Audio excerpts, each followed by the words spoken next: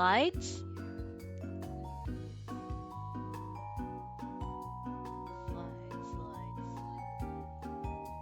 Slides. I think I know what you're talking about, but I'm not sure.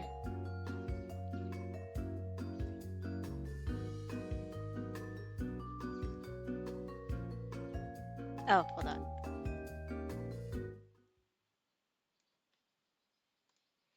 Hello, everyone. Good morning, good afternoon, and good evening. Sorry for starting a little late, but if anything, I was finishing up some Honkai stuff regarding. Yes. So I'm just in a very mellow mood today. Don't feel like dealing with my camera setup. If for some reason, VTube Studio was like crashing on me this morning, and I was kind of afraid of it just busting a load on screen and just exploding for no reason. So I decided to pull up a PNG tuber to use today instead. It's funny. So this is actually what I want to use as reference in the future, like skin color, hair color, and like clothes and all that stuff, like design wise of like what I want my Cal VTuber to look like, like an actual adult-like creature-ish. But hello, Diamondback. Hello. Welcome to today's Thursday stream. Today, well, okay. So aside from me jumping over to all of that, I was playing Honkai, and I was like, oh, maybe I'll play that on stream because I was doing some dailies and stuff. Star Rail. And then it was like freezing up, and my computer was kind of like blowing up, and I was like, that is not good. So I don't know what is causing that issue in the first place. Oh, let me actually close that too. Oh, right, I have my thing changed. Give me a second. Capture specific window. There we go. Okay, that should look better now. Great. Okay, so here's some new stuff since last week. Took the day off tomorrow, yesterday to do some personal family stuff, and that got all taken care of. It was very nice service to go to. I found a way to actually get my blood sugars to show on stream, which one is like the coolest feature that I thought was like super fun. So in the top right corner, has that number up there. So I have type 1 diabetes for those who don't know or do know. I don't know how much I've really talked about it.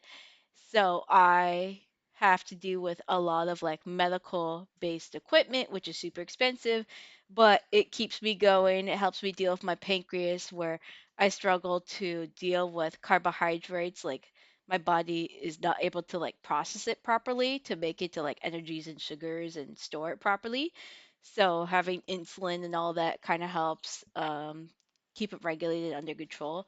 And with a lot of the equipment that I have, it's a insulin pump and a CGM. And the CGM is considered like continuous glucose monitoring, which is like what your blood sugar numbers is when you go to the doctor and they do the little pinprick test and all that stuff of your finger and all that stuff real quick.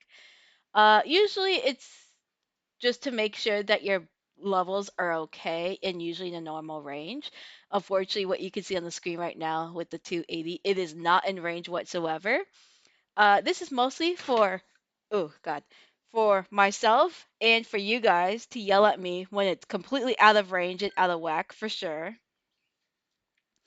So I can actually keep tabs and actually make sure, like, hey, I'm taking care of my blood sugar now. Mostly because I want to, like, what's the word I'm thinking of? I actually want to take care of my body more because the older you get and the more issues you have with your diabetes, either just not taking care of it and all this stuff, it causes like complications, which, you hear the old stories like, oh, so and so lost a leg and or their feet and they can't feel the numbness and lost their eyesight and all this stuff. I mean, normally happens to regular people, but it's just yes, basically another reason to yell at me to take care of myself. Ah, so yeah, aside from using a PNG tuber today, I actually like how this looks. It took me a while to set it up behind the scenes today, and I have those credits linked down below in my credit section. on the artist who actually made this particular thing. Originally, it was like those old fashioned dress up dolls. They have a new site for it, which is I think like Japanese based and all that stuff called Picrew, where you do like the little pictures and it's like, oh, you could put a profile picture together and all that shit.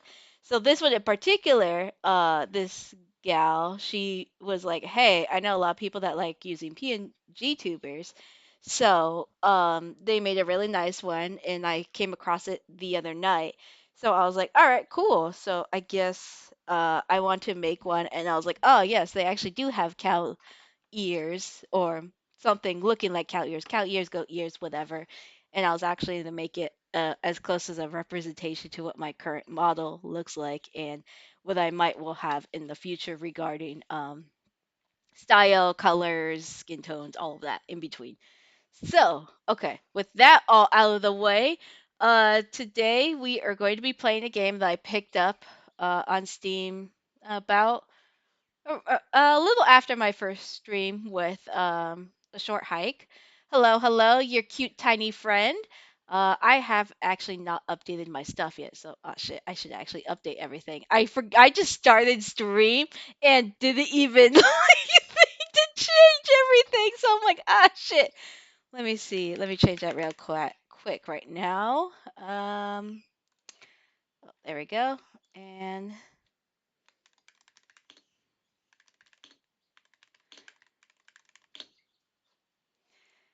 cool. Okay, so I know nothing about this game, but it's called Assemble with Care, and this is the beginning of the screen. So we'll just go from here and see what happens. And I think my audio, yeah, okay, that's all fixed now. Cool.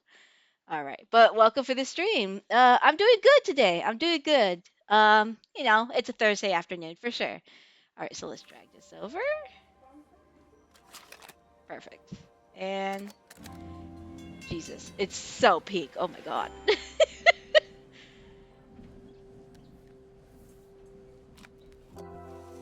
game is played best with sound. All right, that's cool.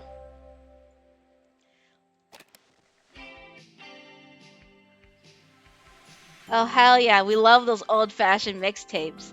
Assemble with care. New chapter added. Okay, so I've never played this, so we'll be playing this all today, hopefully.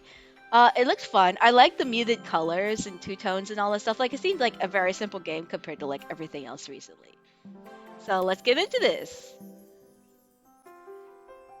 And I After a think it's year like on a the road, I oh, thought I'd get tired of traveling.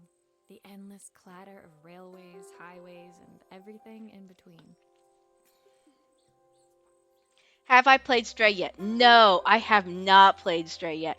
I really want to get the game. I know that my sister got it for her PlayStation 4, but I just haven't sat down to buy it or play it yet. But I think that is going to be one of those games on my next streams for sure that I want to play.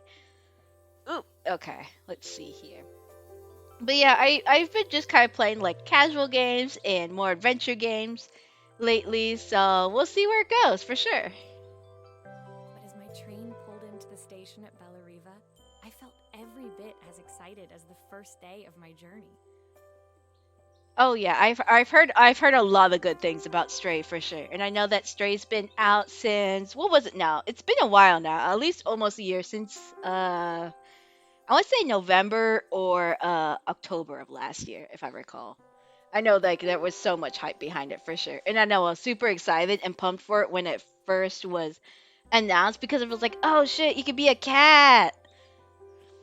It'd be perfect. Pronouns, well, yes. So pronouns, I am she, her, they, them. I think it's just the fact that as much as I represent myself as what's the word? Feminine, I also don't mind using they, them terms because I'm like, yes, they're just hanging out, they're vibing, they're living, they're vibing. I don't know. I guess I just never really had a preference. And I'm just like, you know what? It's okay. I'll go with it. I'm vibing. I'm living. A whole year. It felt like a lifetime. The places I'd seen, the people I'd met, of course, the forgotten treasures I'd given a new lease of life along the way. So I think if I recall from the summary of this Steam store page, this game is about two friends reconnecting. I think, if I recall. I honestly don't remember, but I don't know. Maybe it'll be more fun than the original game I was going to pick out today. Oh yeah, for sure. You should definitely go get some sleep, assuming it's like super late. Oh yeah, for sure. I'm a restorer by trade. Bringing our most beloved possessions back to life is what I love to do. I'd been traveling for months, working my way from one This town to feels the like a next, game that was like fixing everything made from family where the heirlooms to story was VCRs. supposed to be in like I don't know, maybe like the 80s and 90s possibly, mostly if they're bringing in like the mixtapes and the old-fashioned Walkmans, like oh god. Or maybe early 2000s. When did DVDs come out? I don't remember. But I'm like trying to think, and I'm kind of like story wise, it makes sense if it's like you grew up with this stuff and you're like, I'm gonna make a game similar to this because, you know, either people relate to it or there's baby Zers who are gonna be like, what the fuck is a VCR? Bella Riva was my chance to take a break. Unfortunately, that would have to wait until after I'd unpacked. All right, let's unpack then. Um, uh, uh, click the suitcase to pick it up. Okay, ma'am. Oh, okay. Click on the class. Okay. I guess we're on vacation? I don't know. Who doesn't love a scrunchie? Practical and stylish. I picked up these sunglasses on my last stop. Hopefully, I'm cool enough to pull them off. I don't know anyone who brings earrings on their trip. Uh, I, oh God, what is a VCR? So a VCR, I don't even remember what the hell the original term for it was called, like the original like pronunciation, but it was like a video, something recorder, and it was basically just like receiver. I think it's video something receiver, video channel receiver, video copying receiver. I don't know. I'm sorry. I'm old, but I don't remember what certain terms are. But basically, you have these big, chunky, thick things that look like books, and then you push them into a sleeve, kind of like a DVD, but just bigger. Sometimes you'd have like home tapes, video cassette recorder. Maybe, maybe it might be cassette. I don't know. I'd have to Google it, but I don't know either. My passport. Not many blank I pages guess it's these just days. hard to think about because not many people have VCRs unless it's like you're keeping it for like the sakes of, oh, you have old home movies or you are a really old person who doesn't know what a DVD player is. I definitely know that my great grandma, who's in her 90s, Tools of still my trade. keeps one around No for hope of sure. restoring things without these. I think she has multiples because like they don't make any of her old Western and Indian movies to like convert to a DVD, as far as I know. But I think it's also the fact that it's easier for her to use. It's just you change it to the aux channel to channel 3, give or take, on old-fashioned TVs with or without cable, and then just setting all those color cords up because this is way before HDMI, and just make sure everything was okay, and just push that start button. I don't even know what she said here. My parents took this after I made my first repair. Seems like a lifetime ago. Looking forward to taking more close-ups of my fingers with this. Oh, this is a really old game. Mostly if they're using like disposable cameras. Like Jesus Christ. I'll hand these out once I'm settled in. Fingers crossed they get me some work. Adventura Classic Suitcase. Awesome. Although they did tell me where to put everything, so I don't Finally, know. I'd made it to Bella Riva. I'd come for the food festival, taking place in a few days' time.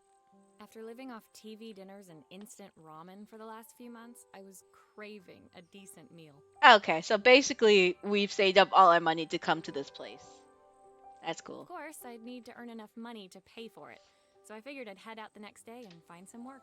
Do I have to wear the overalls though? Can't I just have My regular parents never pants? wanted me to go. They I wanted just, me to I don't stay get in their it. shop and have a simple, stationary life. I knew there was a world out there, beyond the four walls of our antique store, that I had to be a part of. Oh yeah, this is the 70s and 80s for sure. Okay, got it. Good to know. I daydreamed constantly about the weird and wonderful That places also each of makes our sense why antiques they're came like from. scrunchies I are loved so in figuring out fashion. their stories, revealing the memories It's hidden funny, in the scrunchies come in and out of explosion fashion all the buyers. time. It like takes like about 20-ish years for them to come back, where people are like, "Oh no, these are for old moms and parents. They're not for young cool kids." And now everyone's all into scrunchies again. So it's like, "All right, I'll take it."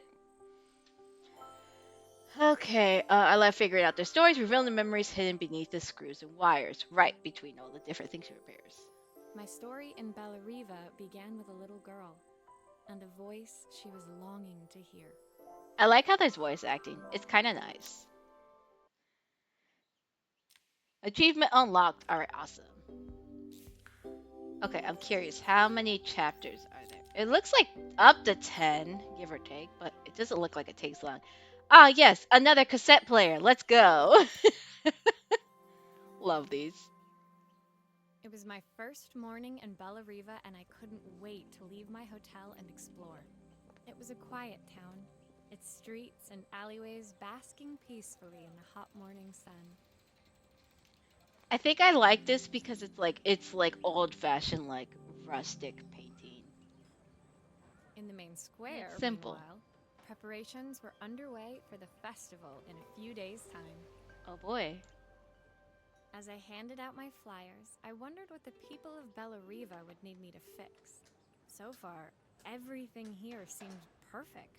Well, girl, why would you come on vacation and decide to work? That's my first question. I was starting to worry I'd made a mistake when I felt someone tapping me on the back. Hi, I'm Izzy. Do you know how to fix things? She sounds like a little British child, but at the same time, I thought this was gonna be like a more like Spanish-based country. Not gonna lie. It was a little girl, maybe 7 years old, who must have gotten hold of one of my flyers. She rummaged around in her backpack until she hauled out a battered red cassette deck. Ah, yes, thank you. My tape is broken and I can't make it work anymore. She does sound like a little British child, like a little Victorian British child in the I tried 80s. to fix it myself, but there's this metal thing in the way. Can you try? All right, let's restore this thing. Let's see.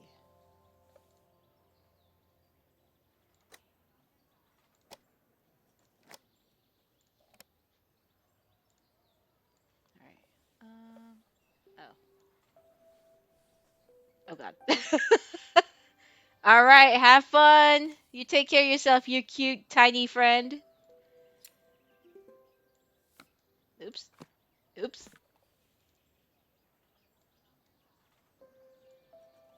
Why is this thing not staying? Okay. Come on. Okay. Oh, got it. I have to move my mouse. Ha. Okay. Aha! Those batteries look like they need replacing. Luckily, I have some spares. Really? You're telling me that this girl did not know I need new batteries? Jesus Christ, they look like they're mercury filled. Why are they purple? Okay, let's take these batteries out, I guess.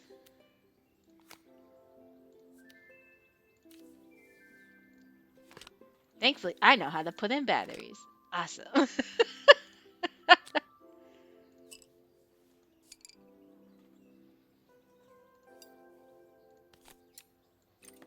Oops.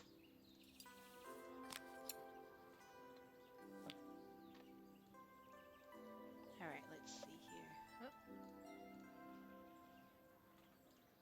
well, that's good. That's on.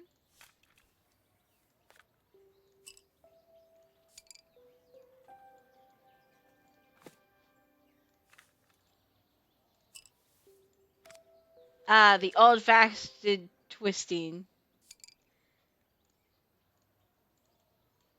They know that we're old people. They're the purple off-brand batteries. Ah, yes, that Energizer purple bunny.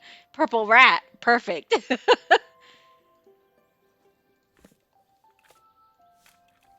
right, let's put this in and play. Whoops. Um,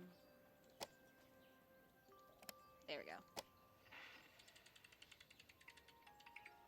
Will you dream a dream for me? If I sit by your side and hold you so tight, know that I feel I like there's like will one person who always did all love the you, voices. even There when were you're like regular finished. voice and Izzy tiny picked up the British child. backpack and tucked it carefully into her backpack. Can we talk about the fact that this child is like, okay, bye, and without paying us? Thanks, Maria. You're the best person at fixing things ever. No problem. Who was that singing? They're very good. Like, damn. It's my mum. She's not here anymore. Izzy trailed off. It was the kind of silence a cassette tape would never be enough to fill. Sorry, Izzy. We love having orphans on this channel. When Izzy's friends called for her, she dug deep into her pockets, looking for something to pay me with. Eventually, she produced a grand total of a stick of gum, 3 mismatched buttons, and a yo-yo. Well, yeah, what do you expect? The child wanted her thing to work. I usually preferred a check, but Izzy looked so serious, I wrote out a full receipt. Wow, we're gonna be bankrupt by the end of this vacation, aren't we? She seemed like a happy kid, but beneath it all, part of her life had been shattered. You know what? Good for her. Part I wouldn't be able to fix. Well, okay. I guess it's not good for her if she's got dead parents, but you know, it is what it is. I don't know. Awesome. Now we fix a figurine. Excuse me? Okay, I guess we're gonna fix a little statuette of what looks like some type of Christian saint. He looks like a Roman like soldier, not gonna lie. My first repair complete, I spent the rest of the day doing small jobs in and around the square. Ah, with my ugly assy overalls. Perfect. I was exhausted when I got back to my hotel and found a message asking me to make one more visit. The address led me to a quaint little house, a stone's throw from the beach. Bathed in the evening light, it looked beautiful, in spite of its flaking paintwork and chipped tiles. Ah, we love some chip tiles. I love when my house is falling apart. Hello, thank you. Your nocturne. I didn't feel like doing my nugget. Sheesh. I hear her screaming in the background. I'm just using a PNG tuber for today. Um, I didn't feel like doing my live 2D model. I was like, tired of black and white. Let's go with something cute and simple. The front door was opened by a harried-looking man, still dressed from a long day at the office. Are you Maria? My name's Joseph. I'm Isabel's father. Isabel's father. Oh, Izzy got it. When VTuber milk redeemed, stop. You're killing me. Stop. Not the milk redeem. Don't worry. I'll make sure that there's plenty of milk for me to give out when that time comes. I do gotta figure out whenever those redeems come out. It's such a bummer because I think you can't do like certain redeems or a lot of like the perk stuff until you get affiliate. So I'm like, yes, I have to get multiple views, and then I also have to have like my 50 followers and all that stuff. So it's like, I'm boo. so sorry she bothered you this morning. Please come in. I'd like to settle up properly. On the mantelpiece, I saw the remains of a broken Ah, statue. yes, we love broken Without statues. thinking, I picked up a fragment. Ah, my father's statue. What's left of it, at least. Yet another way I'd have disappointed him. Don't worry, Joseph. You've probably disappointed many people if you've let your wife die and your daughter just run around giving people random miscellaneous change, like yo-yos and gum. It survived 100 years in this family. But 5 minutes with Isabel and... do you think you can salvage it? Damn, this man really just throwing his daughter on the bus. Jesus Christ. All right. Um. Okay, let's start with this then. Will you be able to see the glue afterwards? I don't want people seeing the cracks. Sir, if you let me do my job, it will be fine.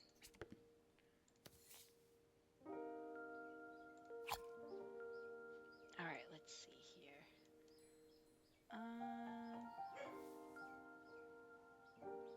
Trying to figure out where the hell the waist is on this dude. Where is the waist? uh, let's see. Uh, let's start with this because I think. Stupid. Okay. Here, glue, glue, glue, glue.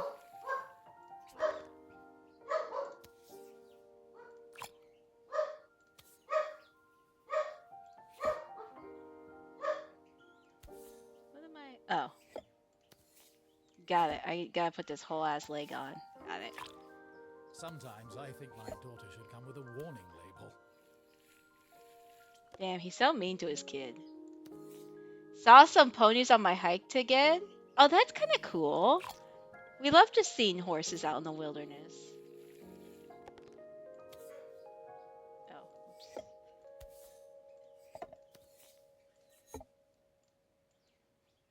I saw some horses on my drive to the service grounds yesterday. Actually, I saw a lot of Is cows, a this lot of glue sheep. really strong enough to hold everything together?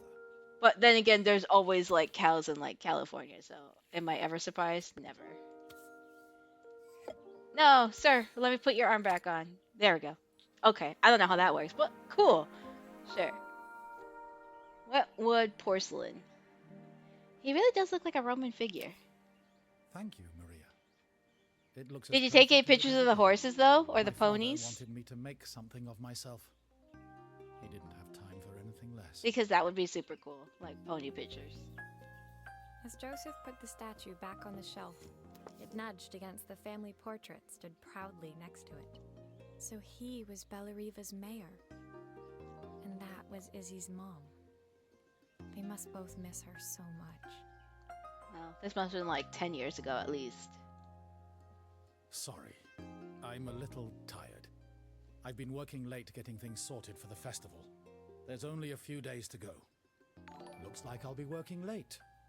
Again? Oh, cool. Thank you. Oh, Jesus. How do I read it? Chuckles McFungus?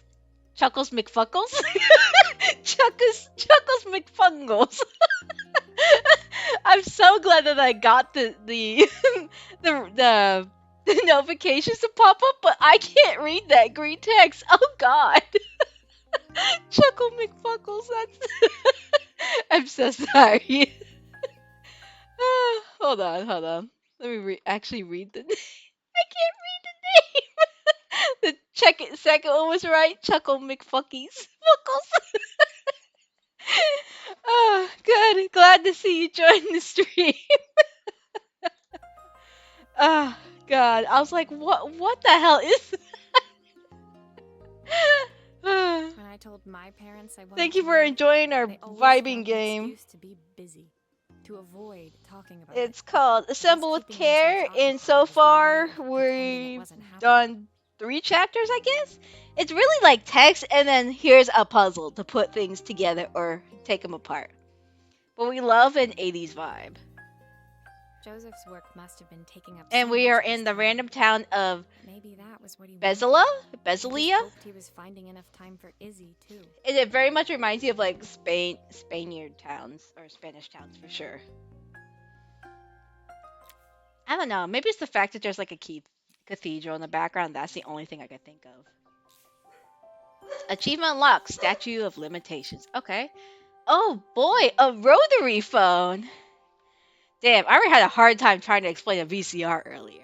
I don't know if I explained a rotary phone, except for it's just an old-fashioned landline.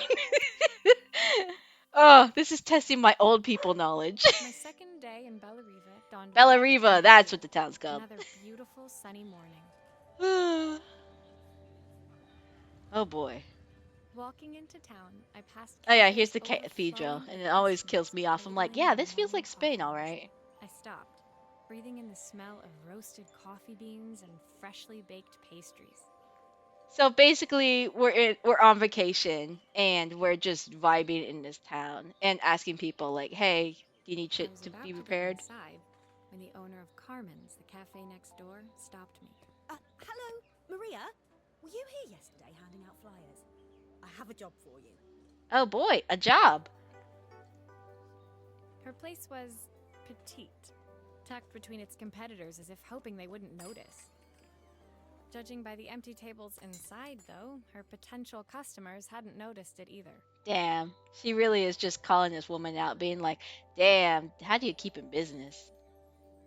It's a bit slow today, but we're just getting started. I'm sure it'll pick up soon.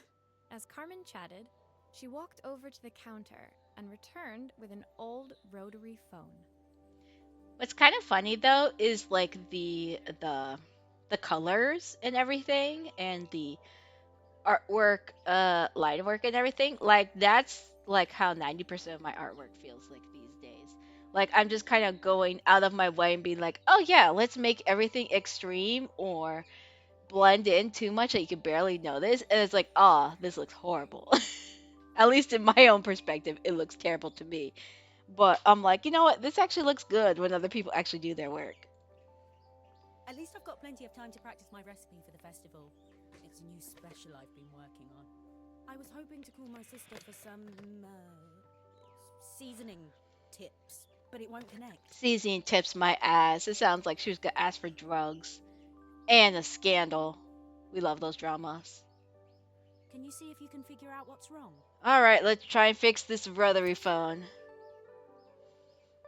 It's so funny. So growing up, I've never seen these type of rotary phones before. Like the only one that I knew of in my family that had a rotary phone was this old-fashioned one that you would have on the wall, and the outside casing was actually made out of wood, so it was like wood and metal parts, of course.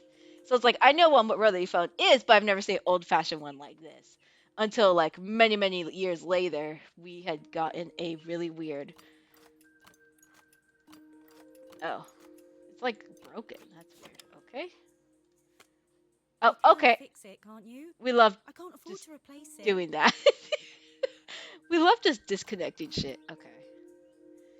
Let's turn this around. Oh, I gotta take the casing off. Got it. Obviously, Oh, we'd normally be much busier than this. if you say so, lady. I mean, I'm not gonna judge you.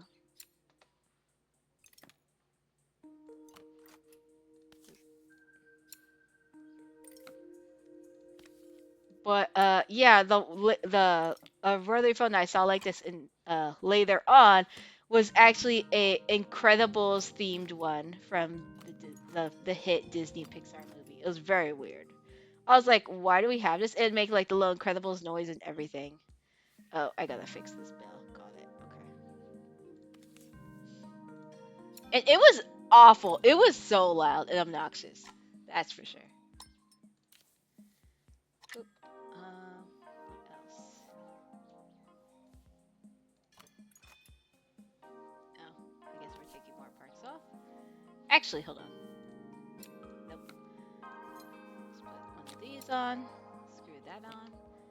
And then take. Oh, take that off. Oh, this is just broken. Got it. Click the wire to drag to the toolbox and detach it. Okay. Oh, okay. Oop, there we go. I know, just rip it apart. Just throw it on the ground. There you go. And then I'll put it back together for you.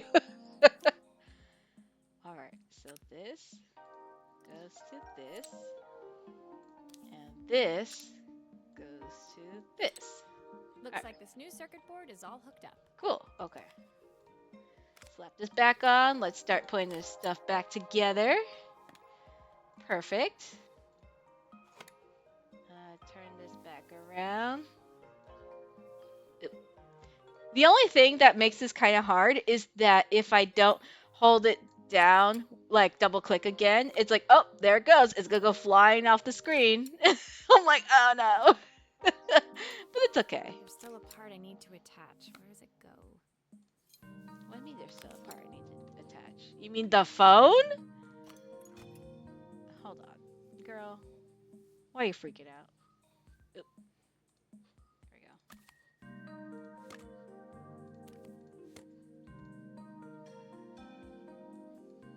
Let's see. No, that still looks fine.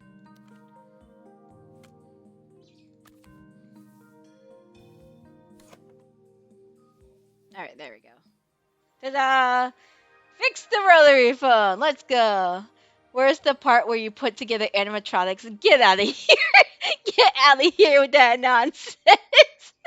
Well, I guess you're not wrong because if this is the 80s, I guess that would fall in line with the Fazbear like crazy timelines of everyone talking about like what happened what year and all this stuff. I don't know if I'll ever play Five Nights at Freddy's. I'm just like, everyone's done it a million times. When I Also, I'm handed bad the of phone horror back to games and Carmen, timing, she so seemed almost we'll reluctant to see. take it from me. Girl, I did not put spyware into your phone. Jesus Christ. So it's all working now, is it? I don't have to leave it to dry or let it cool down?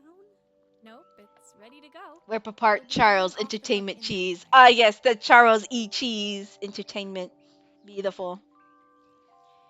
I think my favorite part about Chuck E. Cheese. So, weird story time. Quick story, really. Um, so there was a Chuck E. Cheese near where I used to live about a couple years ago.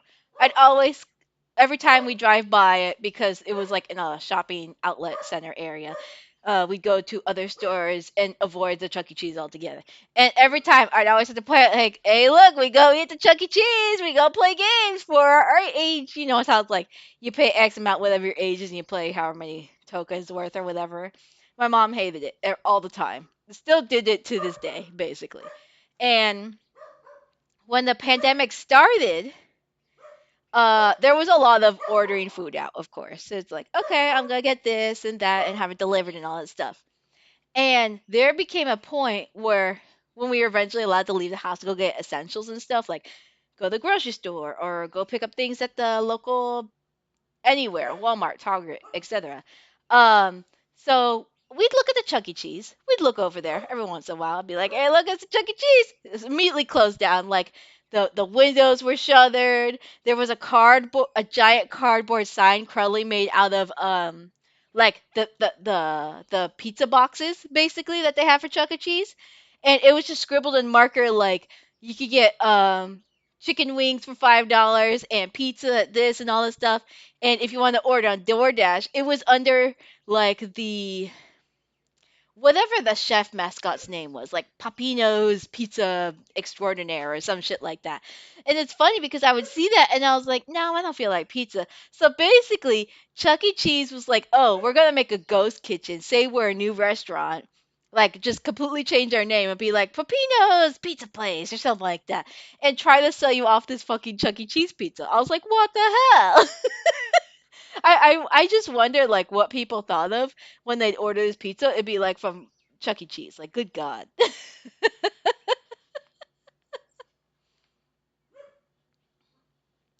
Oh, fuck you, Nightbot. Why are you being like that? It's fine. Yeah, Pepino's Pizza. That's what it was.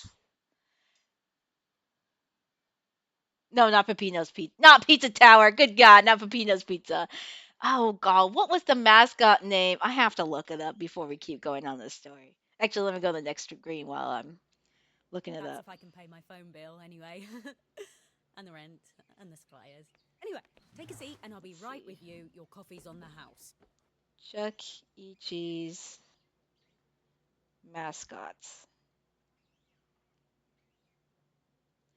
God, what was the restaurant dude name?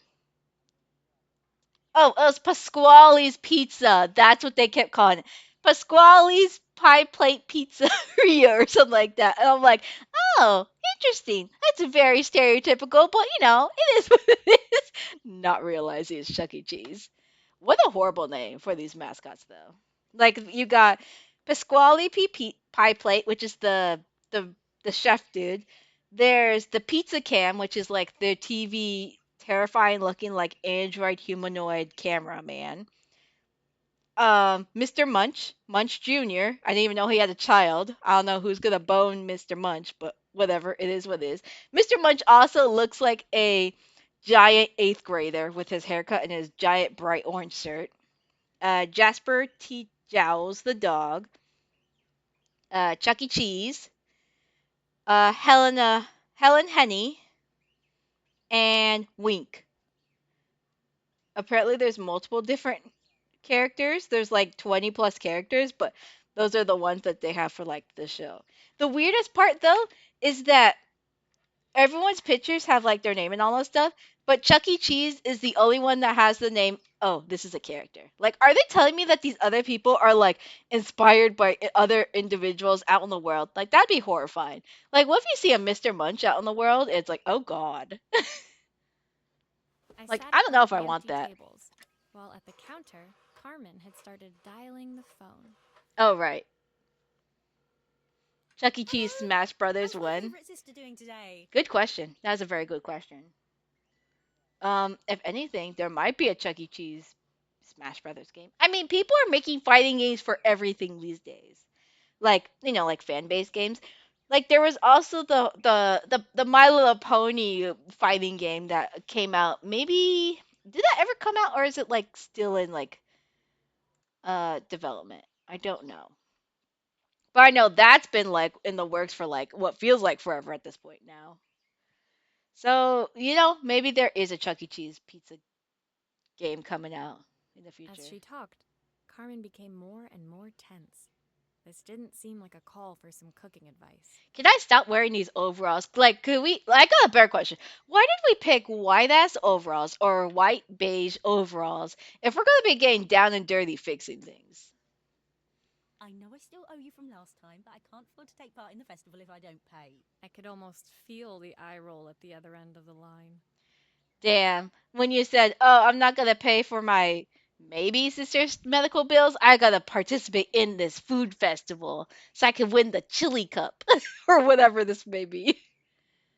You don't need to be here though. Can't you just put the check in the post? Not the check.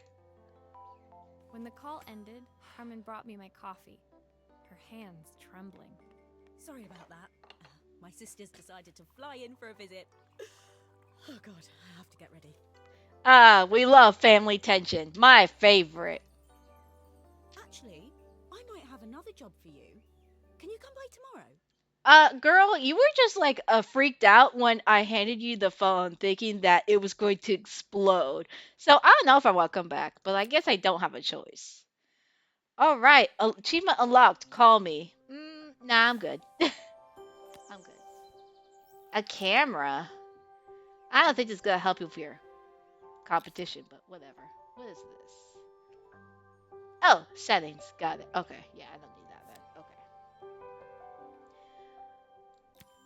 This is a nice mellow game. I can't wait to get back to Oddworld The tomorrow. next day, I'd promised Carmen That's for I'd sure. return to help her get the cafe ready for her sister's arrival. Woohoo! We love it. I was about to set out when I received an unexpected call from my hotel's reception desk. Apparently, another guest had asked for me by name. Girl, I don't know what you were expecting when you decide, hey, I'm going to hand out flyers while I'm on vacation. Curious, I took the creaking elevator up to the top floor and made my way to the room number they'd given. I knocked. Are you here about the camera? It's about time. Yeah, I miss our weird The little woman in front of me British was child already. immaculate. Not a hair out of place or a crease to be seen. My sister tells me you know how to fix things. I'd usually go to an expert, of course, but in this town... Damn, she don't trust anyone. She's just like, oh, these are a bunch of ragamuffins. Ragamuffins? No, let's not go with ragamuffins. So this was Carmen's sister? The two of them couldn't have been more different. Yeah, she looks like she just came in from the city. Inside her room, I saw a beautiful reflex camera. Any professional photographer's dream. The viewfinder is completely dark. I can't see anything through it at all. I assume you... Yeah, let's go with hoodlums. Everyone's just a hoodlum in this cathedral-like town. Oh, great. Now I gotta fix a camera? That's cool. Okay. Let's see here. Well, let's start taking it apart and go from there. My favorite, dismantling. I thought this game was supposed to be very different, but apparently we're just helping fix everyone's problems one day at a time. Is that? Oh, I guess that's everything. All right, cool. I don't suppose you've fixed anything this valuable before. Damn, girl, could you give me a moment? Like, shit, I'm sorry that your mirror is fucking broken. What do you expect? Jeez.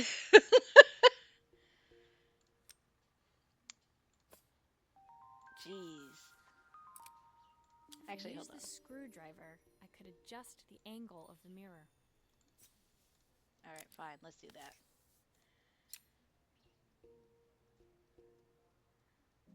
All right.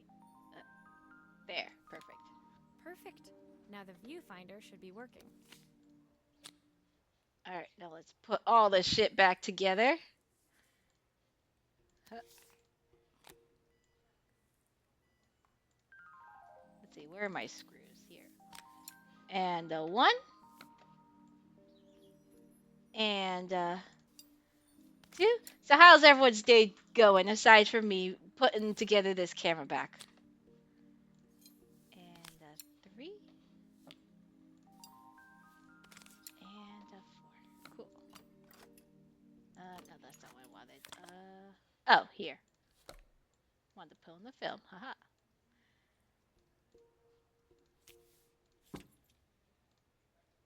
Still a few parts missing. Parts missing. What could there be missing? Okay. Oh, here. Perfect. Fix the camera. Hey! At least I'm getting better at fixing things. I felt a pang of envy as I handed the camera to Helena. It put my disposable to shame. It should, girl. You showed up with like a $2 like disposable camera. I don't know what you were thinking. I picked it up on my first trip to Paris. It's a 1958 limited edition, the first of its kind. It cost me 3 months' salary, but it was worth it. Now we understand why Carmen hates her sister. Because her sister's actually successful and has money to spend while she's struggling to keep her business alive. Normal stuff. That's cool. I had no idea what 3 months' salary meant to Helena, but I was pretty sure it was more than I could afford. Oh, it probably was so much more. It was strange, really, that we were even staying in the same hotel. I'd picked this place because it was cheap and cheerful, but surely she could afford somewhere better? Yeah, she probably could afford somewhere better. But maybe it's just the fact that this is the only hotel in town. Who knows? She took some test shots, fiddling with the camera settings until she was absolutely satisfied. This work is immaculate. At least there's one person in this town who knows what they're doing. I will say what's kind of distracting me is that her nails, her buttons, her glasses, and her belt buckle are like this shade of green. And it's like my brain is like, because it's against the different contrast of the blues and browns and everything, it makes me think it's like yellowish. But when you look at the background behind her, where there's like the doorknobs and the handles and everything on the bags, it's all yellow. So I'm like, my brain. Sending you to me might be the first thing Carmen's actually gotten right. I wondered why Helena had bothered coming if she thought so little of her sister. Oh yeah, seriously, like girl, stay home. Stay home back in Paris or wherever the hell you're from. I hear nothing from her for weeks, and then when she finally does call me, all she wants is money. If she thinks I'm lending her another penny, she'll have to convince me it's not a total waste of time. Hey, it can't be helped when your damn phone is broken. That didn't sound good. If Hurricane Helena was about to hit, I hoped Carmen was ready. I don't know why she just did explain to her like, hey, by the way, my phone was fucking broken. But anyways, I am also gonna still ask for money. Achievement unlocked. Life through a lens. Oh boy. Oh boy, we're fixing a neon sign. That's funny. I always want neon signs, but they're hella expensive. I'm like, where am I even gonna put it to? The sun was setting over Bellariva by the time I reached Carmen's cafe. From the outside, it looked as quiet as ever, but Inside, I found Carmen cleaning like her life depended on it. Yes, it does depend your life on it. Mostly if you need money. Maria! Oh, don't mind all of this. If Helena finds one speck of dust in here, I'll never hear the end of it. Ah, we love some sibling tension. Carmen seemed pleased to see me, but I sensed the fidgeting tension beneath Suck out each all the step neon I from the took. sign and get Trying to high. live up to the standards of someone like Helena seemed like an I impossible don't know task. if you can you. Well, I guess it's just gas inside of the neon sign. If I if I understand it correctly. No, those are fucking glow sticks. Well, I think it's the same properties, right? It's just there's a different electrical charge for all of that. I don't know. You can tell I know nothing about neon signs. But it's also the 80s, so it's like surprise, neon everywhere. We love neon. I It's hope you didn't mind perfect. fixing the camera for her. She was furious when it broke. I really need this to go well. If she doesn't let me Ah, film it, murder, then my I won't favorite get censored. choice of weapon. We love some murder and some yes, delicious neon juice. Neon liquid. Neon fluids. I don't know. Maybe it's just gas. Carmen led me to a back room where Ah, she'd laid out the components of what looked like a neon neon signs and sign. fluorescent I had lights this are the fake when same, I first but heard one of the has pattern. neon in it and the other has I'm phosphor. hopeless at finding Oh, things. got it. Okay. I know what fluorescent lights are. Those are like 90% of what most light bulbs in like most stationary industrial buildings have, give or take, unless it's like old ass fluorescent lighting. But neon signs are so much prettier for sure. It's like, ah, it's beautiful. I want all that So color. there was supposed to be a sign outside. This might explain the lack of customers. Even if there was a lack of customers, I think people are like, I don't want to go to this tiny place. They probably charge a lot. I'd like to put it up before Helena gets here. Can you give it a try? Could we talk about the fact that Carmen's is like, here's this beautiful neon sign, but it has an ice cream scoop. So is this only a dessert place or what? Just curious.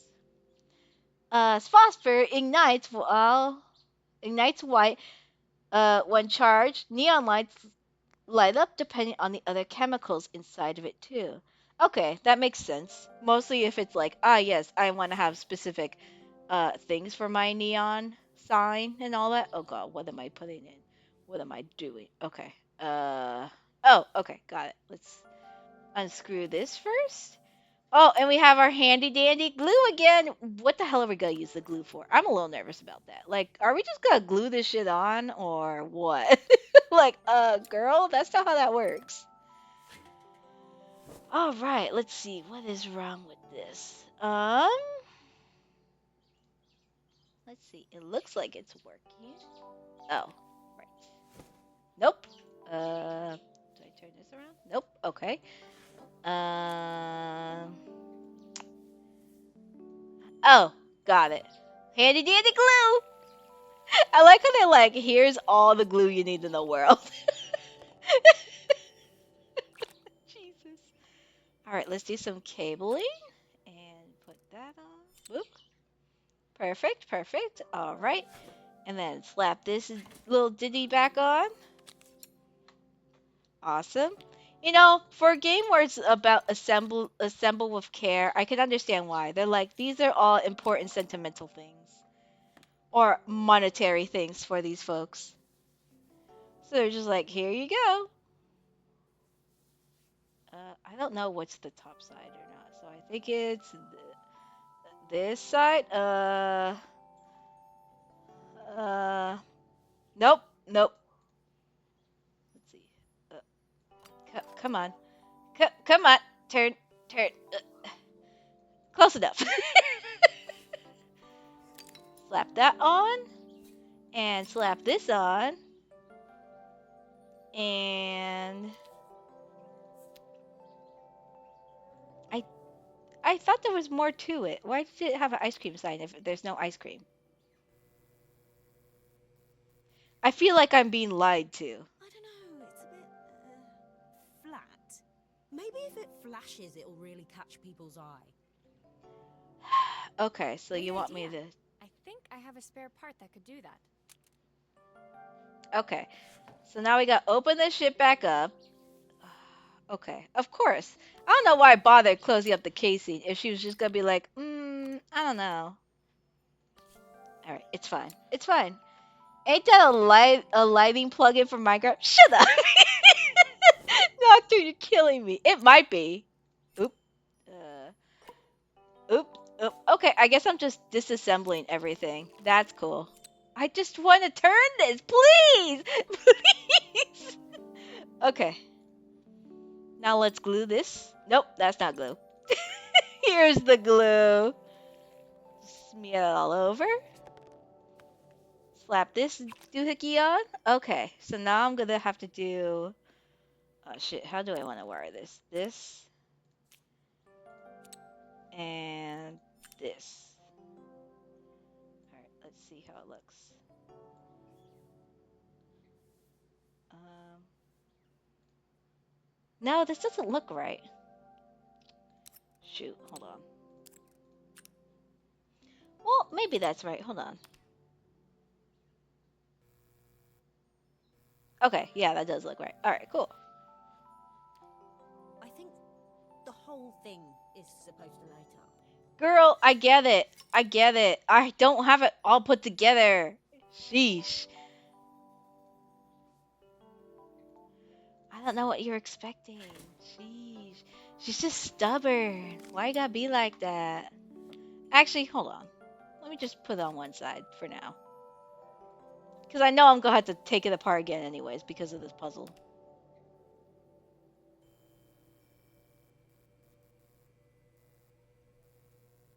Are you happy? It still needs something else. Maybe we can add one of these. Okay.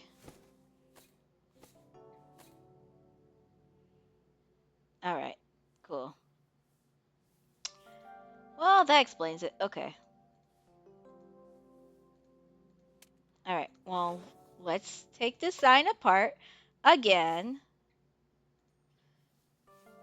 Girl, I swear, your sister is probably at the door right now, barging to get in while we are trying to fix your whole sign situation. Like, I don't know what you're expecting. Right, glue. Cover up that entire hole, just let the glue seep out. Perfect. Alright, and now this. And this. Perfect. Okay. Put this on. And turn this around. And the only thing I don't know is if we have to have a specific sign. Like, do we have to put the ice cream sign? Or does it have to be the cocktail sign? Well, I guess we'll find out. Let's not plug it in yet. So let's just turn this on and go from there.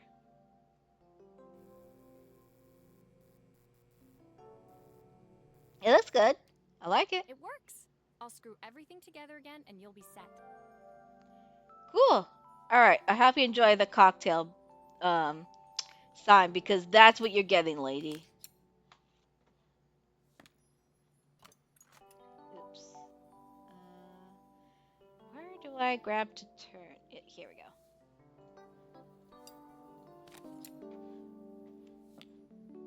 All right. Perfect. Hey, a neon sign. Awesome. Now, where the hell is my mouse? Because it kind of disappeared. Ah, here it is. The sign fixed. We Oh, head I like how outside it and switches run back to the ice directly cream in over game. the cafe door. Perfect. Oh, that's perfect, Maria. It looks just how I imagined it. When I had this sign made, it all seemed so simple. Oh, I can't believe I might have to give it all up. I hope I've done enough. Of course, it's gonna seem like it's so simple because it's just I have a sign and now everything's perfect. Girl, have you even tried marketing tactics? Have you even tried putting your name in the The smile newspaper? froze on her face as she spotted something over my shoulder. I turned to see. And why does our main character have like this goofy, spooky look? Like, ah, I expected this. Of course, my sister owns the only cafe in this entire town that isn't actually open. For better or worse, Helena had arrived. Ah, perfect. Carmen opened her mouth to explain, but Helena swept indifferently past her. Ah, we love sibling troubles. Finally pausing in the doorway, she turned back towards Carmen. The first thing we're doing is getting rid of that hideous sign. Girl, I just finished making that sign. And with that, she disappeared inside. I hoped Carmen's chances of saving the cafe hadn't disappeared with her. Damn.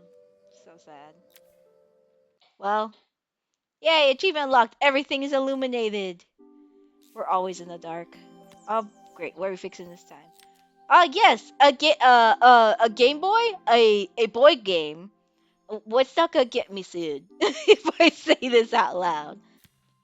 Yes, my game. It was the day before the Stupid me. festival, and the whole town was busy getting ready. I had more work than I knew what to do with. When Joseph called with another job, I was craving the cool quiet of his and Izzy's seafront house.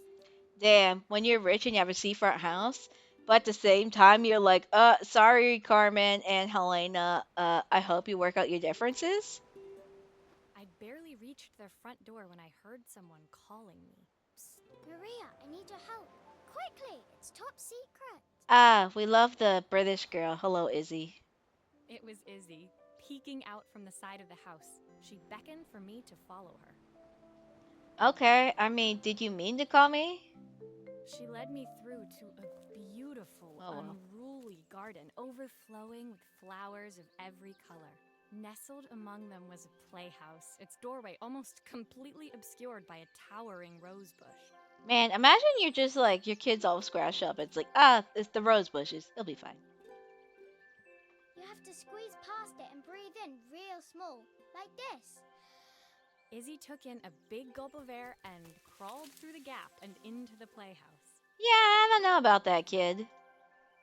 I hadn't planned on crawling in the dirt today, but the life of a repairwoman never did run smooth. Girl, we're supposed to be on vacation. Why are we repairing? On the table inside, there was an electronic toy. Not exactly the usual stock in my parents' antique shop. I had an accident. I didn't do it on purpose or anything, but it won't turn on anymore. Yes, the electric toy. We can't even call it a Game Boy. Got it. Can you fix it for me? Yeah, let's fix the Game Boy. Alright. Oh, okay. Broken screen. Easy. This is just like what those YouTubers do, right? Like those crazy YouTubers who are like, yes, let's repair and remodel this entire uh Game Boy and restore it. Perfect. Okay. Take that all out. Put this all in. Take this and oops, I need that. Where do I here? Here we go. Girl, you broke a lot of chips, by the way. Like, how the hell did you manage to do this? Sheesh. Okay. Take that out. Put. Oop.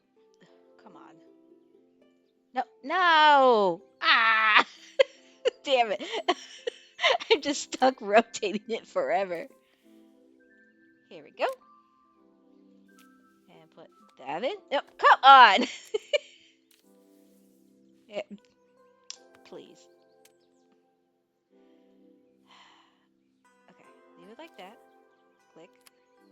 All right, now let's do all of these. Actually, hold on. I gotta fix the A button while we're turning things out. Oh, she like demolished this A button. She was like, "Fuck you, A button." Jesus. Okay. Let's see. Oh, right. You actually have to take this all apart. Shit. Okay. Here's your broken button. Put that back in. Perfect. Now let's put all the chip parts back in. Perfect.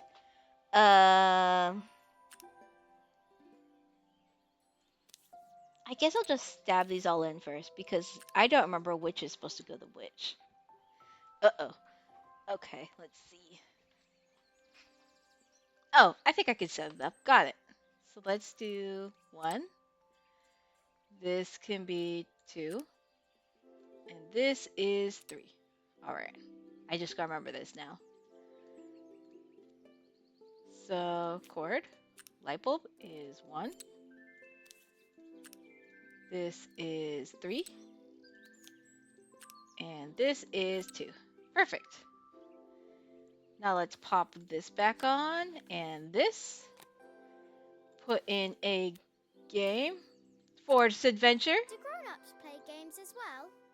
Yes, we love Forest Adventure so much. Oop, oop, come on. Open. There we go. Now let's turn it on. Pop and play. Woohoo! Can you show me how to play? I tried before, but it was so hard. Uh, child, don't you have your dad who could help you? But okay, fine, I'll help.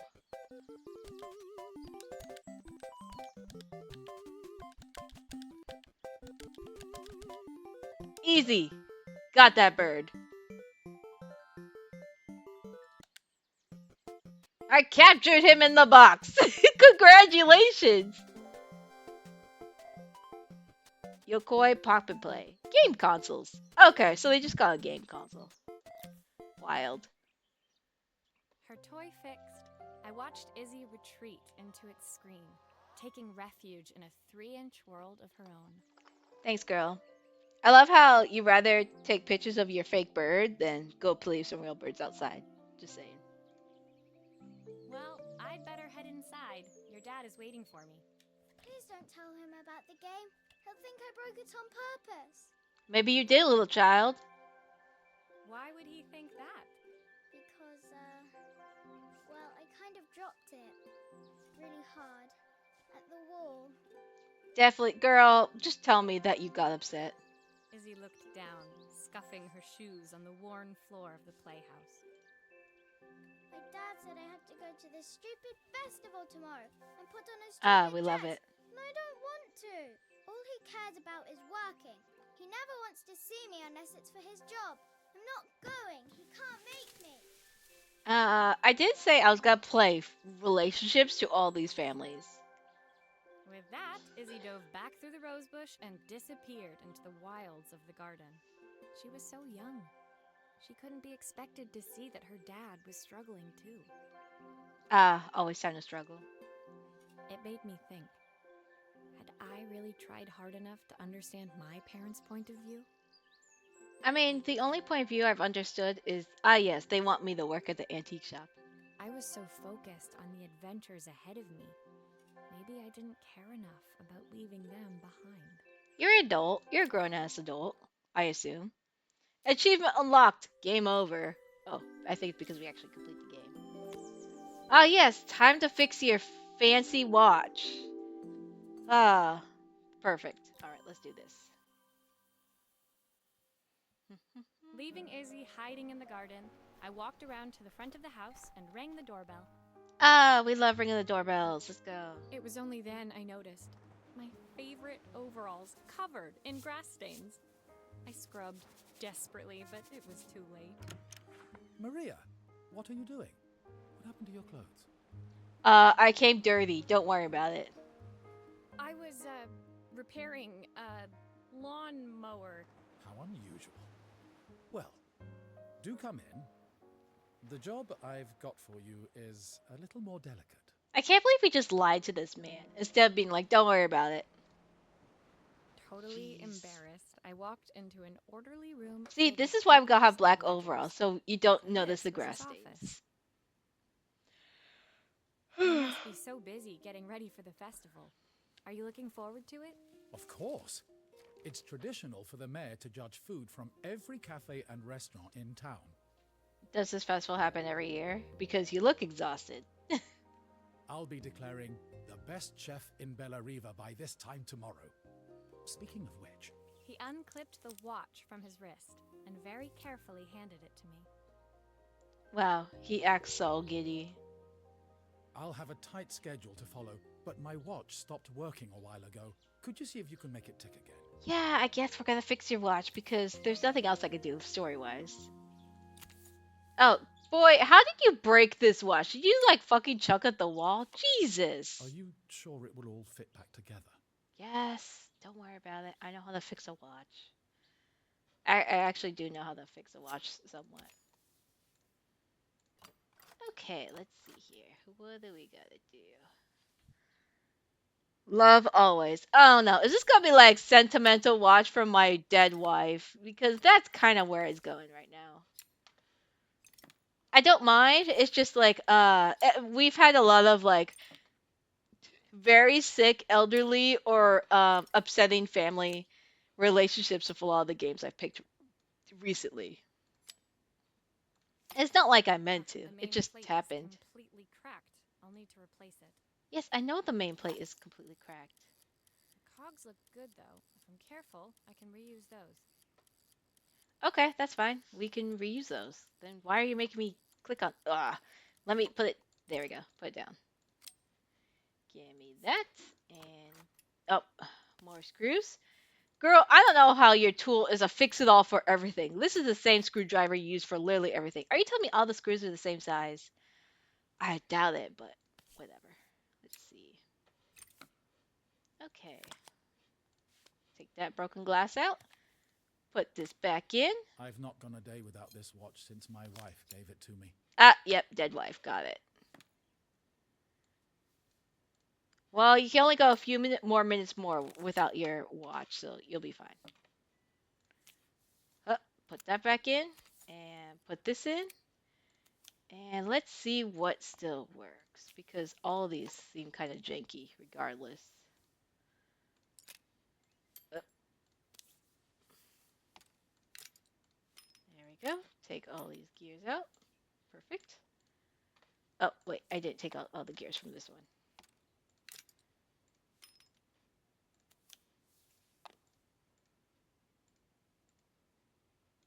I'm gonna need this. Sir, give me the piece. Okay, fine. Now you just go down here then. All right, let's put these all back in.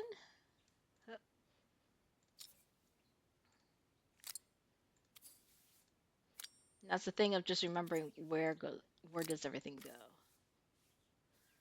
Oh, no. Here we go. And what the hell? Let's see. Maybe it's supposed to be this piece. No, that doesn't look right. Oh, shoot.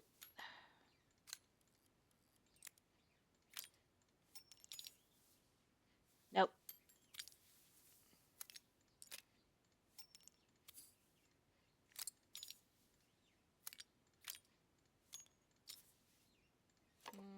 Nope. Shoot.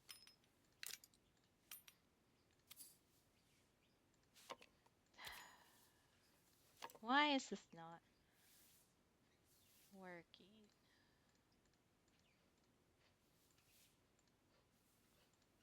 Because I doubt they're going to be like, surprise, you don't need all the pieces. Puzzles are not my forte.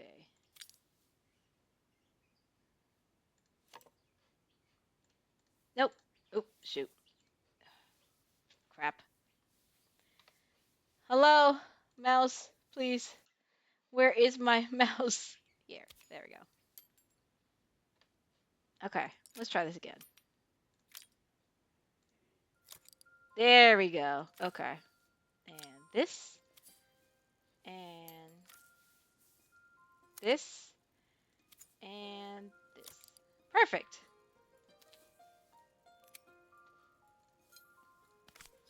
Screw this all back together. I love how they're like, "Oh, here's a cup of cappuccino while you work." It's like, boy, I'm working here. Can I just get my paycheck? If it's a Phillips head, then it could be used for everything. I guess that's true, but it's like some of these are like tiny crack spaces. So I'm like, I don't know about that. Perfect. Here is your watch, sir.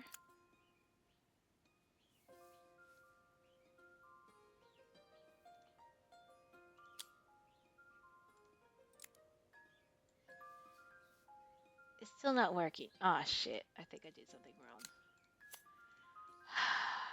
Crap. Well, okay. So how much did you love this watch, sir? Because if I can't fix it, this might just have to be a sentimental broken watch for the rest of time.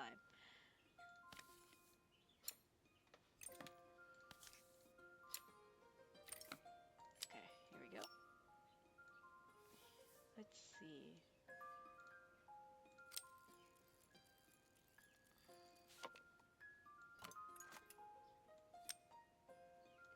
not it. This. Here we go.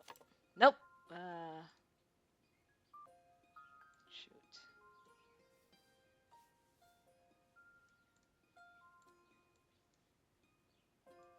Am I supposed to put this back together?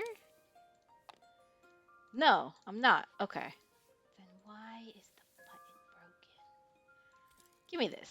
Hold on. Oh, Jesus Christ. I didn't realize I still had to put this piece in. Haha! There we go. Perfect. And now to screw this back in. Here are my 500 screws. Perfect, perfect. I will say I like how the music is also very mellow. It's simple. It's supposed to be like a calming, relaxing game while you put things together and deal with the life of the people in this town. Hey, there we go. Perfect. Fix that watch. Like it was no As I problem. handed the watch back to Joseph, my fingers traced over the engraving on the back.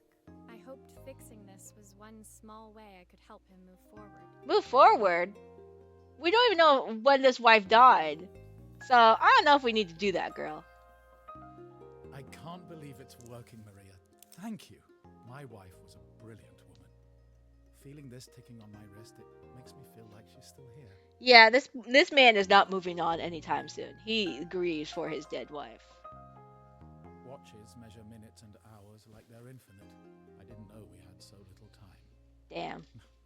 Even with Isabel, I barely see her. And when I do, she acts like she hates me. Gee, I wonder why. You try to turn your father-daughter time into, ah, yes, let me buy you some shit and like toys and the Walkman and everything, and let's go work at my festival instead of actually doing things. The phone rang. Even when he was at home, his work was never done. Sorry, Maria. I have to take this. I'll see you at the festival tomorrow. All right. As I left, I turned and saw him pacing the floor of his office, his watch glinting in the afternoon sun. His wife always with him, like a ghost. I hoped its quiet ticking would at least bring him some peace during the busy days to come. Yeah, I gotta have a question though. Like, so because it's supposed to be like the 80s, maybe late 80s, maybe early 90s, do people still give out engraved like watches anymore? Because I feel like for the longest time, just growing up and everything, like the biggest thing I would ever see engraved are like necklace lockets for women or kids, I guess. Um, pocket watches, which is, irrelevant in this time period, unless you're like a weeb who's like, ah, yes, I must have my 1800s pocket watch. And then like iPods and iPhones and all that stuff when it had like the aluminum platinum backing in the back before, and they're like, oh, I love you forever. And it's like, girl, I don't need that on the back of my phone. I don't need that engraving. But I don't know. I wonder if they still do that for some sentimental values, but I don't know. Watches are this weird thing where it's either in style or out of style. And yet people are like, we have watches all everywhere and we don't need that many. But we still will anyways. Achievement luck, a fix in time. Alright. Oh wow, this is a very short game. I'm probably got to pick up a different game after this. Because we're almost done. Oops. There's only like 14 chapters. Even with the secret chapter. The bigger picture. Oh, I remember what these are. I don't remember what the specific name is, but these are like those old like slideshow things you do for like photos and all that stuff you'd have back in the day. Yeah. It's like, a projector screen, but it'd be like, ah, here's a When card. my last job of the day brought me to Carmen's apartment, the door was opened by No, someone I didn't expect to see. not more Rain. people. God, not back here. Sorry for inflicting this mess on you. Carmen's never seen a knickknack she doesn't want to buy, apparently. Jeez, why you so mean? Carmen's apartment was a little chaotic, but totally charming. It was easy to imagine her living in a place like this. I mean, sometimes you're too busy to do stuff. Girl runs her own business. It definitely wasn't Helena's style. She seemed more upmarket than flea market. I wondered why she was even here. Do they still call flea markets around these days? I don't I don't know now that I think about it. Kind of weird. We're having a clear out, or at least I am. Carmen's not helping, as usual. There's a market at the festival tomorrow. I'm selling some of these things to make her some money. Sheesh. You can't just go around selling your sister's There's stuff. all this stuff right under her nose. Helena stepped delicately past the items on the floor and reached down to pick up one from the pile. Jeez. Look at this slide projector. Our parents That's what it's credit it, called. but Carmen treats it like a piece of junk. Can you take a look? Sheesh. I mean, maybe it was just broken for a long time. I don't know what you talk about it. Slide projectors, that's what they're called. Oh boy, my favorite. Back to the Phillips screwdrivers. God. I love how they called the buddy. Okay. Oh yeah, this fucking light bulb is like fucking shattered. Jesus, girl. Alright, well, let's take this The out. light bulb is completely smashed. Put that Okay, in. I'll need to redirect the light to the lens at the top for the projector to work. Oh, right. I have to put in new mirrors. That's what it is. Here we go. Oop. And put this one here. Let's see. Ah, that should work. And this one.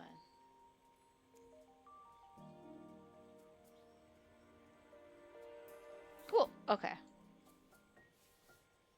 That looks like it does it, but I don't know. Let's try this.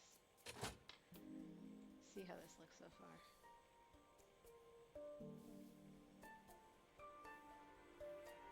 I feel like there's a piece missing. Ah, yeah, there it is. Here we go. I have to put more mirrors on the inside.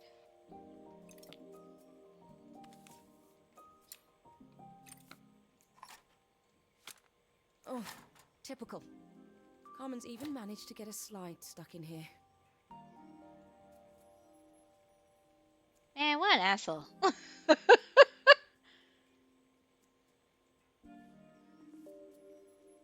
Ah, I see. Okay.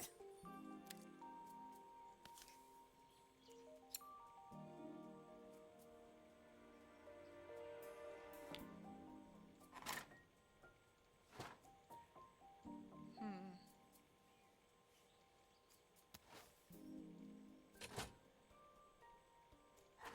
Actually, hold on. Nope, that's what I want. Let's take this and put it over here. This, we are taking this and taking...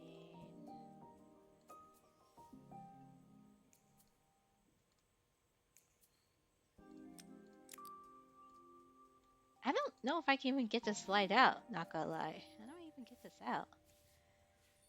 Something tells me I have to take multiple things apart. Nope, nope, nope. Let's see here.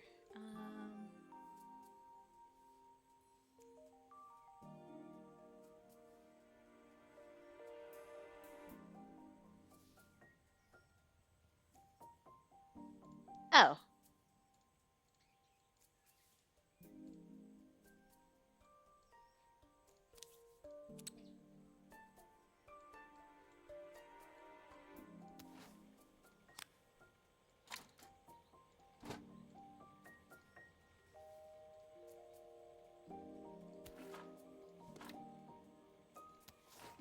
How do I just grab just the... What the fuck? Okay, let's see.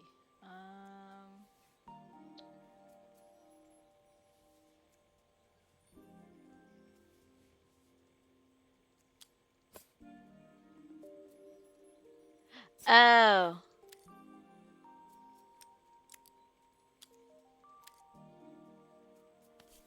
Got it. Okay.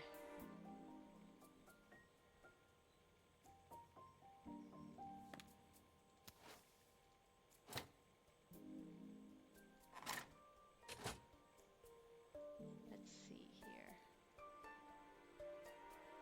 let's get There's this. still a part I need to attach. Where does it go?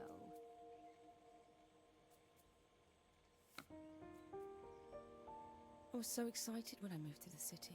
Carmen, she looks so sad. Gee, I wonder why. How about you don't be an asshole to your family? Shit. Here's the clicker you'll need to attach. God knows how Carmen broke that as well. No wonder you're an asshole and your sister hates you. Okay, let's see.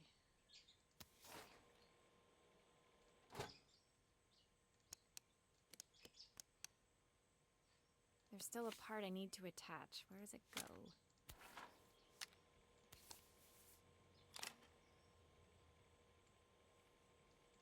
Okay, let's just put these bolts back on for a second. So I can figure this out without, like, having pieces fly in and out of everywhere. Okay, so that's good on that end. Hmm. Think I'm forgetting something. Oh, the side. Here we go. There we go. Because I was worried I had to redo it all on the top again. Okay, so let's rotate this and put this clicker in.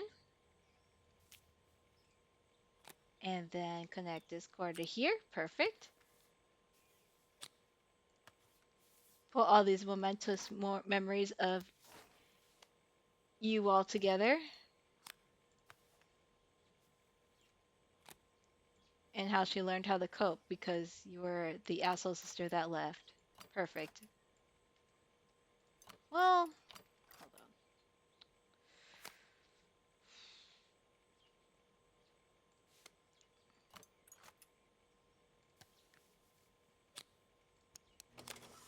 There we go. When we were younger, Carmen was So I always actually had to push a following me button. around. Love it.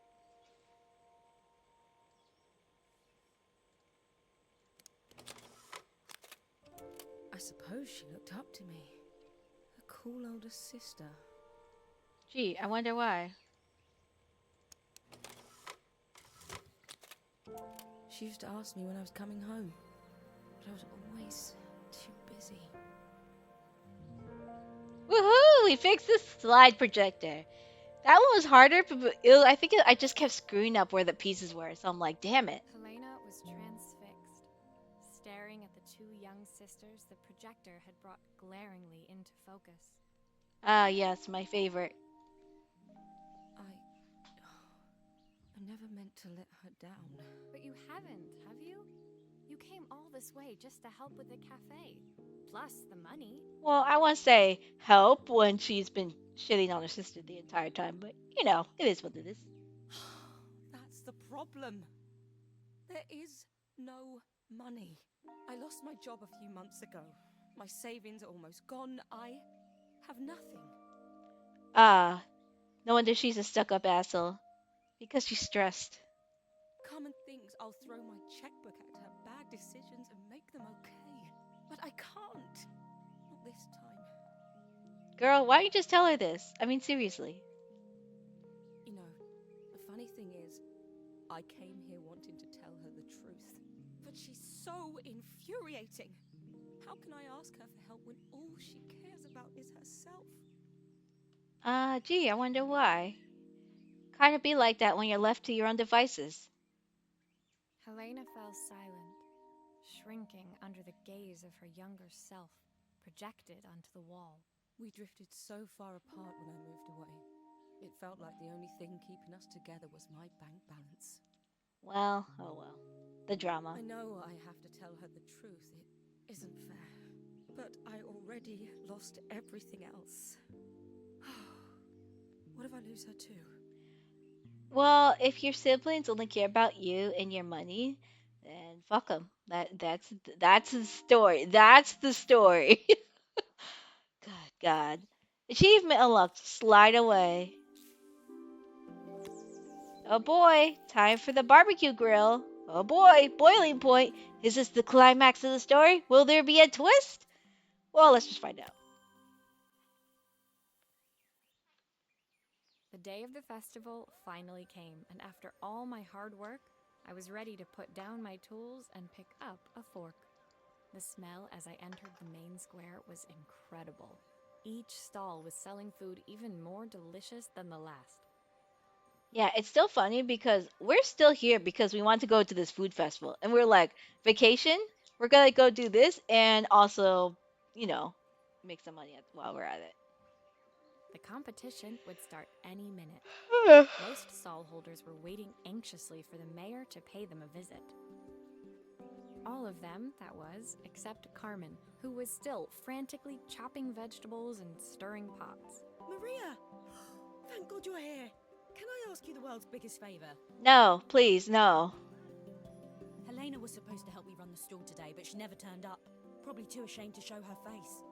I can't believe she lied to me. Girl, oh my god, there's so much miscommunication with these sisters. It's killing me. This game is all about miscommunication. That's all I'm learning. Carmen was stirring so furiously she was in danger of tipping the pot over altogether. The mayor will be here any minute for the judging, but I'm almost out of my special. She wasn't really going to ask me, was she? Not on my day off. I have a stove ready to build and everything. Can you set it up and make me a spare batch? Oh boy, time to assemble an entire outdoor stove. My favorite. Carmen's wild veggie soup. 1 pint of stock. 1/2 stick of half a carrot. 2 broccoli, 1 floret. No, 2 broccoli florets. Handful of chopped vegetables, 3 wild mushrooms, and plenty of love. Perfect. I can read that easy. All right, well, let's put this whole thing together, though.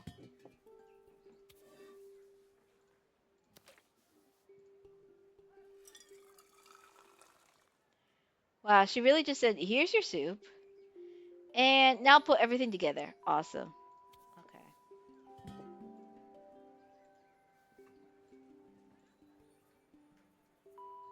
Ah, I see. Okay. Okay. Let's see. How do I even know how to make this work? Okay.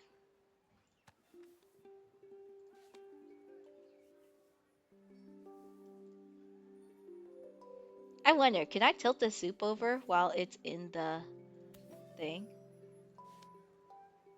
Yes, I can. Oh my god. Why is it like this? That's so dumb. Oh my god. Help. Okay. Why is it not letting me? Oh god.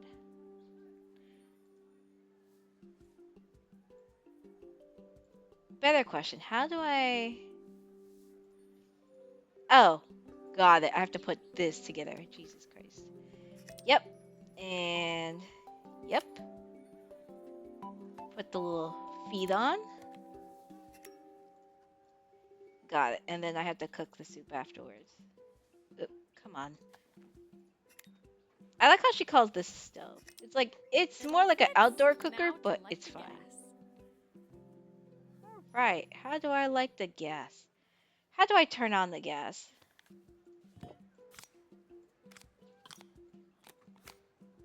Girl, help. I'm trying my best.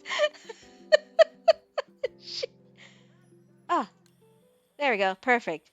Now to set myself on fire. Perfect.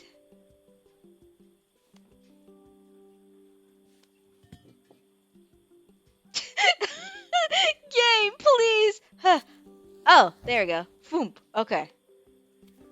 Don't worry about it. We don't need to worry about any of this. I think that pot is really boiling now. Uh, Smells great, if I say so myself. I don't know what you're doing cooking in Here are this the game. ingredients that Carmen's given me. What to add first? All right. We already had the pie. Oh, Jesus. Okay. Half stick of carrot. Boop. 2 broccolis.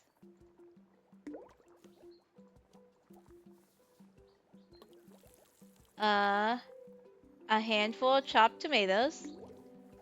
I'll just throw them all in. That Really. looks good. I'll scoop a spoonful when I'm ready to serve. 3 wild mushrooms.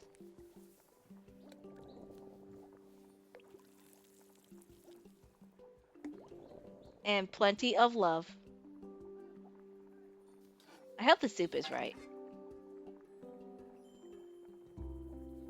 Hey, there we go. The four season soup. Perfect.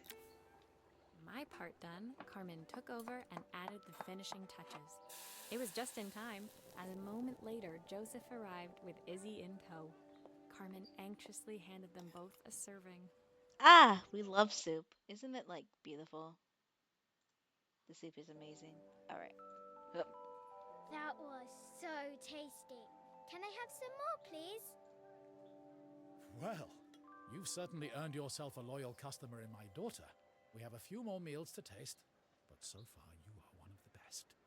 Good luck. Damn, I hope so, sir. I made that soup from scratch. Joseph and Izzy looked so happy together. Maybe the festival was doing them some good after all. I guess so. Although they didn't show her wearing a dress, so maybe there is just implied. Like, here's the character art. Carmen, on the other hand, seemed annoyed. But why, when it had all gone so well? I wish Helena was here to see this. She's so convinced I'll never succeed at anything. Girl, come on. She wants what's best for you. She's just not very tactful about it. Yes, I know. Even when I was a kid, she pushed me when no one else did. Hmm. I just wish she hadn't lied to me. But then, I've asked so much of her over the years. I never stopped to think how much she actually had to give. Gee, I wonder why. Achievement locked. Hello, Master Chef. Oh boy.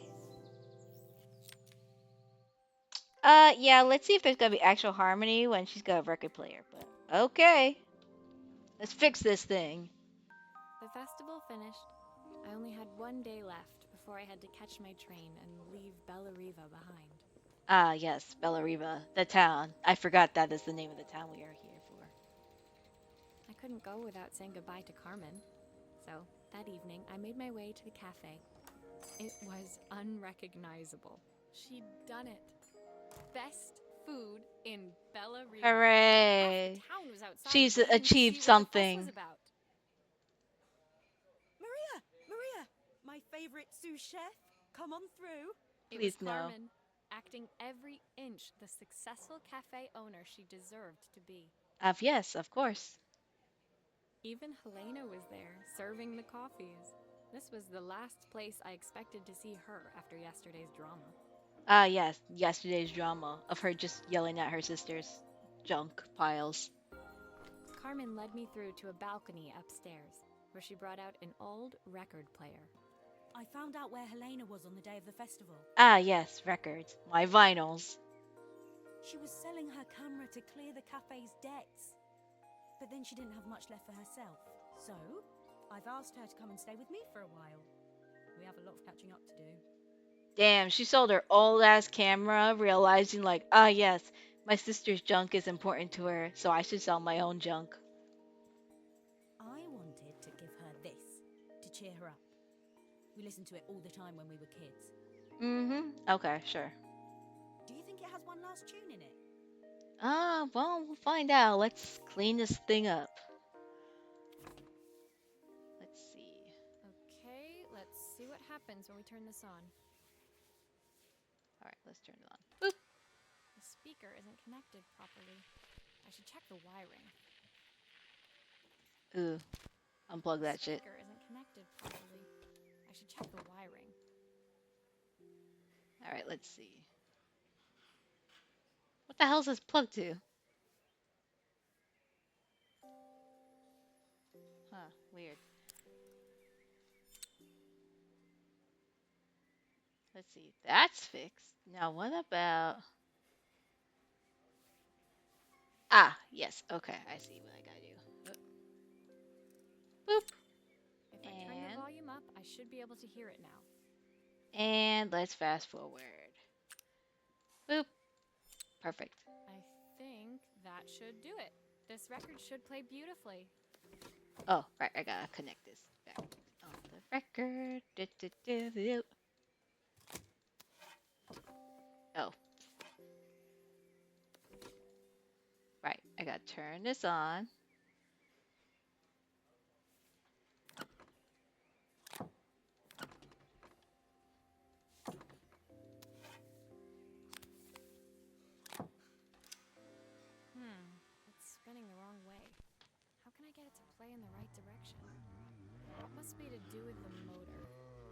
see if one of these spares can turn things around.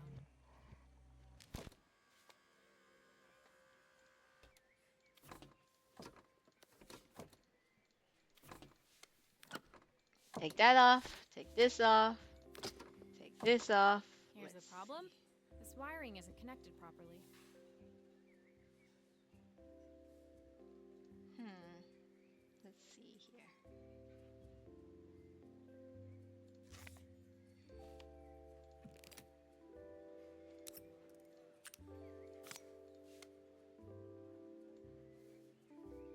Oh, I see. Okay.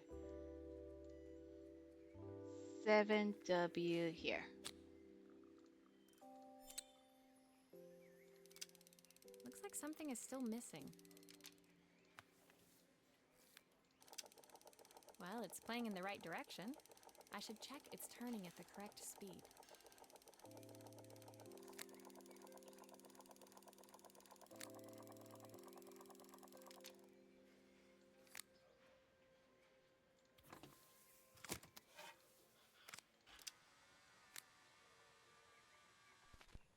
What will remain of these days? The sweetest words I've Perfect. There we ever go. heard. Sorry, I got really quiet trying to fix this one.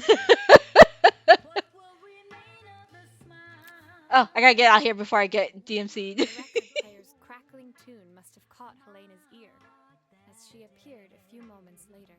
Is that my old record player? I can't believe you've kept it all these years, Carmen. Of course she did. Leaning over the music, they looked just like the young sisters the slide projector had preserved all these years, inseparable once again. They should be. Never separate again. Carmen told me about your camera. That was a really generous thing to do. I loved that camera, but I love my sister more. Now it's her time to be the person she wants to be. Oh, that's not what I expected for this outcome, but all right. I'm going to stay here with her for a while. Make up for lost time. As you should. Carmen and Helena's relationship wasn't suddenly going to be perfect, but they were both prepared to try. And to think, it had all started because of a call Carmen made about some seasoning tips. Ah, yes, quote unquote seasoning tips.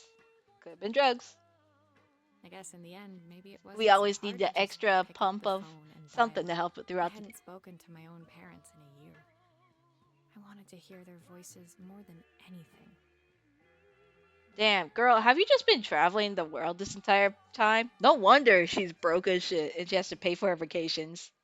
But the silence between us was so cavernous. I didn't know how I'd ever find the words to bridge it. Ah, we love reflecting. Achievement unlocked. Turning the tables. Okay. Oh boy. A father's replies. Oh, I guess we must be fixing the one last thing for this the, the father and daughter, and then maybe do our own life fixings.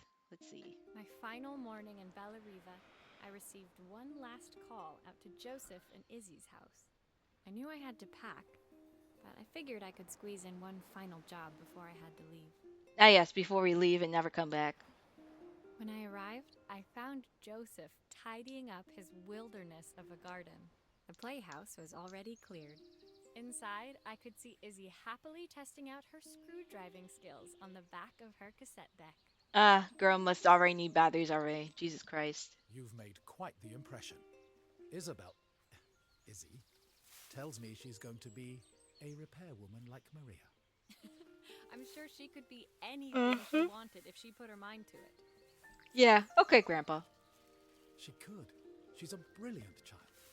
Spending the day with her at the festival, I haven't had so much fun in ages.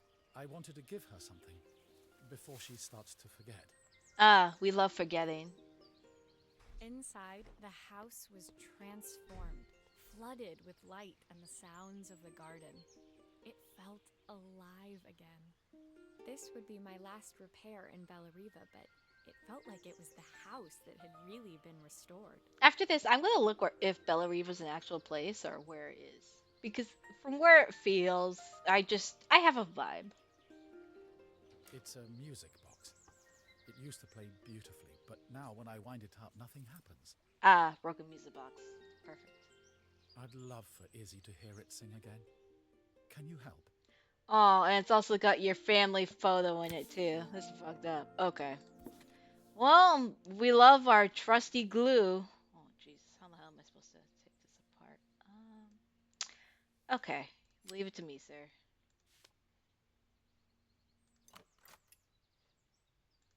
Can we talk about the fact that this bird is like fucking dead in a box? This man really said, "Ah, yeah, don't worry about it. I fixed it." It's like, boy, you did nothing. Okay, let's see here. Let's fix the bottom of it first, or at least unattached parts. Uh,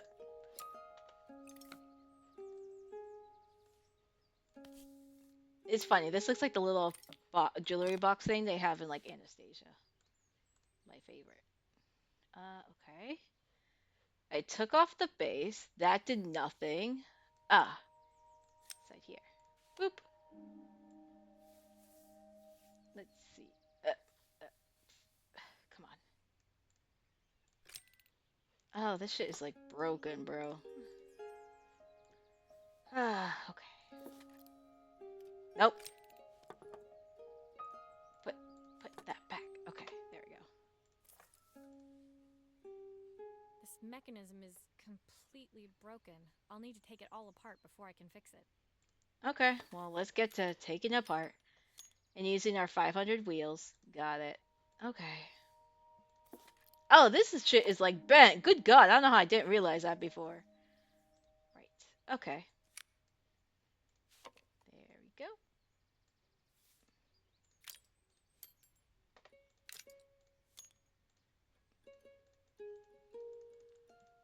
I love that you can play the music on it. That's kind of cute. Oh. Can I? Let's see.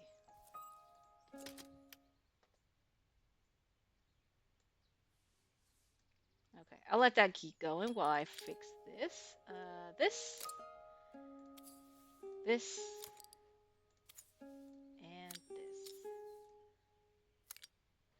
and then this. Oh, that is not correct.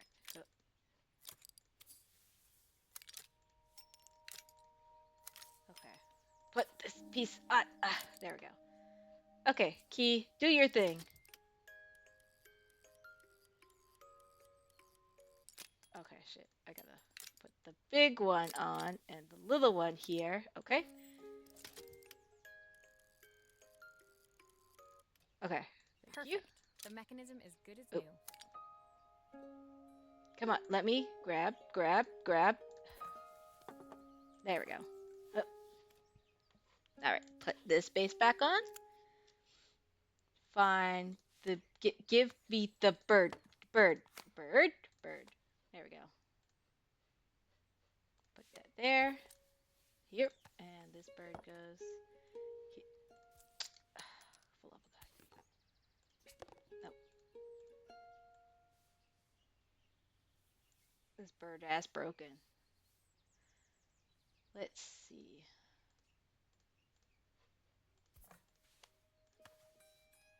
There we go. Maria, could you add this family picture of us? Yeah, I'll add that. Hold on. Oh, this man just cut it out of his picture frame. Got it. Okay. Yeah, put that there. Let me just unscrewdriver this. Oh, trusty Phillips screwdriver. Take off the plating. Take this old ass sticker off. Put my favorite thing, glue everywhere. Perfect. Slap this picture in. I didn't like the slurping noise that made. But you know, it is what it is. Perfect. Now to put the base back on.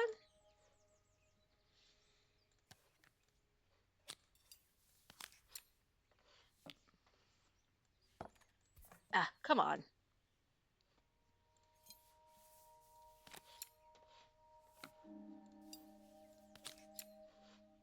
like something is still missing. Girl, I haven't finished. I'm doing my best here. God. Oh, hold on. Turn it around. Thank you. I think that's everything back together again. I should play it to make sure. Yeah, yeah, I'm gonna play it. What I don't understand is why it has this round thing here. Let's see. My wife used to sing this song to Izzy each night before We bed, love the baby but I bird with always wait the too late to mama begin. bird coming out. Will you dream a dream for me? If I sit by your side and Ah, hold yes, you the so dove nest. tight, know that I will always love you, even though we both know that we must say Can we talk about the fact goodnight. that while I was taking that whole thing apart, I did not see that baby bird whatsoever I've attached to missed that so thing? much already. I want to be the father my wife wanted me to be. Yeah, you should be, boo. I've ended up so much like my own father, working all the time. Damn. Izzy needs me more than that, especially now it's just the two of us. Yes, sir. Please. Your daughter has been taking care of herself this entire time and giving me My gum for daughter comes money. first. Well, until she gets bored of her stuffy old dad, anyway. Well, you are always gonna be her stuffy dad. I'll never ever get bored of you, Dad. Izzy came running into the room where Joseph scooped her up and This onto girl his has so many shoulders. wounds. Like, good God, girl. Get some bandages. And a She doctor. gazed at the music box, her eyes shining. I'd never seen her look so happy. Thank you, Maria, for everything. The things you fixed for me. I'm so glad to have them back. Well, technically you did it yourself, but it's okay. Joseph was a good father, and I could tell he was determined to be an even better one. When it came down to it, that was all any of us wanted. A second chance to make something right. How beautiful. My time in Bellariva was almost over, but before I left, I knew there was something of my own I needed to fix. Girl, are you gonna tell me that you actually lived in this town this entire time and you've been avoiding your family? The twist. Achievement unlocked. Thank you for the music. Perfect. Alright, let's do chapter 13 and then the last one. Oh boy. Oh, we're packing her shit up. Got it. I've not seen her use these sunglasses whatsoever. Just My saying. time in Bellariva was almost at an end. Another chapter finished in a story whose ending I hadn't felt ready to write. Gee, I wondered why. The people I'd met, the items I'd restored, they'd taught me so much about what was really important.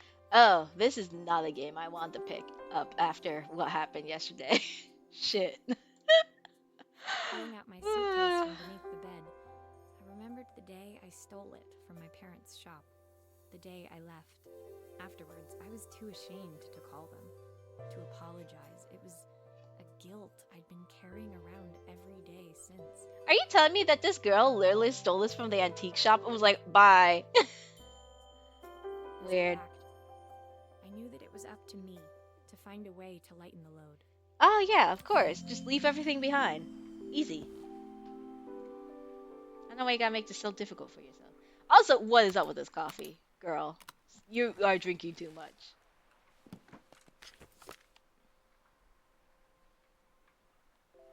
You know what? Maybe this is what we needed.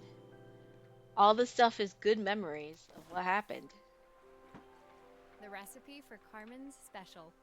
I'm under strict instructions to guard it with my life. Oh, I guess I have to do a few things at a time. Okay. Joseph's idea of light reading for the train. It does look thorough. He really said, here's a book about watches. Oh, I guess I can't put that in. Okay. Girl? Okay. Here's my passport. My train ticket. I can't believe it's time to leave Bellariva behind. Here is my clothes. Elena gave me these designer shirts. Not sure I'll pull them off as well as she does. Damn, she really just stole things from all this town. Izzy gave me this in exchange for my repair manual. She'll be a pro in no time. You know, it is what it is. Sometimes you're just gonna do that. There we go. The soundtrack to my travels. I'll be listening to this on the journey. Oh, there we go. Really? Nothing? Okay. And a picture of myself. My parents would love Bellariva. Maybe I can convince them to make the trip. I will say it feels weird where you're in the middle of something and then the dialogue just gets absolutely shot out the window because they're like, oh, here's the completion. Ta-da! It's My like, jeez. suitcase was full, but it was my heart that felt heavy as I made my way to the station.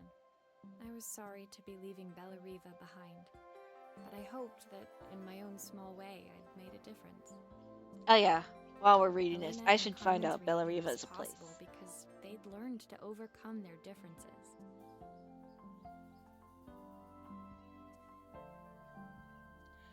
Oh, okay. So I was very off.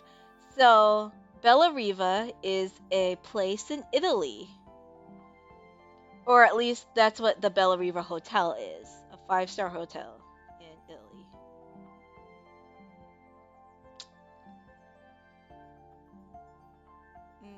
So I don't know if like Bellariva was the name of the hotel at that point, or it's just the name of a place in general. Bellariva City. Let's look this up. Still a village in Italy. Okay. Okay. Well, that also explains all the cathedrals and stuff, and along the seaside coastlines. Joseph had realized he shouldn't let his grief or his work get in the way of his relationship with Izzy. Good. He's finally learning. They'd each learned to see things from someone else's perspective. Maybe it was time I saw things through my parents' eyes. Ah, my parents. I knew it would be easier to jump on the next train, put even more distance between us, but I finally felt ready to talk to them. I just didn't know if they would feel the same. I see. Did I even remember their number? I wasn't sure until I reached for the phone and it all came flooding back. Ah, we love the flashbacks and the memories of our childhood. Oh, time to dial. Let's do this. Mom? Dad? Maria? Is that you? Hey, there we go. Hell yeah, we finished Assembled with Care. Wow, surprisingly, there was a lot of people that worked in this game. Ah, one line from Maria's mom. That was great. Well, okay, so as much as I don't want to skip the credits, oh, here we go. That was easy. Never mind. Finish. Let's do this. Achievement locked. Only a phone call away. And time for the final chapter. Oh, it's an epilogue. Carmen's letter. I guess. Oh, must have been. We've gone home and now we gotta go fix it. She's like, can you please come back? Dear Maria, Ah, Carmen here. Sorry I haven't written. The cafe's been absolutely manic since you left. perfect. Well, it's good that everyone's enjoying their life back home now. Luckily, I have Helena here to help. You wouldn't recognize her. She's like a new woman. Hey. She's always running round, taking orders and making drinks. I even heard her compliment a customer on their outfit. Personally, I draw the line at fluorescent green bowling shirts, but each to their own. Not bowling Certainly made shirts. the customer smile. You know, if you live in Italy, there's no such thing as a bad fashion trend. She misses the city, though. Bellariva's many things, but it's definitely not as chic as she'd like. Understandable. She said there was a coffee shop near her old apartment where they made coffee with a shape drawn on top. Ah, yes, my latte. My sexy special lattes. It got me thinking, I'm an award-winning chef. I can figure out how to put a leaf on a cappuccino. A bit of cosmopolitan coffee might be just what Helena needs. Ah, yes. Of course. Of course, ordering a new coffee machine was the easy part. I wish you could have seen the mess I got into trying to put the thing together. Aw. Everyone's doing the thing where they're just assembly line workers now. Perfect. Oh, Jesus. Okay. This thing is like entirely. Okay, let's do I this. saw Maria use her screwdriver a million times. Taking this apart will be easy. As she says, while she also struggles and cries to put this shit together. Maybe I should focus on the pipes first. They look easy. Girl, this part is easy. You just gotta plug shit in, and then we will close it up later in like 2 seconds. Alright, don't you worry. We got this. We're gonna make this beautiful adventure where you have learned from having all your shit fixed. Oh shit. Okay. Maybe These not. pipes look pretty simple. I should start with them. Okay. Okay. We got this. Okay. One, two, and three. Okay. Got it. Okay. So let's do. Put these all Maybe I in. should focus on the pipes first. They look easy. Yeah. Okay. You say that all you want, girl, but I know what I'm doing. Don't worry. Oh shit. I'm gonna take that part too. Okay.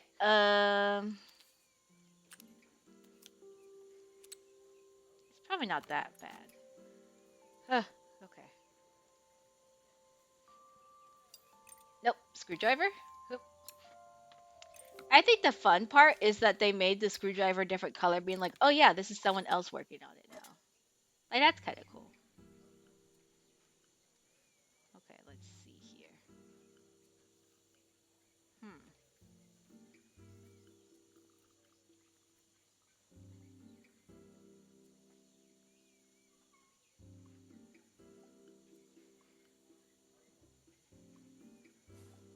Okay.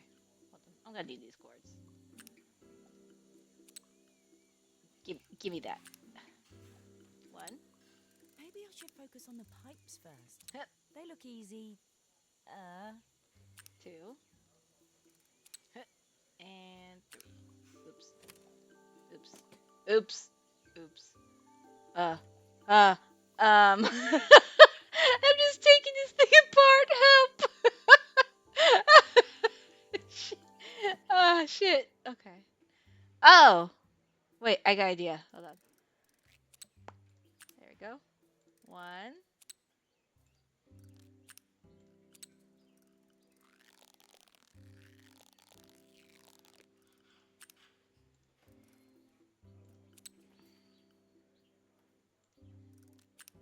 Okay, right. Okay. Maybe I should focus on the pipes first.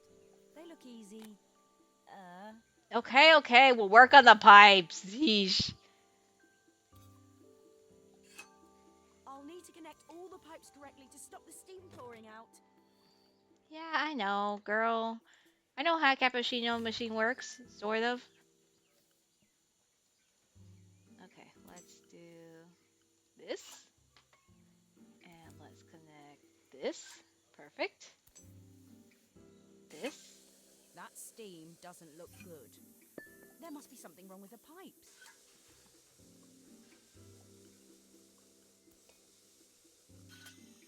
There we go. Oh, nope, that's not it.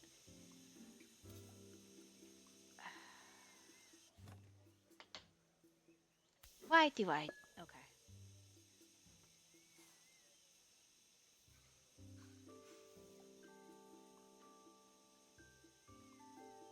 Let's see. I think I just attached this to this. Nope. Nope. Okay. Mm,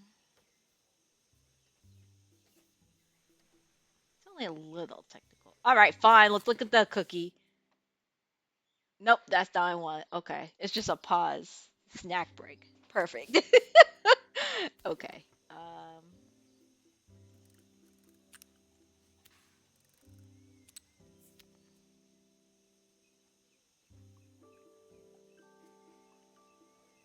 Let's see.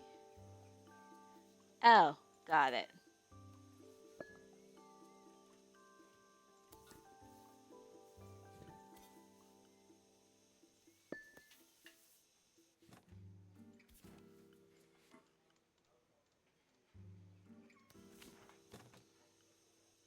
let's see here.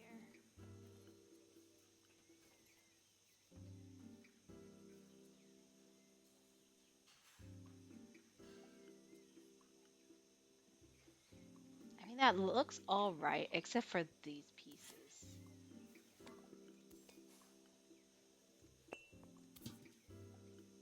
There we go. Just have to jingle that in there. Oh, why is my blood sugar thing going off? Let's see. Low cartridge. Okay, I gotta put more insulin soon. Oh, and my blood sugar's still high. I know that. Okay, okay, okay. Let's make this cappuccino machine. Let's put this pipe in. Please let me put this pipe in. Nope. Okay. Of course not. Of course not. Oh, shoot.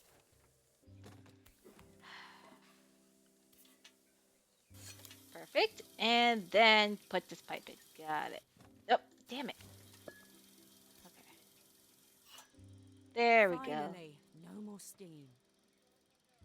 All right, perfect. Now to connect these. Lightning, steam, and coffee. Okay. First, let's take this cord out. Put that back in the box. Coffee is this. This is that. And lightning is here. Perfect. Now, okay. Coffee is here. This is here. Huh.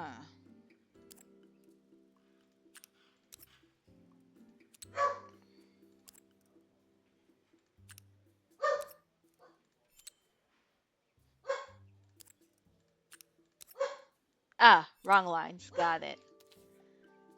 Because they all get diagonal and stuff down here. Okay, perfect. Slap this back on. Slap this bad boy on. Put all the screws on. It only took me a million years to figure out how this cappuccino machine works by hand. As ridiculous as that is. I will say, they're like, oh yes, everyone knows how to assemble a cappuccino machine by hand. Are all of these parts supposed to go in there? Alright. Oh, right, I have to put this on. Ha. Oh, come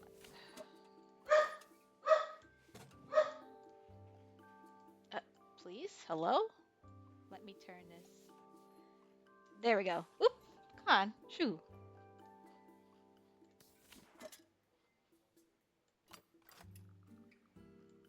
Nope. Nope. Come on. Let me get the. There we go.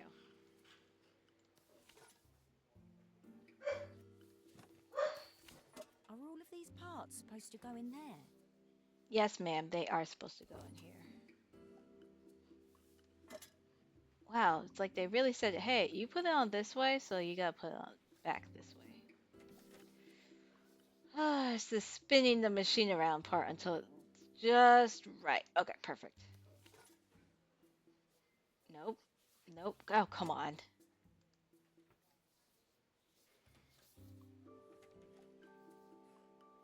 There we go. No! Shoot. Okay. Are all of these parts supposed to go in there? This is like extreme difficult level. Haha. There we go. Come on. Let me put it back on. Please.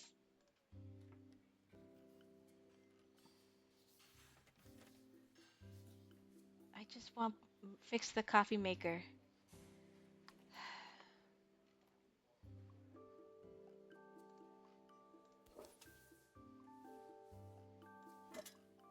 I think this is the back of the grill. Nope. It's Are all of these parts supposed to go in there? something just doesn't seem right.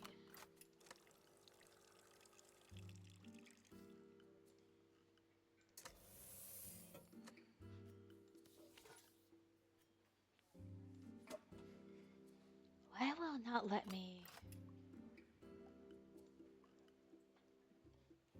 Did I put this on backwards? Is that even possible? Well, I guess we'll figure it out because this looks like the back of the machine. Okay. Nope. Are all of these parts supposed to go in there? Alright, let's try this again. Yep, I put it on backwards. God damn it. God damn it.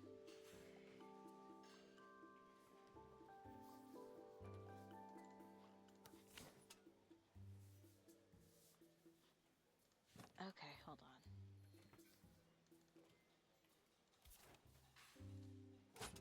on. No, it keeps putting it on that way. That's so weird. Okay, what the hell am I supposed to?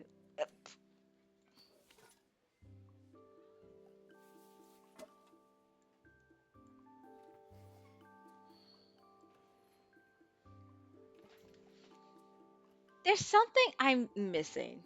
Like, for sure. Okay. Maybe I'm supposed to have. Oh, God. Okay. Let's see here. Okay, so that's the buttons. Oh. Maybe I have to have the wires a specific way. Oh, shit. Okay. Pecan, do you mind?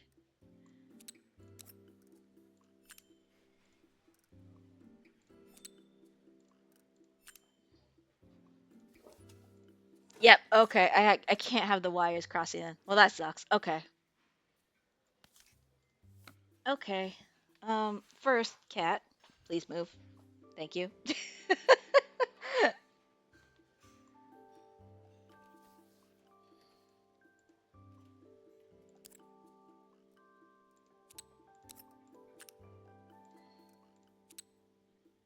Okay, well, those are still flip-flopped, so I still have to unscrew this. Oh, God. Okay. There we go. No wonder it took this woman 5 million years to figure this out.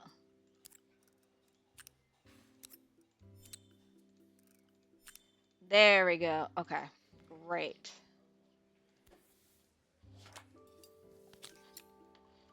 Slap that back on. All right, perfect. Or maybe I just had to have had this off. Yeah, I think I had this off. Dang it, I could have just left it. I'm silly. Oh well.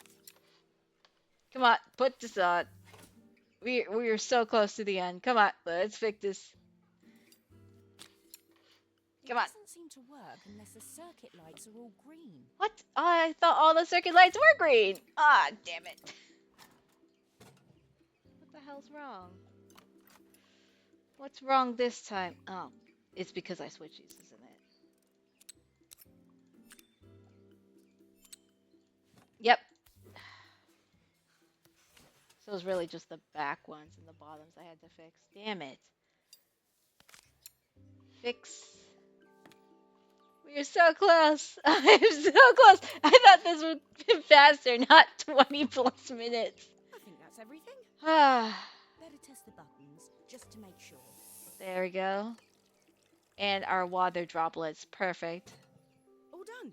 Piece of cake. Time to make my first coffee, I think. No, we're not making coffee. Don't make me learn how to make a coffee. Why? No! Oh God, why? Oh, thank God. Easy, I can make a coffee just like this. 2 buttons, perfect. Smells delicious. Now to make it look magical. No, girl, don't make me make the leaf. Am I done? Nope, I don't think I'm done. No, I gotta make the leaf. Ah, shit. Oh no. Girl, I'm so sorry. Your coffee's gonna look atrocious. Eh. I'm sorry, I don't know how to pour a cappuccino. Leaf.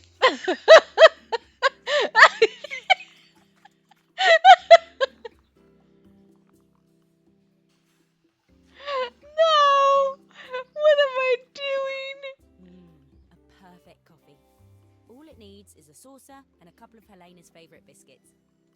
Wow, they really said, "Oh yeah, that's a leaf." Jesus. Ah yes, those Italian biscuits are pretty good though. Ah yes, espresso machine. Look at my perfect zigzag. No. I was Ah. feeling more has-been than coffee queen by the time I'd made a drink fit for human consumption. It looked a bit, postmodern, but knowing Helena's refined tastes, I hope she'd think it was intentional. Well, as long as she liked it. Always the connoisseur. She didn't even bother to look at it at first. She was so busy wafting it under her nose. Steamed up her glasses, of course. How was she going to see my work of art through an eye full of fog? Girl, she just wants to spend time with you. Get over it. When she finally spotted it, though, she was totally impressed. Ah yes, my zigzag. Perfect. I'll admit, she spent several minutes trying to figure out exactly what it was I'd drawn. She decided it was probably a horse. Well, what she doesn't know won't hurt her. Damn. Love drawing coffee horse. She was impressed enough to ask for another one. I guess I'll need to get some practice in. The whole thing was such hard work, Maria. I never realised how difficult it was, all that mechanical stuff. Of course. It made me realise how much I have to thank you for, so I wanted to say that now. Better latte than never. Hoping you're well. Your friend, Carmen. Thanks, Carmen.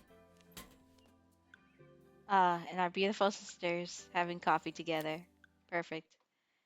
Continue. Achievement break. Coffee break. Wow.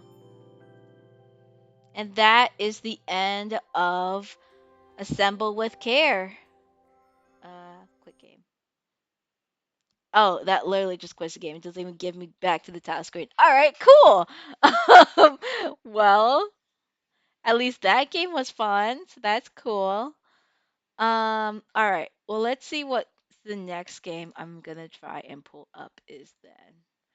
While I'm going to take care of this. It's so funny because like, hold on, let me show my screen real quick for a second. Is that the artwork that they have for here is so much different than what they, put in the game. So I was very surprised like, "Oh, this is not what it is whatsoever." Like I still enjoyed it. I was just like very confused. But hey, at least I unlocked all the achievements, which apparently is not hard to do. But yeah, it's like the artwork looks very different from like the actual gameplay. So that's why I was like, I guess very thrown off by it altogether. You know what? I can't say it was bad or everything. Um, you know what? I hold on. I'm gonna check something real quick because there is a game I want to play. It's actually a demo, but I want to make sure that my information is correct before I start trying to also promote these guys too. It's not like, oh, this is a sponsorship or anything like that, but it's more of the I don't so they are having a Kickstarter for the game, but I don't know if it's already over, and I don't know if this matters to anyone because like this is a very different genre altogether. Um, No, okay. So it looks like it's already ended. So I don't know how much money they were originally asking for. So let me just pull this game up real quick then. While I also read to you what they have on their Kickstarter page. And this will be more amusing because this is I wanted to play more visual novels, like silly games like this in the future. But I don't know if this will be okay in the future, like game wise, but we will have to see if anything. Because, some people are like, oh yeah, it's too sexy or sexual or whatever. But hold on, give me a second. Here we go. And this is also so oh come on, please. Okay, give me a second. So Oh, let me turn on the music too for a second. So for anyone who's heard about this on Twitter a couple weeks ago, so this is the game where they asked Dan Avidan from the Game Grumps to make a cover for Every Time We Touch to use for their trailer and for exclusive rights for this specific game. And Touchstarved is basically you are a I don't know if they've said you were a female or just a non-binary entity of some kind, a person. Let's just say you are a person who has some type of curse placed on you, and if you touch another person, it drives them into a spiral of madness. So it's like if it's just like a high five or a shake of a hand and all that stuff, you turn them into a crazy person. And this is basically a dark romance visual novel that opened up on Kickstarter back in March, and it looks like they made almost $1 million to actually kickstart this game. Which, first off, that's fucking crazy. It made 823,302 to bring this project to life, and this was back. It looks like it finished in May, and they were asking for $95,000. Understandable, and I think it's because there was so many new side stories and other content that people wanted that I think people were just busting all those Kickstarter goals and just kept dropping like crazy. So I don't know too much else about this game. I know that these are some of the guys. They're like all different creatures, entities, where they are not affected by whatever curse you have. And there are actually three different pathways you can pick as to like what is your background. So we will actually get into this, but this is the demo that they had released on the Kickstarter page and said, "Oh, if you want to play the demo, it's on Steam for free." So I saw some people playing this a while ago. I'd love to get into this. Let me change my stuff real quick because I know I saw people playing this, but I was worried of like getting too much into it. But basically, the tags for this is considered it's a dark romance, of course, very dramatic and stuff. It's supposed to be more horror based. I don't think it's gonna be like cringy horror, like jump scares and all this stuff. It's more like a mystery and more like suspenseful, if anything. There was another game I wanted to play too, but I could only play to a certain point because then they like have like steamy scenes and erotic scenes and all that stuff. If anything, we could play that too, but it'll be just a ride regardless. And they're both demos, so if anything, let's start with this one first and then go from there. All right, so let's play Touch Starved. But I know if anything that the what am I thinking? The cover that Dan did for Every Time We Touch, it was actually really good. And there was actually a Kickstarter goal where you would actually get the a copy of the song with the original soundtrack and all that stuff, like download and all that stuff. So everyone fucking like blast that goal out of the water immediately, I think. And you can understand why. It sounded really good. This is a demo of the Touch Start prologue and not the finished project. Thank you. Yeah, and this was released just a couple months ago. I don't remember how it originally came onto my Twitter feed, but I was just like looking. It was like, oh, here's some because of all the other horror related visual games you've been getting into. Here's what else that's out there. Content warning: Touchstarve is intended for an older audience. It contains mature content that includes but not limited to horror, violence, graphic violence, strong language, alcohol, drug references, injury, and dismemberment. Because it's still like a murder mystery type, whatever. Player discretion is advised. Um, I probably should change this so it's more mature, right? Oh shit. Oh, here we go. I didn't know that if you scroll the wheel, it immediately just fast forwards. Jesus. Okay.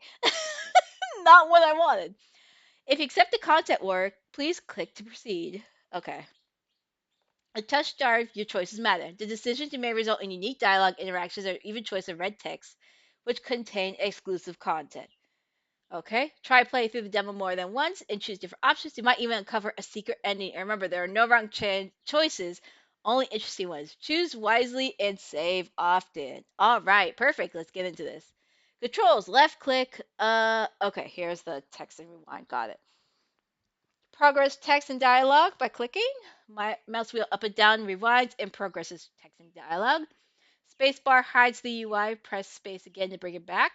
And Alt is activate skip mode, which I think is just like it just automatically goes or skips the thing until you get to the dialogue choices again. I think that's pretty common. I will say I wasn't expecting for the wheel to work immediately though. Like good god. Oh shit, I have to choose a name. Um you know what? Let's just go with Lyre. Let's just go with it. My normal name. My caps lock. Oh yeah, it is on. Okay, cool. Choose your pronouns. Oh yeah, so it's you could actually be a he, they, them, she, her, or he, him. Got it. Okay, well that's good to know. For this, I'll just go with they, them. Let's go with my pronouns there.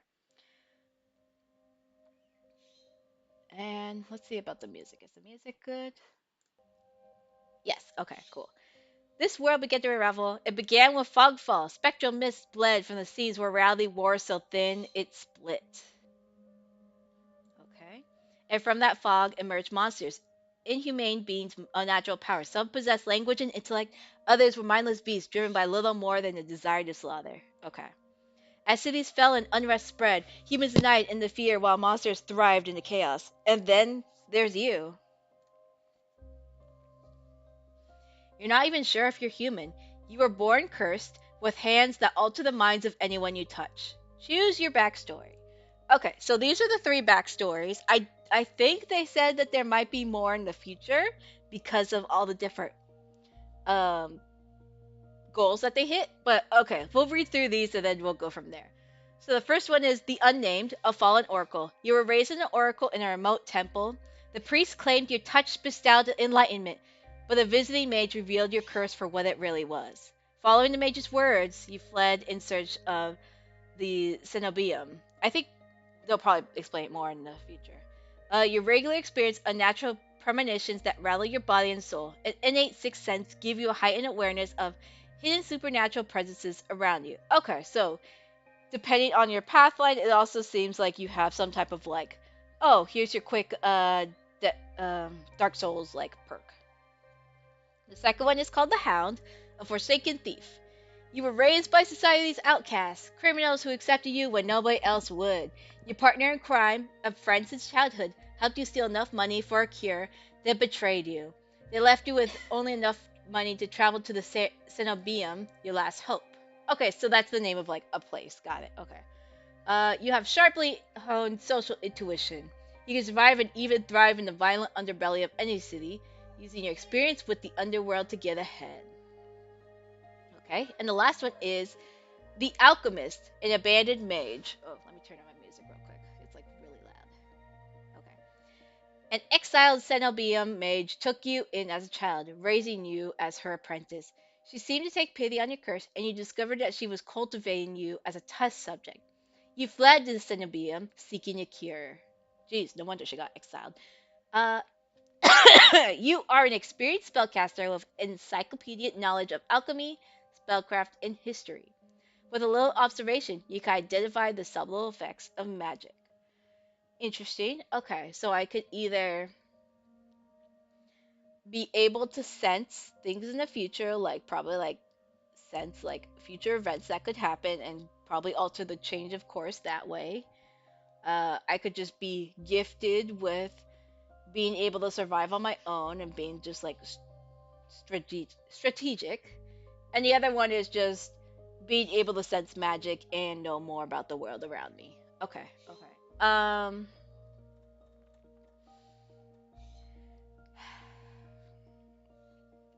will probably have to play this game multiple times with all these different origins just to be like, oh, what's the difference and how does this affect things? But for now, we are actually just going to go with the very simple one, the Hound, just social intuition and being able to go from there.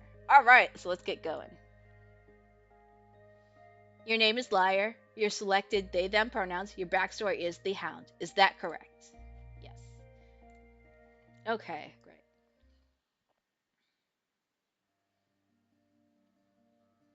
Oh, we love the artwork. The wasteland stretches as far as the eye can see. There's nothing out here but death, the ever present stench of decay, and countless sun bleached bones cast like seas across the barren land. I could say death doesn't scare me, but to tell you the truth, I'm desperate. It's been 2 weeks since I joined a caravan bound across the wastes. Finding a group that would accept me was a trial in itself. As rations grew sparse and my canteen ran dry, I began to despair. But then I saw it.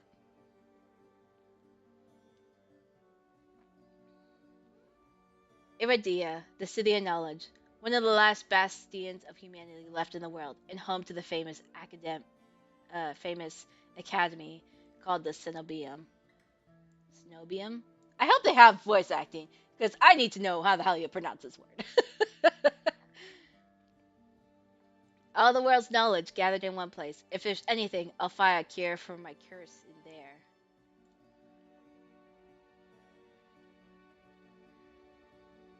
Okay. Oh, all that stands between me and a cure is the final stretch of salt-soaked waste, or so I think, until I see the first tendrils of fog snaking beneath the wagon.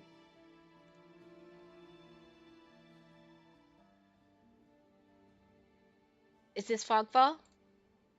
My stomach sinks at the very whisper of it. A silent storm more devastating than fire. Dangerous to cities, but death sentence beyond them. A thick blanket of fog engulfs us, smothering out the lantern's lights. The wagons lurch to a stop. An eerie silence, heavy as the mist falls over us. The only warning we get is a strangled scream. Stay back! No! The cry dissolves into wet gurgling. Oh, yes, I love wet gurgling here. Then the wagon violently pitches to the side. I hit the ground hard. The air punches from my lungs.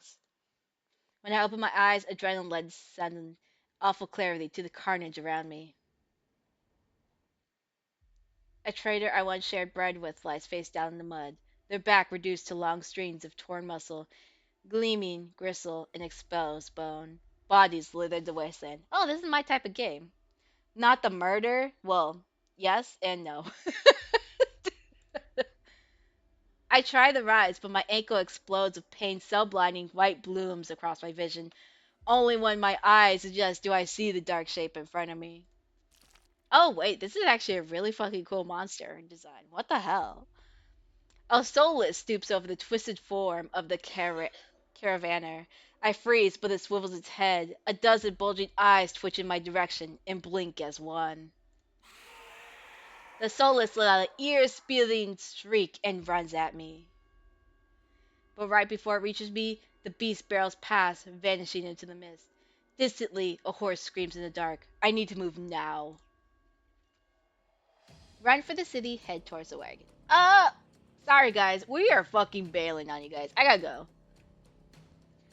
I take off, running deeper into the haze.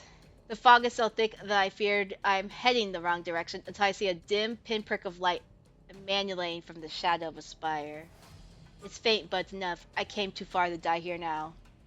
Rapid footsteps echo all around me. I turn in circles, frantically searching the opaque mist for the source, but the fogfall twists and stretches sound. Suddenly, the caravan's driver bursts forth from the frog. From the frog, not the frogs. Our eyes meet too late.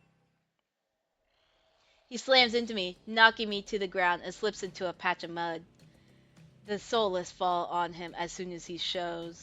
No, as soon as he slows. It catches the driver by his throat and rakes his stomach with razor-sharp claws. He comes apart like wet paper, spilling intestines and viscera in a steaming tide. Fighting the urge to heave, I claw frantically through the slippery musk for a handhold. Shit! My hand catches on the jagged edge of a rib jutting up from the water. Bandages unfurl around the gauge. Gauge? Hold on.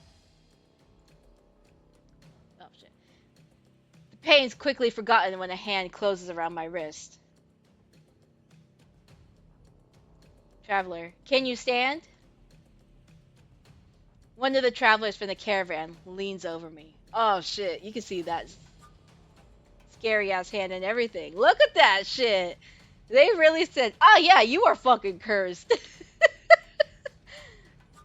We need to run.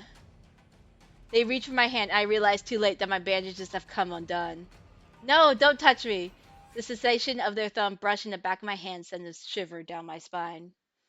All it takes is one touch, and in the space of a breath, my curse takes hold.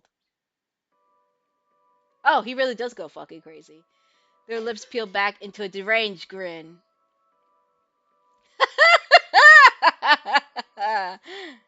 No, I've seen this face countless times before. This is my curse, madness of my own making. Their grip on my hand tightens until my palm radiates from their knuckles. No, until pain radiates from my knuckles. Let me go! Suddenly, clammy hands crush my throat, choking off my breath. Die, die, die, die, die, die! Spit bubbles at the corner of their mouth and flecks my face. The edges of my vision darken as my lungs scream for air. Let's see, scream for help or fight them off. Fight them off sounds like the more likely situation at this point. Or, I feel like either way, it doesn't matter at this point. Okay, let's just do scream for help. Help! I try to scream, but the finger squeezing my windpipe cut me off. The more I struggle, the tighter their grip grows. My pulse hammers in my ears, slowing with each thudding beat. This can't be happening. I'm going to die, and not because of the fogful or the soulless, but because of my own curse. Tears sting in my eyes. No, no, no. Not here. Not like this. This is a fun game. The hands drop from my neck, leaving me wheezing for air. My lungs burn with each ragged cough. My vision clears and the traveler's face takes shape, hovering inches from mine, lips still split in that macabre smile, even as blood seeps between their teeth. Oh, that's kind of gross. They give one last shuddering breath, then slump over, the claws hooked through their stomach. Oh, got it. Okay, thanks, homie. The soulless shoves the body aside, and their glowing eyes studying its leathery skin. Thin. Skin thin. Its leathery skin thin as though grinning. I don't. Okay. English is killing me today.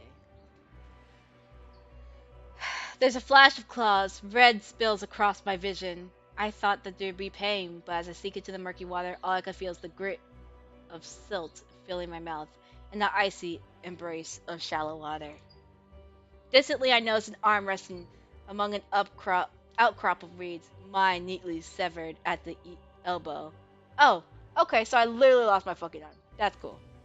It should have taken both arms. Without them, maybe I could have survived. Maybe I could have had a home. Instead, I'll die cold, alone, and face down in a desolate wasteland. A fitting end for a monstrosity like me. Oh shit. Flashback? If this is death, it's not as bad as I feared. The cold is gone, as is the choking stench of bog water. I could drift forever, cocooned in oblivion, until all thought and sensation vanished.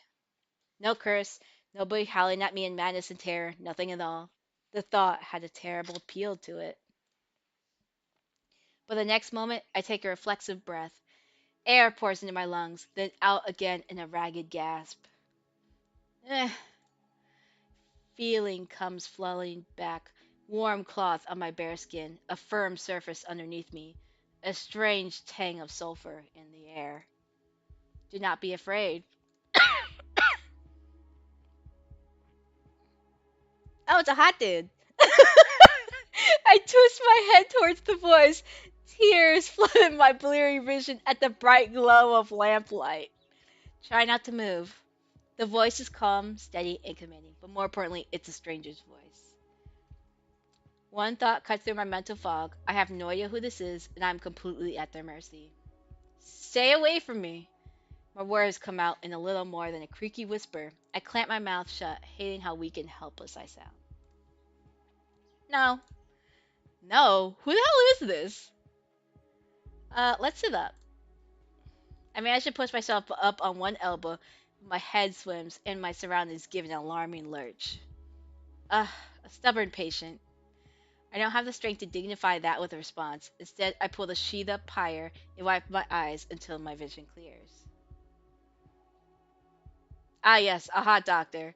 A stranger towers over my prone form. Warm light reflects off his pristine medical coat. I instinctively shrink back, and that's why I notice I'm completely naked except for a thin linen sheet. Oh, damn, are you gonna show my naked ass body? I wanna know what I look like. Naked, lying on a low cot, with a pair of sharp golden eyes watching my every move. The man's gaze flickers to my exposed, unbandaged hands. I plunge my hands under the sheet to hide them from sight, though it's too late. He must have noticed what they look like. Strange, cursed, inhuman. I brace myself for his inedible. Sorry, jeez, can't even talk. I brace myself for his inedible suspicion and disgust, but his expression doesn't even flicker from that courteous smile. He just watches in placid silence as I struggle to make sense of my surroundings. Where am I? Who are you? Be calm. You are safe here. Whoever this is, he clearly has no idea who or what I am. I've never been safe anywhere with anyone. The only people I ever trusted betrayed me for a fat purse of coin. Oh, right, her best friend. I scowl, pushing the sheet protectively around myself. Where are my clothes?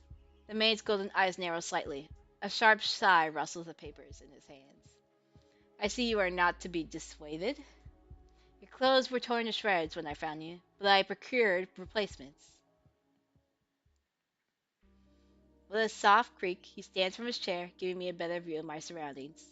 I seem to be in some sort of medical clinic.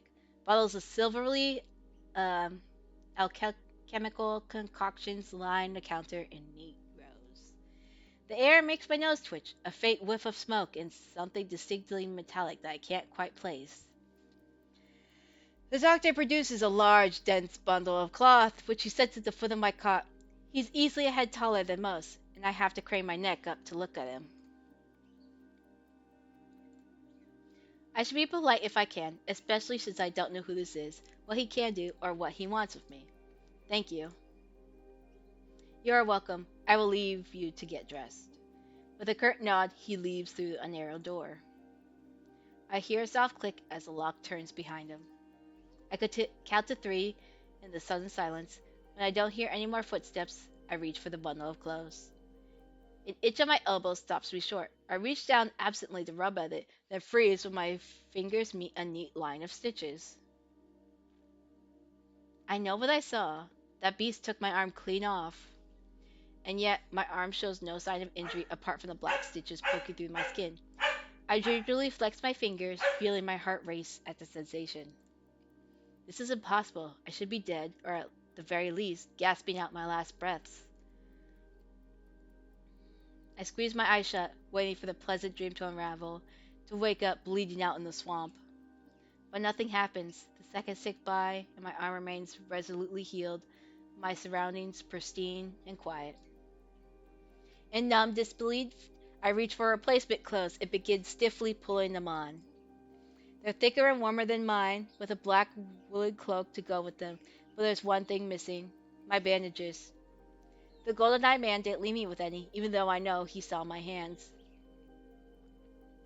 I slid off the bed and take a few unsteady steps towards one of the drawers. If this is indeed a doctor's clinic, there must be bandages somewhere. I start opening drawers at random. Of course, that's when the door swings open once more. Are you looking for something? I whirl around, clutching a thick roll of clean bandages.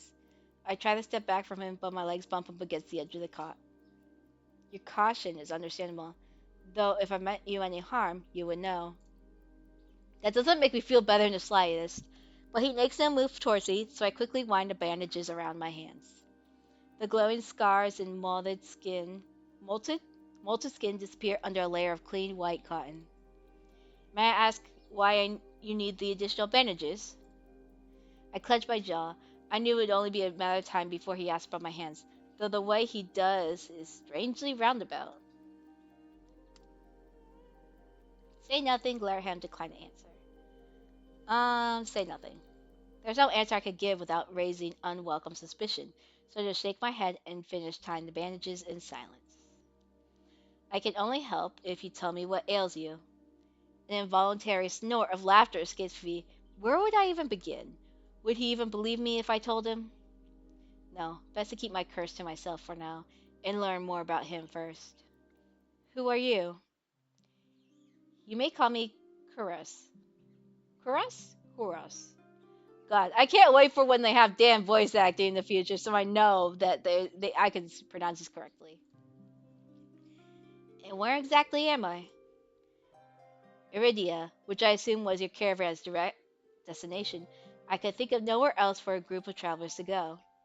Iridia, sight made to the city of knowledge after all. I should feel relieved, but all I can manage is a vague sense of increasing unease. How did I end up here?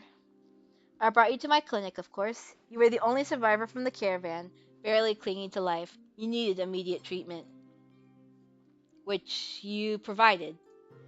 Yes. He says it so simply, as if I'm a small child and he's explaining basic addition to me. I frown and flex my fingers on my recently healed arm. Aside from being stiff, it feels fine, thoroughly attached to me. You're saying that you stitched my arm back on. Pardon? A Solus attacked the caravan. It ripped everything to shreds. It tore my arm clean off. But when I woke up here, I trail off bewildered. I never heard of any magic that could heal a mortal wound like that. What kind of person could do such a thing? The doctor, Curris, pinches the bridge of his nose. He sits back down in his chair, quiet for a long time. I do not know where you come from, but Aridia is the city of knowledge and deadly secrets alike. Information is power, and it is most unwise to give or receive it freely. Since you have refused to divulge your secrets, I will not divulge mine. I do not even know your name. I was just... You are new to Aridia, so I will overlook this specific breach of etiquette. However, you should not expect others to extend the same courtesy. Do you understand? He looks pointlessly at my freshly bandaged hands. Low though I am to admit it, he has a point. I am also a complete stranger to him, and if he's telling the truth, he saved my life. I take a deep, steadying breath. This time when I speak, I sound a bit more like myself. Lyre. My name is Lyre. It is a pleasure to meet you, Lyre. There's a little more warmth in his smile, his polite demeanor back in an instant. Thank you, or why? Why did you save me? If there's anything I learned, it's that everybody wants something. With the world in such peril, no one reaches out a hand without expecting something in return. Can I ask you why you saved my life? You don't know me. The question seemed to startle Kuros. I could hardly leave you to die in the waste. Assisting those in need is the very essence of a doctor's duty. I never met a doctor who also handed out free clothes. My fingers find the edges of the cloak. There's a subtle but delicately embroidered pattern around the hem. I try not to think about what kind of price Kuros might ask for such well-made clothes. No, I suppose not. Forgive my presumptions. I rarely come across so fascinating a patient. I blink. What did you just say? Ah, I simply meant that few would cling to life so resolutely or brave such a perilous journey to Iridia. I could not help being curious about you, Lyre. His voice dips to a soft murmur. He abruptly looks away from me. Pretty curious yourself. I don't know what to say to that. You're pretty curious, sure. You're pretty curious yourself. Am I? Well, I haven't forgotten about my arm. I wiggle my intact fingers at him. Clearly not. But you haven't asked me for any payment either. I require none from you. Travelers do not have an abundance of coin, and it would be unethical to leave you destitute in a strange place. I fall silent, unsure what to say to that. Nobody would help a horror like me for free. There has to be some kind of catch or trick, right? A loud knock at the front door stops our conversation cold and spares me from having to say anything else. Duty calls. Unfortunately, you are not my only patient today. The knocking grows more insistent, and Kuros lets out a tired sigh. Please wait your turn. Though he says it quietly, the clamour on the other side of the door abruptly stops. Do you need anything else before you leave, Lyre? Oh, between the soulless attack and my miraculous survival, I'd almost forgotten why I came to Iridia in the first place. I need directions to the cenobium. The cenobium? The look on his face is downright chilling. He pauses, choosing his words with cold deliberation when he speaks again. Whatever you seek, it is very unlikely you will find it here. The cenobium's gates open for precious few visitors. Even if they did, you would not like what you found inside. My heart sinks. Is he saying that I came all this way for nothing? Risked life and limb for nothing? No, that can't be. I've only just arrived, and Iridia is the largest city still standing. There has to be a cure for me here. They have not the cenobium. Where would you suggest? Do you know anyone else in Iridia? I shake my head. Then I just suggest a local guide. Head to the West Wick and ask for Leander.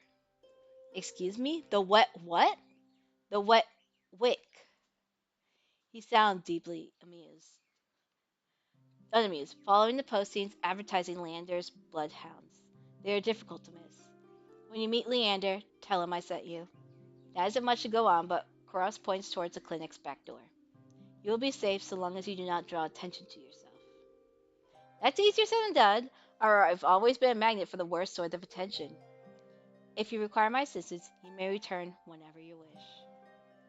Though he's smiling, there's a note of finality in his voice. Resigned to my dismissal, I slip out the back door. Okay, okay. I will say it feels like they will add more in the future because this is a very simple, like, backdrop, but I kind of like it at the same time. I find myself standing in a narrow and rather gloomy alley. I pull the new cloak up over my nose, stepping over the contents of chamber pots that have been emptied into the streets. Ah, yes, chamber pots, my favorite. Gotta slurp them all up, even though it's all disgusting. Something weighs heavily inside of one of the cloak pockets. My coin purse. Everything is still inside, every last coin that I scraped together for the journey to Iridia. It doesn't even look like it was open. There were so few coins to begin with, they probably weren't worth selling. I glanced back at the clinic's closed doors. Gross didn't take any payment. He didn't even ask for a future favor. But he also said that in Iridia, secrets are power. Does he expect me to give up mine at some point? That's exactly a comforting thought. Still, no matter why he did it, Kuros gave me a second chance and a lead on where I might find help. I better get going before he changes his mind. I squeeze out of the alley and into the crowded main street. The line outside Kura's clinic stretches down the road already. Two thin peddlers queue alongside weathered elderly. If any place is in desperate need of a free clinic, it's this one. The cobblestones are treacherously rough under my feet, deep grooves worn between them by regular flooding and decades of hard use. I knew Iridia was a river city, but I didn't expect it to look so eroded. The buildings are tired and dilapidated, all crammed together in narrow streets. A child darts by, clutching something greasy in wrapped paper. Something greasy. I can't even talk. Something greasy wrapped in paper. The smell of fried food drifts over to me. My stomach gives a faint gurgle. This morning's catch, fried up, hot and fresh. Not too many eyeballs today. Perfect. That sounds disgusting, but I'm starving, so I duck my head under the stall's grubby awning. A large fish leers up at me. Its three bulging eyes are still visible through thick layers of crispy batter. The vendor gives me a gap-toothed grin. Now, this sounds like those damn fish in like that one Avatar episode, like Avatar The Last Airbender, where they go to the fishing village. That's what I think of with the painted lady. It's like, ah, here's my sewage fish. What's the cheapest thing you got? The vendor points at a metal basket of what looks like long strips of savory fried dough. Fresh long, lads. 3 coppers apiece. Don't burn your mouth. I want to call a baguette a long lad. I take the coins out, counting them gingerly. At this rate, oops. I take the coins out, counting them gingerly. At this rate, I might not even be able to afford dinner. Reluctantly, I drop the payment onto the counter and take my meal. That's so funny. Long lads. 2 streets later, I pass under a wrought iron archway adorned with dangling garlands of red and pink lilies. The buildings in this corridor are a dizzying riot of color, painted walls and tinted glass everywhere I look. Sheer red and pink curtains flutter in open doorways. Musical voices call out invitingly. Incense mingled with the pungent scent of flowers, barely covering the salt and musk of warm bodies. Ah, yes, my favorite, musk. This must be Iridia's entertainment district. Ah, yes, we love the entertainment district. I'm polishing off my food and dusting the crumbs from my hands when I spot a poster. It features the silhouette of a smiling man wearing a single dagger-like earring and the words "Bloodhounds" printed above his head. A motto, "As above, so below," circles the artwork. If Leander is the leader of the Bloodhounds, then the face print on the poster is likely his. I follow the line of identical posters around the corner and nearly hit my head on a precarious dangling wooden sign. Looking up, faded orange letters read, "The Wet Wick." The facade of the building looks like it's seen better days, but I hear faint music and laughter coming from inside. Alright, let's go in. This art is so good, though. The inside of the bar was a far cry from the abandoned exterior. It's not even midday, yet most of the tables and booths are occupied by a loose assembly of people in matching green cloaks.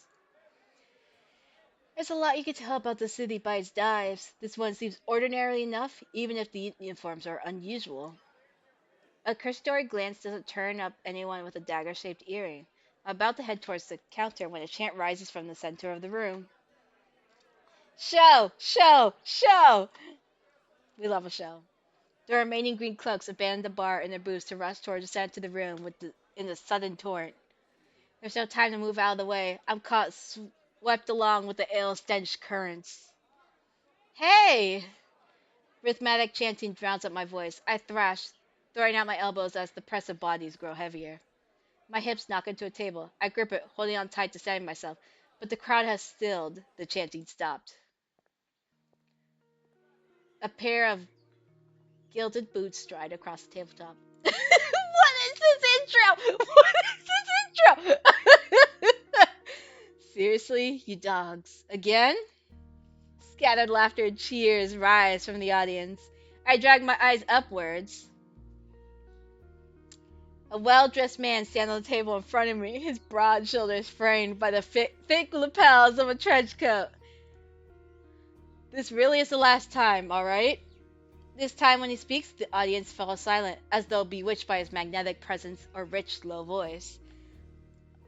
But nothing is as captivating as his smile. He beams at the crowd around them, a performer on his makeshift stage.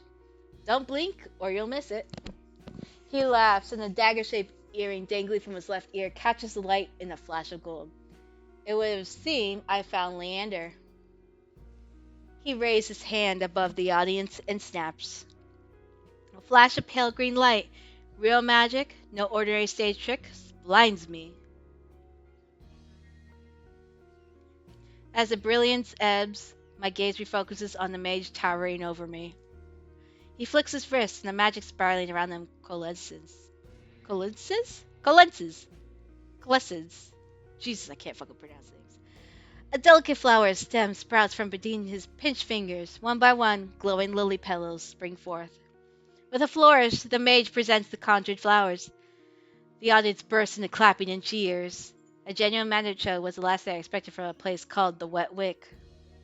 Leander plucked the iridescent bouquet out of the air and turned in a slow circle, giving his audience a good look.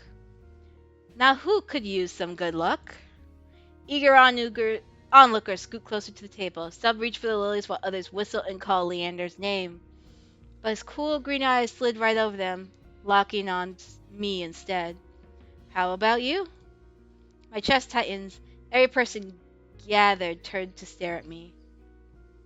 Take the flowers, refuse flowers. Fuck it, we're taking them. I'm taking this shit. I reached out, all too aware of the way my fingers trembled as I carefully take the flowers from him. There's no weight to them, only a faint warmth that radiates from the stems. As soon as the flowers leave Leander's hands, their light dims. They fade away in a shower of opalescent, opalescent light. To my surprise, Leander laughs under his breath. That's the problem with flowers. They don't last long, but they leave an impression, right? He grins at me, and I find myself smiling back. Leander steps off the table, dropping among the excited crowd with an audible clink. Clink.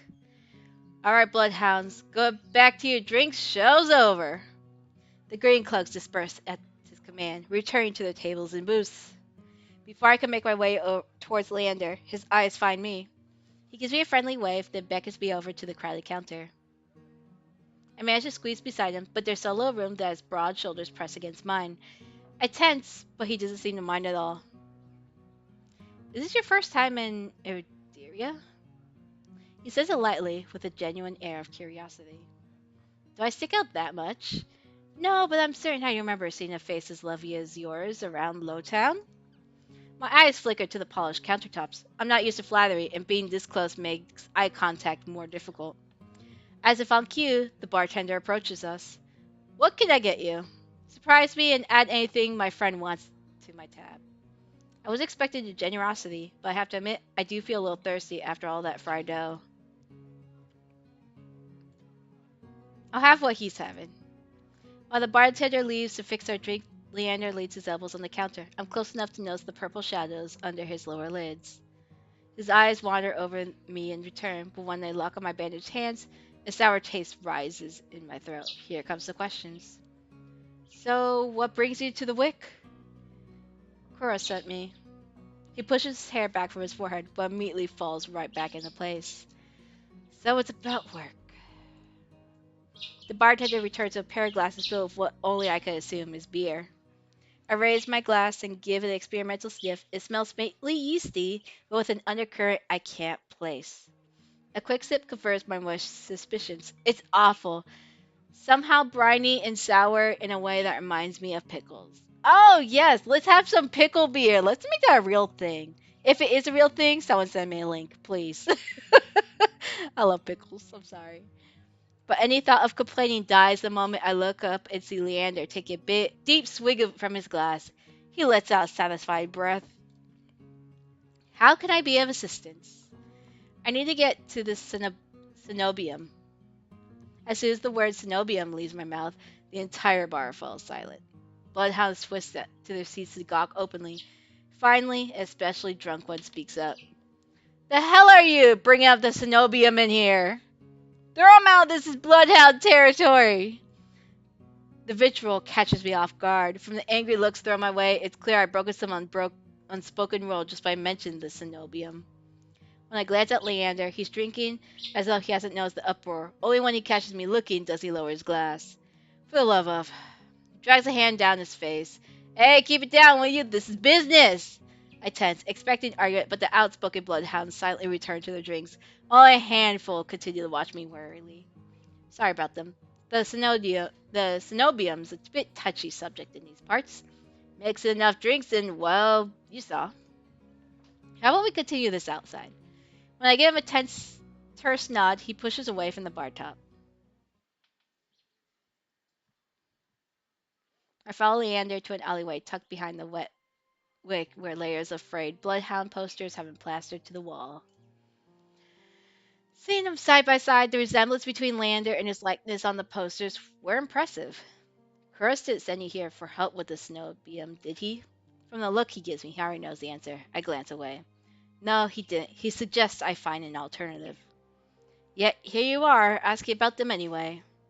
What do you need a cenobium for, anyways? I don't want to tell him about my curse. The less people know about my capabilities, the better. Thankfully, Leander takes my reluctant silence as an answer. Well, I see you're already aware of the city's currency. Information's worth its weight in gold here? Curtis told you the truth. The cenobium's dangerous. Get on their bad side and they'll prison you if you're lucky, or torture you if you're not. But the cenobium's supposed to be a place of learning, a sanctuary. The cenobium has always been heralded as the last bastion of human knowledge, a shining beacon of hope in the world steeped in nightmares. If any place held answers, it would be the cenobium. That's why I came here. That's what they want you to think, but things have seemed too good to be true, are often just that. Such a simple statement, and yet leaves me reeling. If it's true, if I staked everything on a lie, then what now? Leander clears his throat. But as I always say, there's solutions to every problem and alternatives to every solution. He claps his hands and turns to me with a brilliant smile. That's why Curus pointed you to the bloodhounds. Let me help you. Whether it's hunting solace, finding people, or recovering stolen valuables, we can do it all, and free of charge. I'm shaking my head before he's even finished his practice speech. My patience is wearing dangerously thin. Listen, I appreciate the offer, but my problem can't be solved by a group of good Samaritans. To my chagrin, Lander nods slowly. And your problem must be fairly serious. And if the Snobium's your first choice, you're searching for a magical solution, aren't you? When my eyes widen, he nods along as though he suspected all along. I'd be happy to help you out. That is, if you tell me what ails you. Leander might not work for the Snobium, but he is a mage, and a powerful one at that if his demonstration earlier is any indication. I'm silent, plagued by indecision. I don't know if I could trust him, but don't like I have any alternatives. I hate to admit, but this could be my only path forward. My confession comes out in a pained whisper. I'm cursed. Cursed? Oh, now I'm very curious. What kind of curse? Something ancestral or more recent? He looks me up and down, taking my face, my eyes, and finally my hands. It's your hands, isn't it? I wait until I'm certain my voice will remain steady before answering. My touch is dangerous. It changes people, hurts them.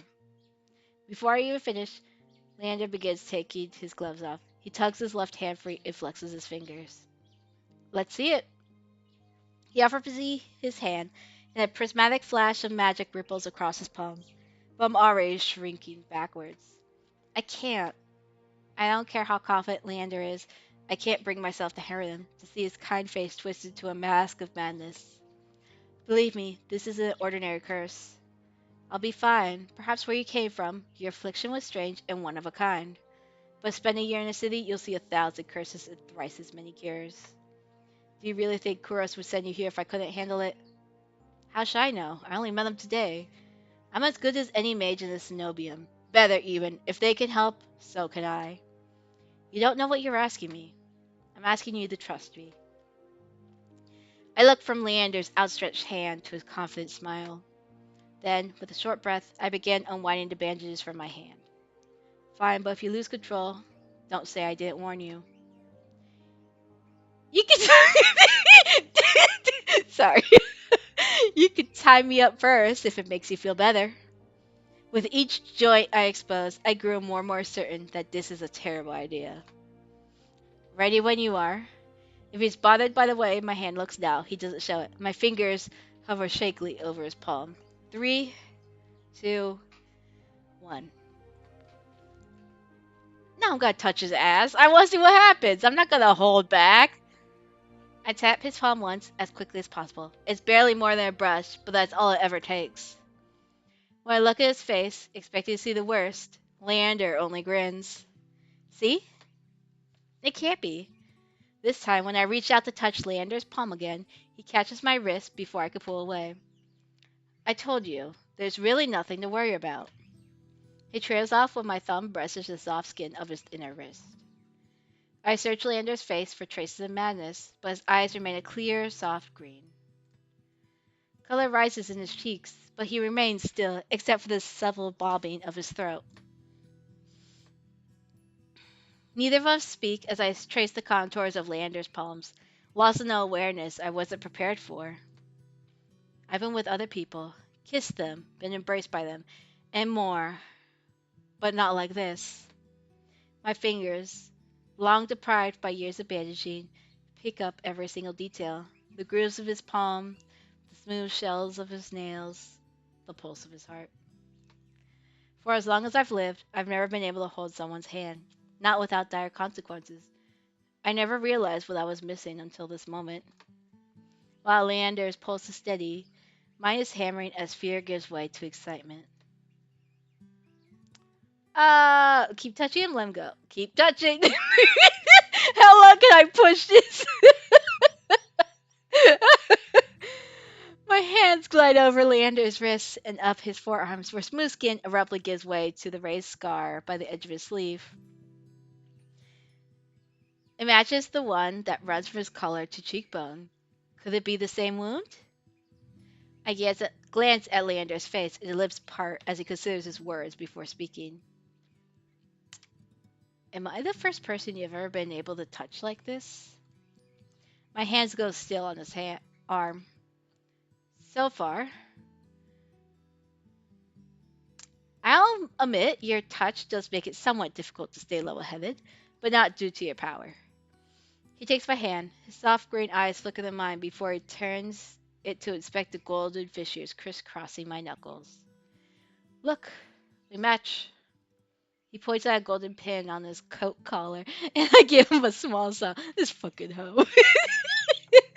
Shut up. I draw my hand back and take a steadying breath. My head feels as though it's stuffed with cotton.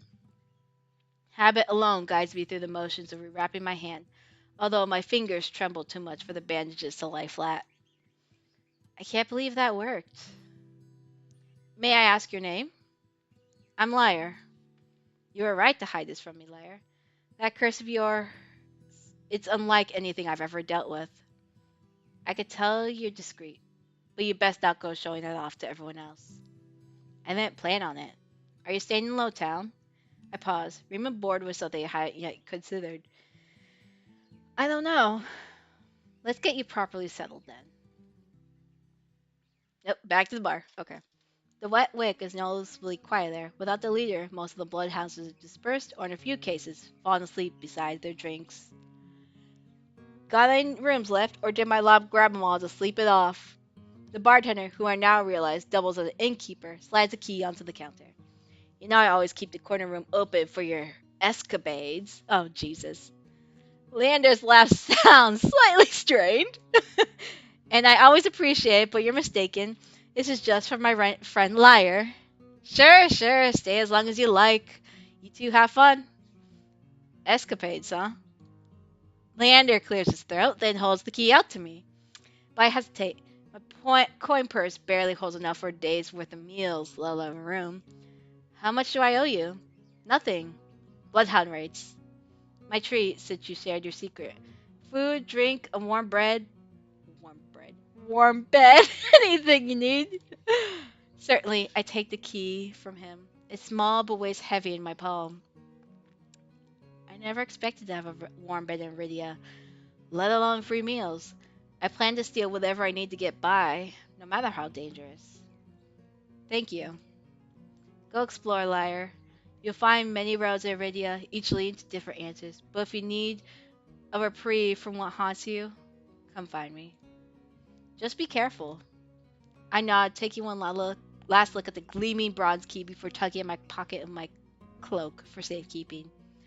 Leander gives me one last friendly wave before I depart.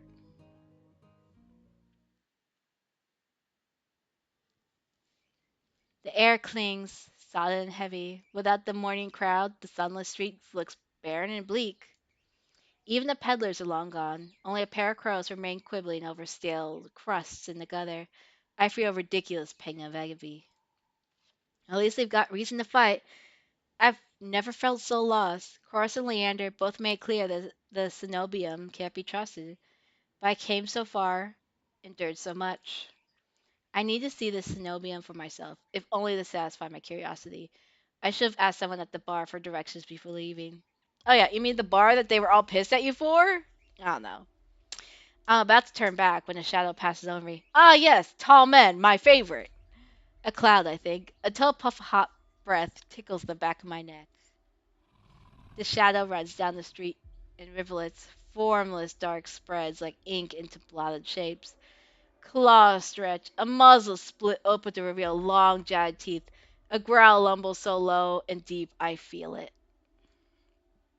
I want to run, to scream, but I feel trapped, as though the slightest movement or a single breath will snap the jaws around me shut. No, I won't let it end like this. If I'm going to die, I want to see what got me first. I steel myself, then turn. The shadow vanishes as quickly as it came. I'm left standing in the middle of the street, alone except for a figure reclining in the shade of a nearby stoop.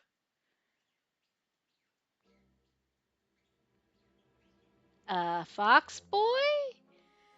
I guess a monster. That much is clear from a glance. One that could nearly be mistaken for human, were it not for the tufted ears, the trail curled around his ankle, or the dust pink eyes with pupils that sharpen like needles when they fall on me. Our eyes meet and the monster uncrosses his long legs.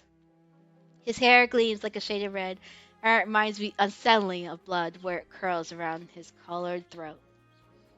Jumpy, aren't you? His tone is so light and carefree that I glance over my shoulder to make sure he's speaking to me. When I look back, the stranger props his chin on his knuckles and regards me with an inscrutable little smile. Didn't you see the shadow just now? It was massive, moved like a beast. Even as I speak, I'm aware of how ridiculous I must sound, but the stranger's smile doesn't falter. The only beasts I've seen are the Wick's drooling regulars, though this did catch my eye. With a flourish of his hand, my in-room key appears dangling from his finger. It turns on his chain, glittering when it catches the light. My hands fly to my coat pockets and sure enough, find them flat. He crooks his finger, beckoning. I've already taken 2 steps forward before some stifled instinct stops me. Something feels wrong. I stay on the edge, thrumming with so much adrenaline that the stranger's shadow flickers at the edge of my vision. I always attracted the worst kind of attention, but I can't get rattled now. How did you even find it? The key, I mean. What can I say? I'm a sucker for shiny things. Bruh. It's just me in a nutshell. His smile widens enough to reveal pointed canines. I saw you drop it. You really should be more careful. Silly like this, someone might take advantage. A bald-faced lie said without a hint of irony. There's no way I dropped that key, but I can't think of an explanation for how it went from my pocket to his hand. I approach the man, carefully keeping arm's length away. He doesn't look dangerous, but the most deadly ones never do. The stranger's chain softly clinks with the tilt of his head. His ears flick. Keeping your distance?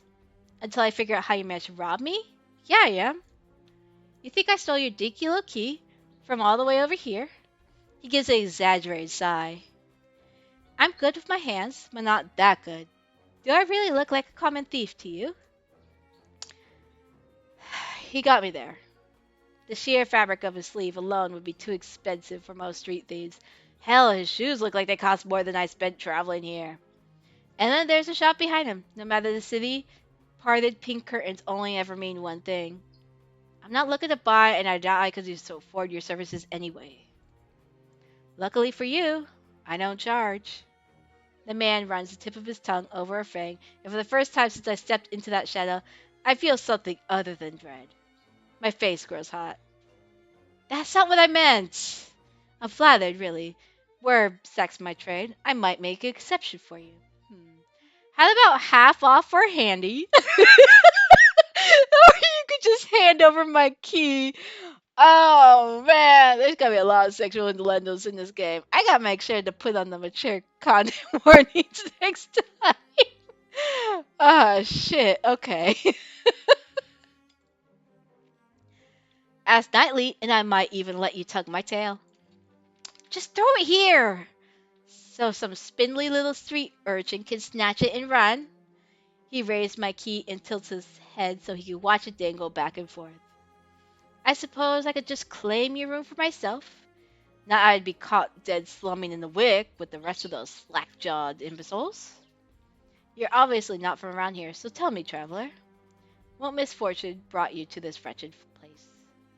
His voice practically drips with derision. I'm not telling you anything.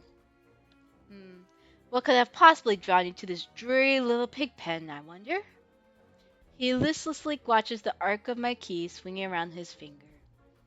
The weather's shit, the food's dreck, and there's entirely too many monsters for a human to feel safe. Unless... Dagger's sharp eyes flick towards me. They gleam with amusement. Unless you're just dying to consort with monsters. By now, my embarrassment has worn away, leaving simmering impatience in its place. If this is a shakedown, it's the most frustrating one I've ever experienced. Turn down, flirt back. You know, fuck it, let's flirt. How do you know that I spent all my money, starved, and nearly died in the swamp just so I could crawl into bed with the first thirsty monster I saw? That earns me a burst of breathy laughter. He gazes at me under his dark lashes. Aren't you funny? Could you be any more obvious? I've been told subtlety is not my strength. So your place or mine? If only I had my key, then I might be able to invite you up. His languid gaze glides from me to the key in his hand and back. Come, take my hand, and we'll go together. The more he flirts, the more convinced I become that this is some kind of trap. No matter how innocent monsters look, they always have tricks up their sleeve. And something tells me that this one's a little more dangerous than he lets on, even if he has a lovely laugh. I don't know what you want, or why you're messing with me, but I'm not coming any closer until I know you're not going to attack or bite. I won't bite hard, unless you beg me. No matter what I say, he finds a way to twist my words into innuendo. Even when I'm silent, he goes on as though we're having a conversation, not a standoff. Do you like dancing? There's a traveling troupe performing in Hightown tonight. Their lutist is utterly exquisite, truly a performance to die for. There's a life in this dreadful place, if you know where to look. You sound like you know the city well. The man's gaze flickered from me to the key dangling from his finger. Naturally, this dump was a little more than a miserable smear when I first arrived. Hightown, Lowtown, I know Iridia like the back of my hand. What about the Cenobium? Do you know where that is? His smile vanishes. Oh, he's pissed. Surely you've seen it. The absurdly large tower looming over the rest. It's a little hard to miss. He must have meant that spire I noticed when I first caught sight of Iridia. The Cenobium's overrated. Forget about it. I can show you things those stuffy boars in their limp dick tower can't even dream of. That is actually a good. Why is that such a good comeback? I've already got plans. Oh, have you some pressing matters at the Cenobium? Lunch dates with librarians? Tea time with the most esteemed abbess? That's my business. What's it matter to you? I square my shoulders and amusement bleeds out of him. Your loss. The stranger, finally bored of his tedious game, extends his hand toward me. The key rests on his palm, neatly dividing skin and leather. When he makes no other move, I reach for the key. But as soon as my fingers graze smooth brass, his hand springs shut around my elbow. Hey! He yanks me down and I stagger, my soul slipping on the steps. For a sick moment, I fear my bandages will unravel under his touch, but he's careful not to disturb him, even as his fingers dig into my arm. I knew I smelled blood. You reek of death and the road. And that fucking doctor. Oh shit. His voice, once silken, lowers to a smoky growl. The shadows around him seethe and boil as he pulls me closer. It's something else. He murmurs against my throat, nose grazing my jaw. Let go. I try to sway, but he doesn't budge. His breath trails down my neck, sending a thrill of dread through me. But when I fear he'll bite, he takes a deep whiff instead. His wide, flight eyes gleam with naked hunger as he gazes up at me. Not quite human, not quite monster. Seem we're both. Very! The stranger's ears flatten and he releases me with a short breath. I yank my arm back, massage it where his grip left grooves in my bandages. The stranger twists around to watch a woman duck out from the curtain behind him. Her press uniform bears the insignias of the Cenobium. I leave you for all of what? 10 minutes and you're making trouble again. Will you quit harassing the tourists? The stranger, very I take it, rolls his eyes and flashes at Cleric a withering smile. So suspicious. Can't you see this friend of mine? Unnatural liar. He grins at me and his tail swishes minutely. The woman purses her lips at me, clearly unconvinced. I open my mouth to correct him, but Very cuts in. I was graciously offering my dear friend some free advice. Though his voice remained light and cheerful, his expression darkens. Danger's drawn to you like a moth to a flame. It will always find you given time. The woman clucks her tongue as though she's heard this recital 102 times. Word of advice: don't take free advice from lazy foxes lounging in the streets. This crook would sell water to a drowning man for the sheer enjoyment of it. She shrugs off a wilting look from Very. Oh, please. Any friend of yours knows it's true. Now hold still. Very rises gracefully at their approach. He pushes his hair aside so it drapes over one shoulder, exposing the long line of his neck. And suddenly it dawns on me that the jingling I heard earlier wasn't coming from the harness attached to his collar, but a leash. A heavy iron chain wound around the hitching post and padlocked to the back of his collar. Very posed deliberately to hide his leash from me. The woman produces a keyring from her pocket. She rifles through a dozen identical keys before selecting one and sliding it into his lock. Come on, unless your friends tag you along on our merry little soulless hunt. The hunting for soulless inside the city? Words momentarily fail me. The woman regards me with a polite, if tight, smile before marching down the stairs. Very lingers. He stretches his arms over his head with a yawn, and I try not to stare at the way his stomach flattens when he arches his back. You little secret safe with me. Try not to get yourself killed. Hmm? Very hops off the stoop and bounds after the woman. His tail sways merrily as though he hadn't just lied and threatened me. Did you just try that thing I mentioned? The Levotian knot? That the one thing where you take three figures and actually... Don't tell me. Knowing you is disgusting. Mary's airy laugh echoes down the street. It's only after hearing the clerk have vanished from sight that I realize I'm still missing something. Wait! Reflexively, I shove my hands in my pocket and find it. The room key. I use the key from my pocket and smooth my thumb over his seat as I try to recall a touch, a tell, or any hint of Mary's sleight of hand. But I can't figure out how he did it. All I know for certain, is that the Cenobium saw fit to leash him, a fate I could share, if that's what his vague warning meant. I let my eyes drift skyward, past the lanterns gently swaying in the breeze to the Cenobium faintly visibly through the haze. Just one glimpse is all I need, then I can put this all behind me. This time, the key goes into my coin purse for safekeeping.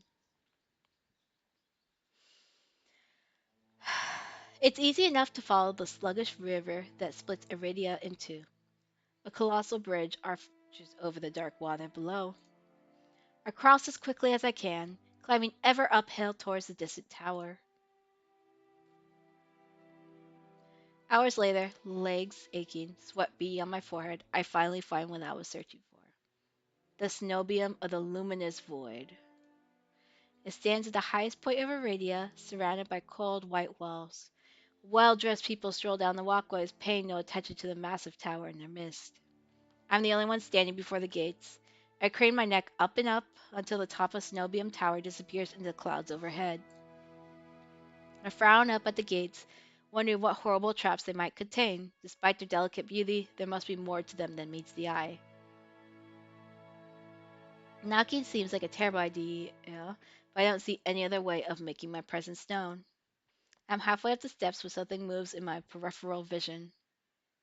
A shadowy figure crossed behind one of the white walls. No, a shadowy figure crouches beneath one of the white walls. They reach out and tug on a vine as if testing its strength. Oi, you there! The shadow vanishes as quickly as I spotted it, and a gaunt-faced man in a crisp charcoal uniform marches up the steps toward me. Ugh, another tourist. Get out of here once you're done gawking. A dismissive wave accompanies his equally dismissive words, and he turns on his heel without even waiting for an answer from me. I look back at where I saw the intruder, but there's nothing, just the leaves blowing gently in the cool breeze. Hmm. I step away from the gates, hopelessness washing over me. Hello? A whisper, so close I could feel the warm brush of breath on my skin. I instinctively instinctively jerk away, but there's no one beside me. Halfway down the staircase, I spot a woman swaying in the breeze. She's gaunt at the rail, her blouse moth-eaten, unable to take her eyes off of her, not because of the way she smiles a little too wily, or the way her tousled braids look unbrushed for days, but because of her eyes shine like a vibrant, unnatural crimson. I'm both entranced and unsettled by the subtle glow. These days, you'd need a miracle to get in there. I'm unsure how to respond, or if I even should. Respond sarcastically. Seems like I'm in the market for a miracle. Know anyone selling? She beams at me like I've said the greatest thing she's ever heard. Lucky for you, I have them for free. Whatever she's selling, I'm not interested. My words come out in a tired breath. No thanks. I start down the stairs, but she abruptly steps into my path. She turns her back to me, but before I correct, she slips her fingers on the lacing of her collar, stripping out of her blouse in broad daylight. Oh, so a crazy person. Got it.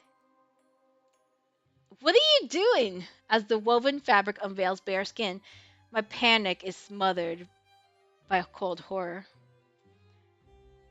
A misshapen, sunken scar carved into the woman's body. Pitted, gnarled skin snakes down their shoulders, blooming from a gaping hole in the back of her neck. Oh, this is horrifying. I'm glad I don't have a picture of this. A shuddering breath escapes me. The fuck? Whatever disease this woman had ate away at her from the inside out. How is she able to breathe? It's impossible. She should be alive, and yet the power of your to cure anything can be yours too. The power of the sea spring. The woman slides back into her blouse and deftly laces it up. If I've caught your interest, then follow me. It's only a short walk away. Without another glance, she leisurely strolls down the cenobium stairs, loose braids bobbing behind her. The edge of her scarf peeks out from under her collar. I stand there, wordless until I manage to regain my bearings. It's a twist miracle, but a miracle nonetheless. This could be the stupidest decision I made in my life, but what choice do I have? I take a final look at the cenobium's shut gates, then follow her down the steps. Oh, God. This is such a fucking, like, it's a lot. It's a lot to, like, keep up with, that's for sure. Good God. Okay. Uh, we're almost at 4 hours. We're at 3.5, so it's not too bad. Okay. We descend for the higher streets, leaving them behind their gilded decadence as we cross the river. The what districts feel more familiar to me. Ah, yes, we love the everything. The crimson eye woman takes me further, then farther still until I met with an all too familiar sight. My gut lurches when I face the open horizon. The city's outskirts are hardly recognizable in daylight and probably safer for it, but venturing beyond Iridia's walls is a gamble I wasn't prepared to take so soon. Keep going straight, and the sea spring will reveal itself to you. I bark out a bitter laugh, loud and involuntary. I've fallen for this already. Not that I'm proud of it, but I know a setup when I see one. I barely have enough coin for a meal for what it's worth. If I wanted your coin, I would already have it. She says it so lightly, I almost believe her. Even she looks as physically capable as a toothpick. You are as safe inside the walls as outside of it. Truthfully, the territory before you is the safest of all. What do you mean, territory? This really region belongs to Ice. Most people know him as a gang leader, but he's much more than that. I squint against the empty wastelands. Only a fool or someone with nothing to lose would leave the city. Apparently I'm both.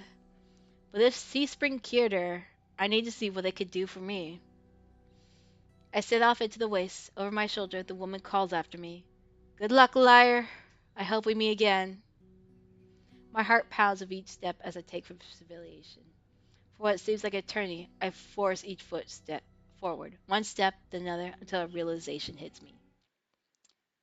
I never told the woman my name. Something pierces the horizon ahead of me.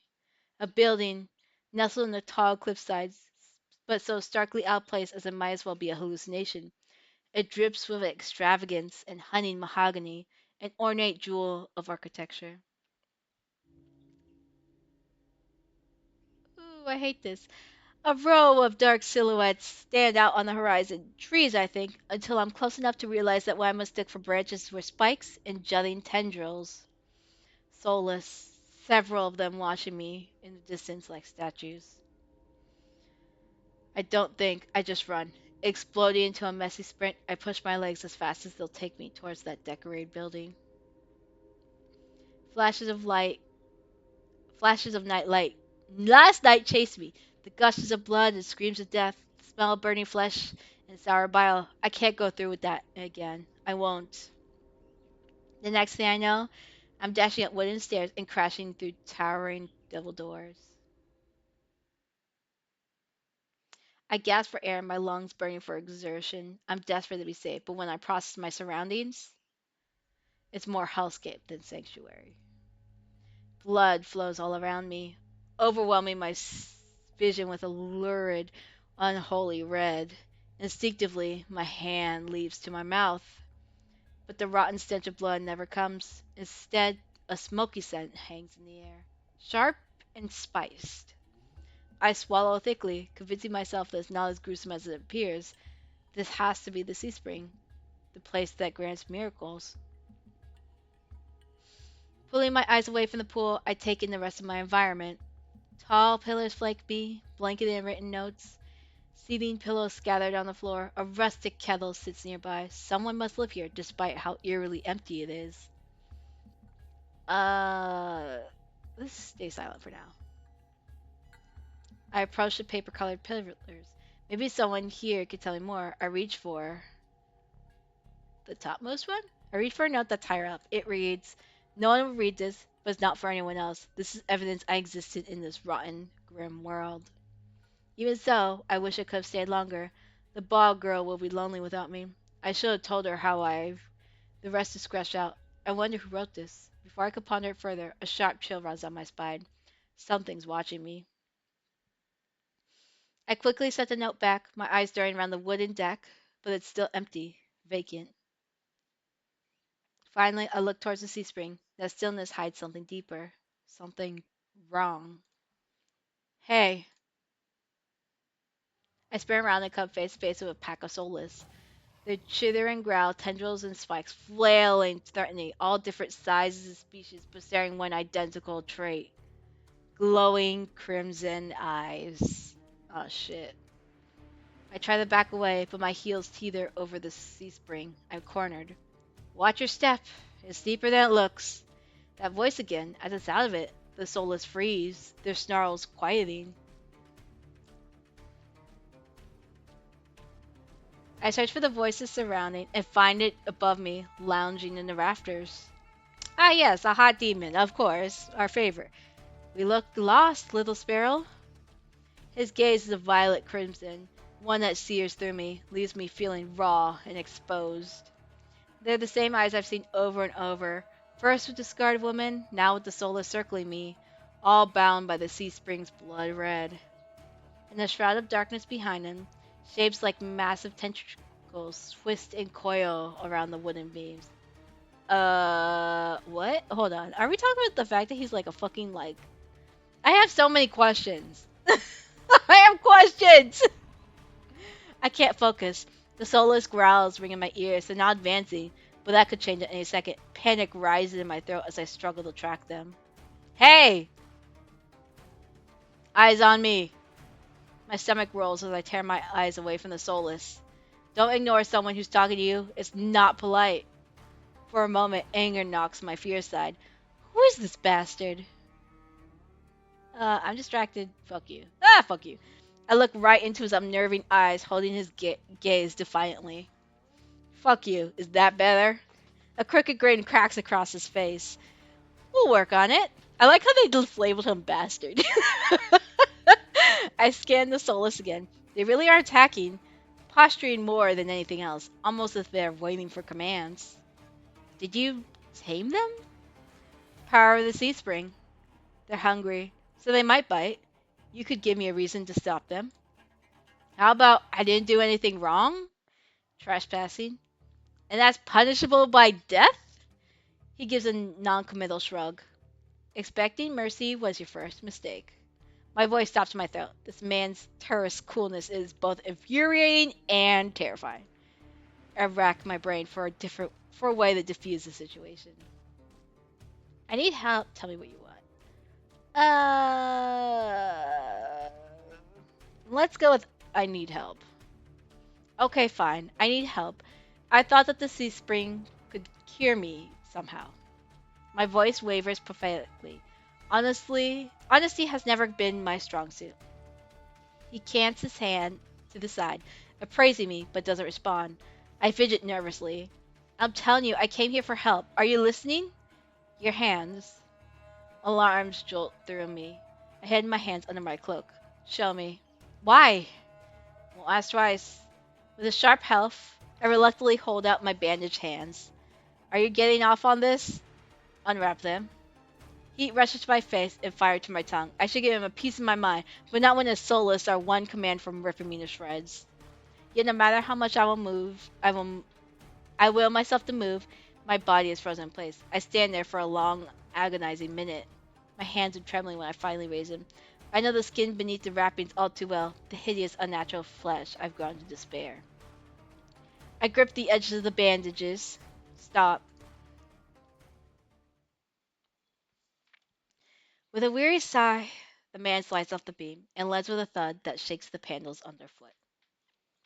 He's a monster, with an imposing figure that towers over me. I couldn't tell how tall he was before, but he's big. Illuminated by lantern light, his features are stronger, sharper. Several clinks of metal accompany each of his footsteps. The closer he gets to me, the faster my heart hitches. What does he want? Is he going to kill me? I step backwards and find nothing to set my foot on. I forgot my back was to the sea spring.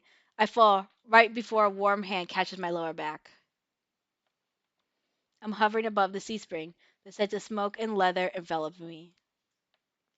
Blazing crimson eyes bore into mine. Told you to watch your step. Too stunned to muster a response. Like I weigh nothing, he guides me back to solid ground and steps back.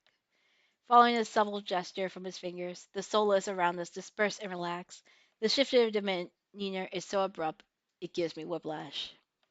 The enormous tentacles are no longer in the rafters, though now I doubt I ever saw them at all. Either way, I exhale a breath of relief. Thanks. As focused on me as he was before, the monster pays no attention to me now. He kicks some seating pillows out of the walkways, checks the contents of the kettle with a scowl.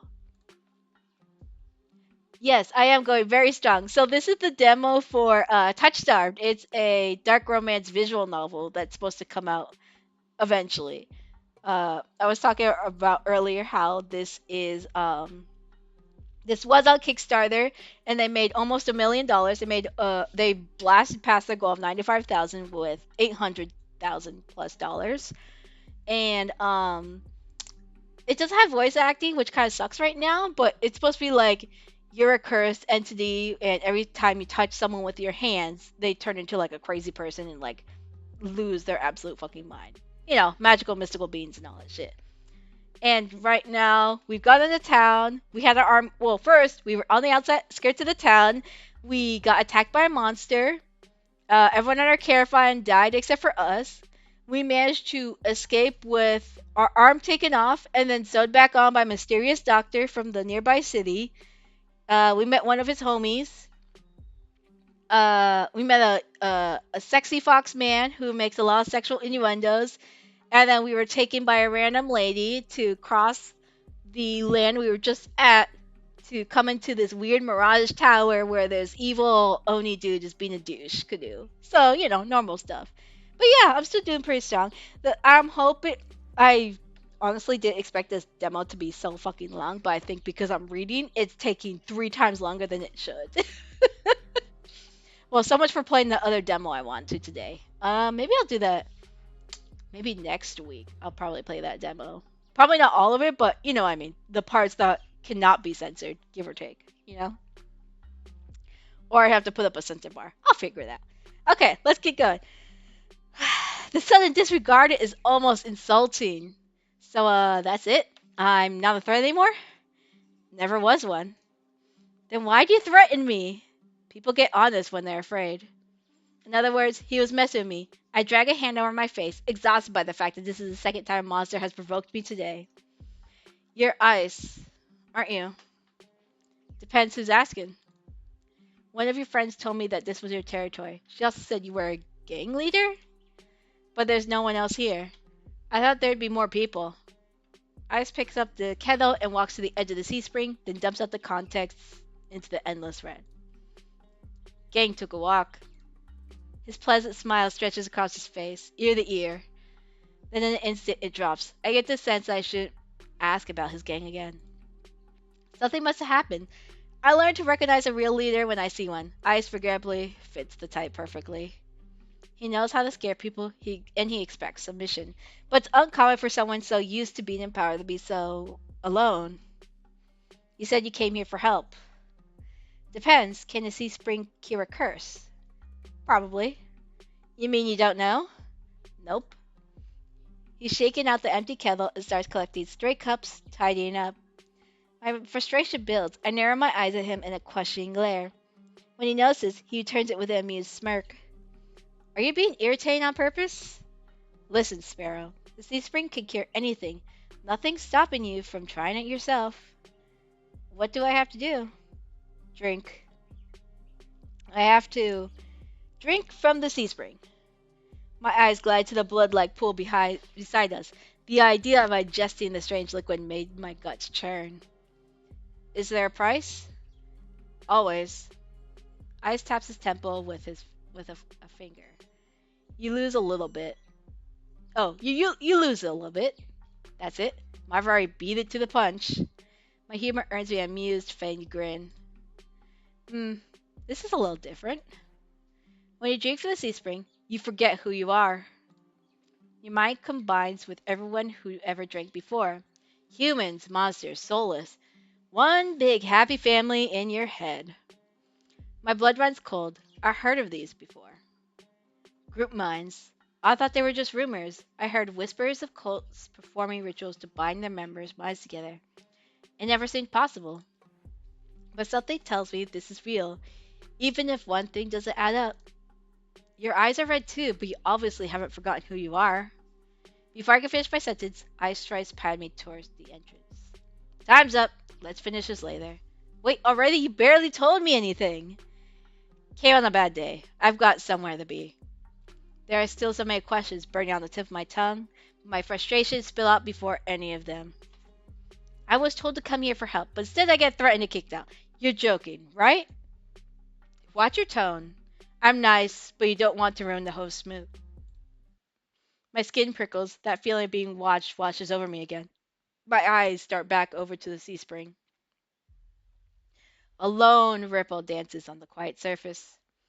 I take Ice's advice and clamp my mouth shut. Ice approaches a nearby soulless, a lanky dog-like one with 6 legs and a crown of tendrils. Several sets of crimson eyes adorned its sides. Its forked tail wagged rapidly when Ice squatted beside it. He runs his finger through the tendrils, scratched his chin, and pat its head. A gentle smile plays across Ice's lips. The affection he holds for the soulless is painfully clear. I dip my eyes away, my stomach fluttering at the tender sight. It's getting dark out, so this pretty girl will guide you back.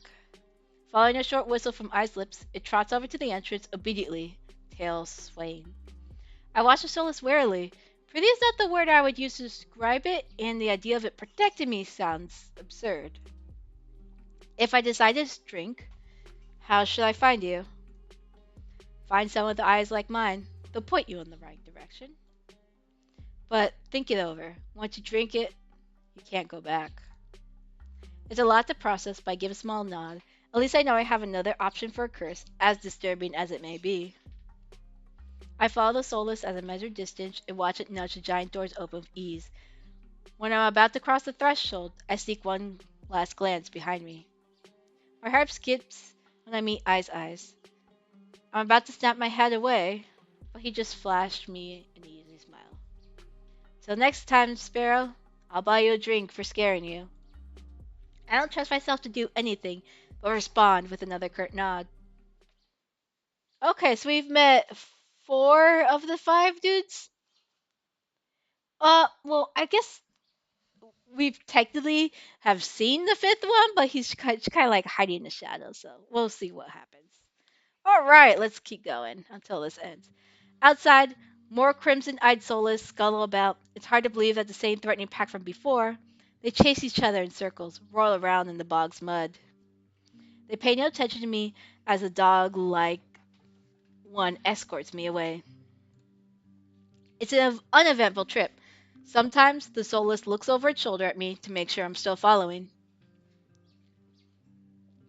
What a long ass trip. That's already fucking nighttime. Jesus. Dusk darkens the sky by the time we reach the city. The soulless sits and looks at me expectantly with familiar crimson eyes. Wait. Let's pet it. As nervous as I am, I carefully glide my fingers through the soulless tendrils and scratch beneath his chin, just like Ayas had.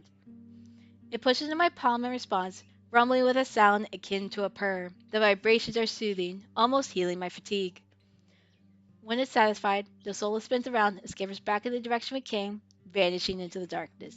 I hope that aside from those beginning shots that they had in the very beginning when the soulless attacks you in the caravan, that they have more art in the future for all the different types of soulless that kind of come through. Because as much as it's a visual novel game where you're supposed to be romancing and canoodling with the men and all that stuff, I want to see some monsters. I love the monster design so far. It's barely my first day in Iridia, and I've already encountered so many things I thought were impossible. Tame soulless being one of them. My head spins. Maybe I should call it a day. Oh, right, I forgot we have a fucking in room now. Nightfall creeps across the street of Iridia. The city, labyrinth, even in daytime, has become a warren of treacherous alleyways. The streets are completely deserted. If I hadn't been here earlier, I would have thought this part of the city was abandoned. I make my way through the winding streets, doing my best to keep my bearings towards the wet wick. My steps slow when I hear rustling in the dark. I strain my ears, but everything is still. Is the silence playing tricks on me? I'm imagining something is wrong. The fine hairs on the back of my neck prickle, a frisson of discomfort running down my spine. Something is wrong. My eyes dart from one side to the street to the other, searching for movement, but the shadows are as deep and dark as the pools of ink, and I see nothing. I can't stay here. I need to reach a busier part of the city. Drawing my cloak tight around my body, I hurry on my way. Though I keep my eyes sharp and listen intently, there's only the sound of my own footsteps. As the moments pass and nothing happens, I begin to wonder.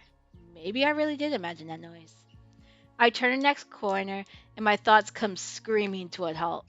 My head spins, the world blurring as the adrenaline rushes through my veins. Only one thing is clear amidst the haze. The Solus that attacked the caravan.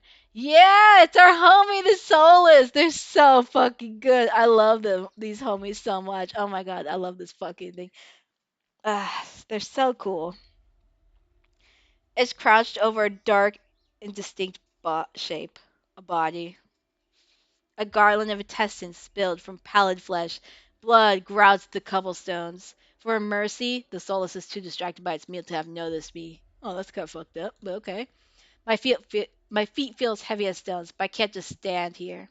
Holding my breath, I take a step backwards. When a wet, slippery sound don't abate, I take another, then another. Then a shard of glass clutches under my heel. The world seems to slow to a crawl as the soulless raises its head, blood dripping from its tendrils, every single one of its bulging eyes fixed unblinkingly on me. It's really here. It's come back for me. Oh, cool. Love to fucking run option. I'm off like a shot, running for my life through the darkened streets. Behind me, a piercing bay splits the silence, and heavy footfalls pound after me. My heart thunders in my chest. I take turns at random, trying to lose it at the maze of streets, but I can't seem to shake it. I can hear its breathing now, a wet, fluttering rasp, growing closer and closer. The same claws that severed my arm swipe out. I duck, saved by pure reflex, and skid around the corner. I take 3 running strides before the bottom drops out of my stomach. A wall twice as high as me bars my way. A dead end. When I turn around, the soulless looms in the entry to the alleyway. It's no longer running. It doesn't have to. As it prowls closer, my thoughts race. Some of the buildings lining the streets are lit. There must be people inside. It's a long shot, but scream for help, try for the nearest door. Uh, let's try nearest door. I whirl, grabbing at the handle of the closest door. It turns completely, and the hinges creak as I push. I feel a flash of hope before a weight hits the door from the other side and slams shut. The click of the lock turning is grimly final. In the wretched world, few people will stick their necks out to help their own flesh and blood, never mind a stranger. The soulless gives a raspy hiss. It's the orally warning I get before it lunges at me with a flash of claws. I hurl myself to the side, but the slick cobblestones betray me. I fall, sprawling over the rough stone. As though the soulless loom over me, I scramble away from it until my back hits the wall. There's nowhere left to go. It descends on me for the kill. But the impact never comes. Ah, yes, we love murder hands. I wearily crack one eye open, then the other, not sure what I should believe what I'm seeing. A hooded figure crouches in front of me, one blood-stained hand outreached. Moonlight slivers at the edge of their stillet. Silvers the edge of their stiletto knife. The face and hands are splattered with blood. In the soulless, my eyes dart past my unexpected rescuer to the misshapen form behind him. The soulless's many eyes, one restless and vibrant, now looks dull and waxy. A red pool spreads slowly from underneath its body. Numb with shock, I can't help but stare. It's dead. After all the people it's killed, after nearly killing me twice, I can hardly believe it. Well, I gingerly take the offered hand. The stranger's gaze dipped to my bandages. Pale lips park on the brink of a question, then close again. With a strength bellowing their slight frame, they pull me to their belaying their I can't talk. Fuck. With a strength belying their slight frame, they pull me to their feet. As soon as I'm on my own 2 feet again, they pull away from me and start wiping the blood from their face and hands. I'm surprised this is a very pretty woman after all the different games we had over the years. I want hot woman, at least one hot woman as my option. Stay there. They turn away from me stiffly, leaning over the soulless's gangly body. With their back towards me, I realized I saw their hooded silhouette at the Symbonium earlier. You were at the Symbonium. You saved me. You shorter than I thought. Um, you're shorter than I thought. They gave me a startled look before their eyes narrowed. It seems I've touched a nerve. I'm surprised you think at all.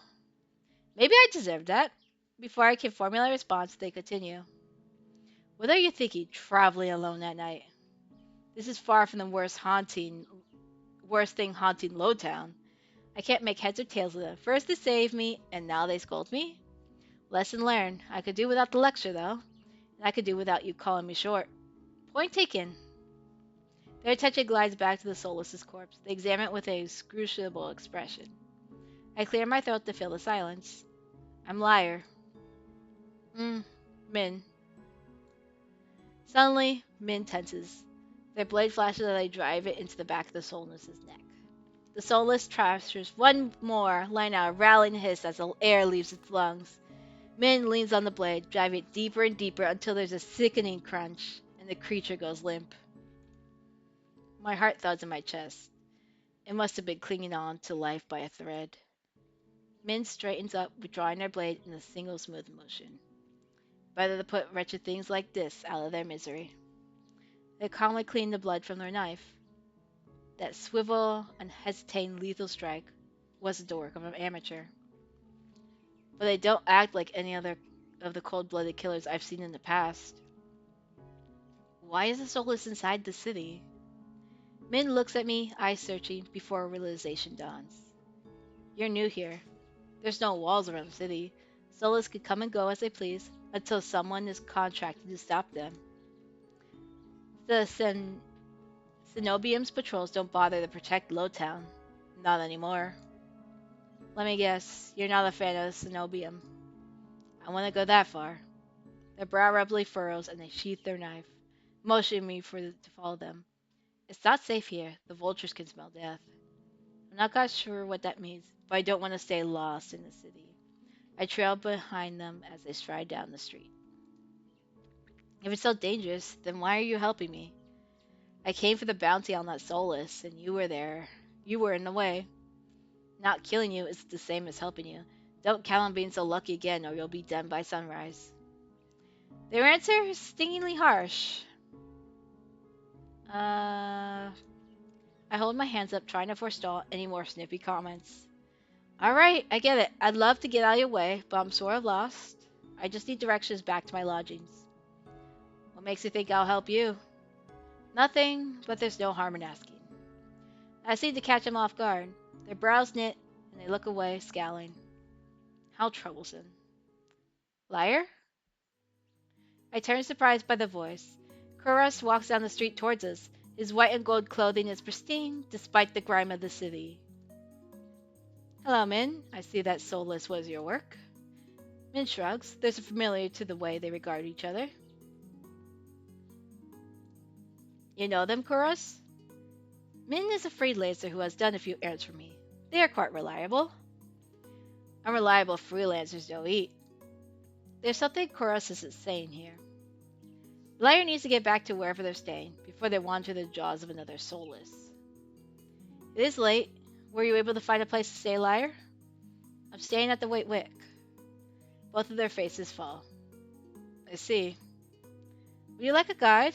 It might be preferable to wandering about alleyways. That would be nice. Min clicks her tongue and sighs, sounding mildly put out.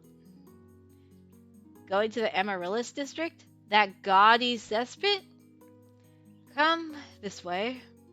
Despite Min's clear distaste, where Kuros leads me down the street, they keep pace with us. Catching my curious glance, Min's eyes narrow. It's not safe this late. I don't care about you, but Kuros is the only doctor worth a damn in this place. Are you like this with everyone? The deadpan look Min gives me is enough of an answer. Is answer enough? I catch Kuros hiding a slight smile. I suppress a sigh and resign myself to having a grumpy shadow all the way back to the Wet Wick. The route Kuros take is completely different from my slow meandering earlier in the morning. My slow meandering early in the morning. In no time at all, he cuts through the darkest streets and twisting alleyways. Yeah, back to the strip clubs. It seems like half the city has poured into the Amaryllis district's colorful streets. Laughter, clinking glasses, and music assault my ears from every direction. Yet the most noise still comes from the Wet Wick, its doors hang wide open, lanterns lit. Here we are. He moves towards the door and Min lets out an audible huff. Don't tell me you're going in. I have to quit business with Leander. Fine, he still owes me for yesterday's work. They drag their feet, reluctantly trailing me into the tavern.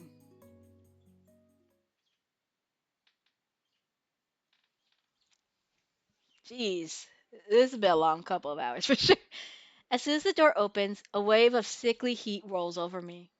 In the hours since I left, the wick has grown suffocatingly crowded. Cora stands out, easily a head taller than most, even so I nearly lost sight of him amongst the sea of swarming bodies. Pardon me? The crowd parts as though answering his request.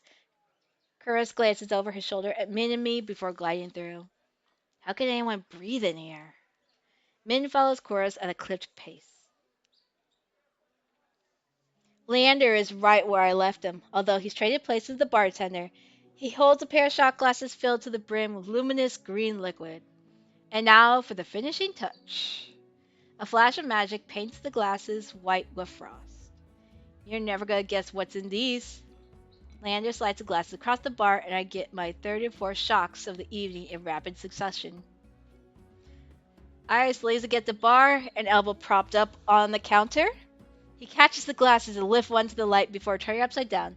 The contents, magically congealed, stay firmly in place. Oh my god, are these fucking magic jello shots? Fucking hell. This is so stupid. You're supposed to make drinks, pray boy. Don't tell me you're wasted already. Very, perched on the bar's counter beside Ice, takes a single look at the shot glass and shakes his head. What have we here? A bucket full of boogers? Leander's nose treasure? You've eaten worse. Vary's lips twitch and his ears flatten when his eyes offers him a glass. He turns his cheek with a sniff and Eyes just snickers. Coward.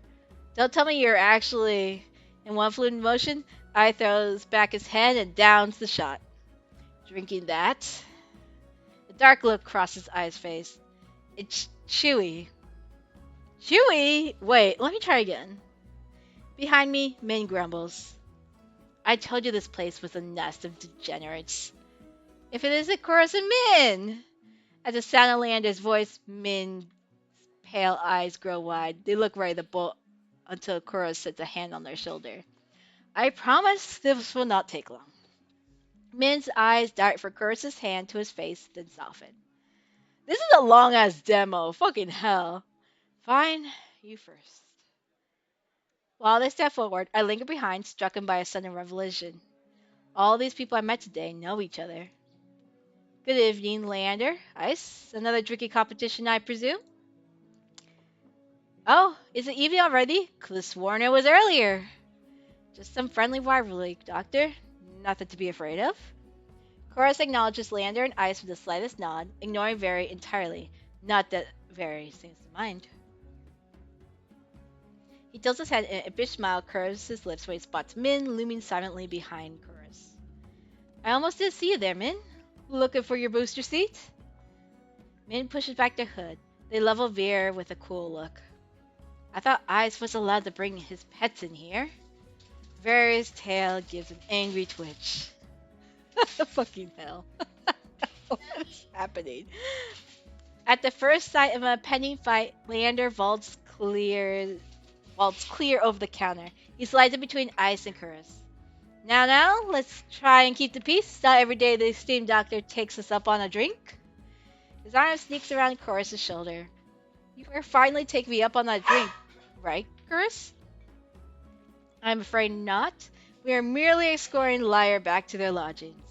Chorus gestures in my direction. My stomach sinks. I reluctantly step into the light.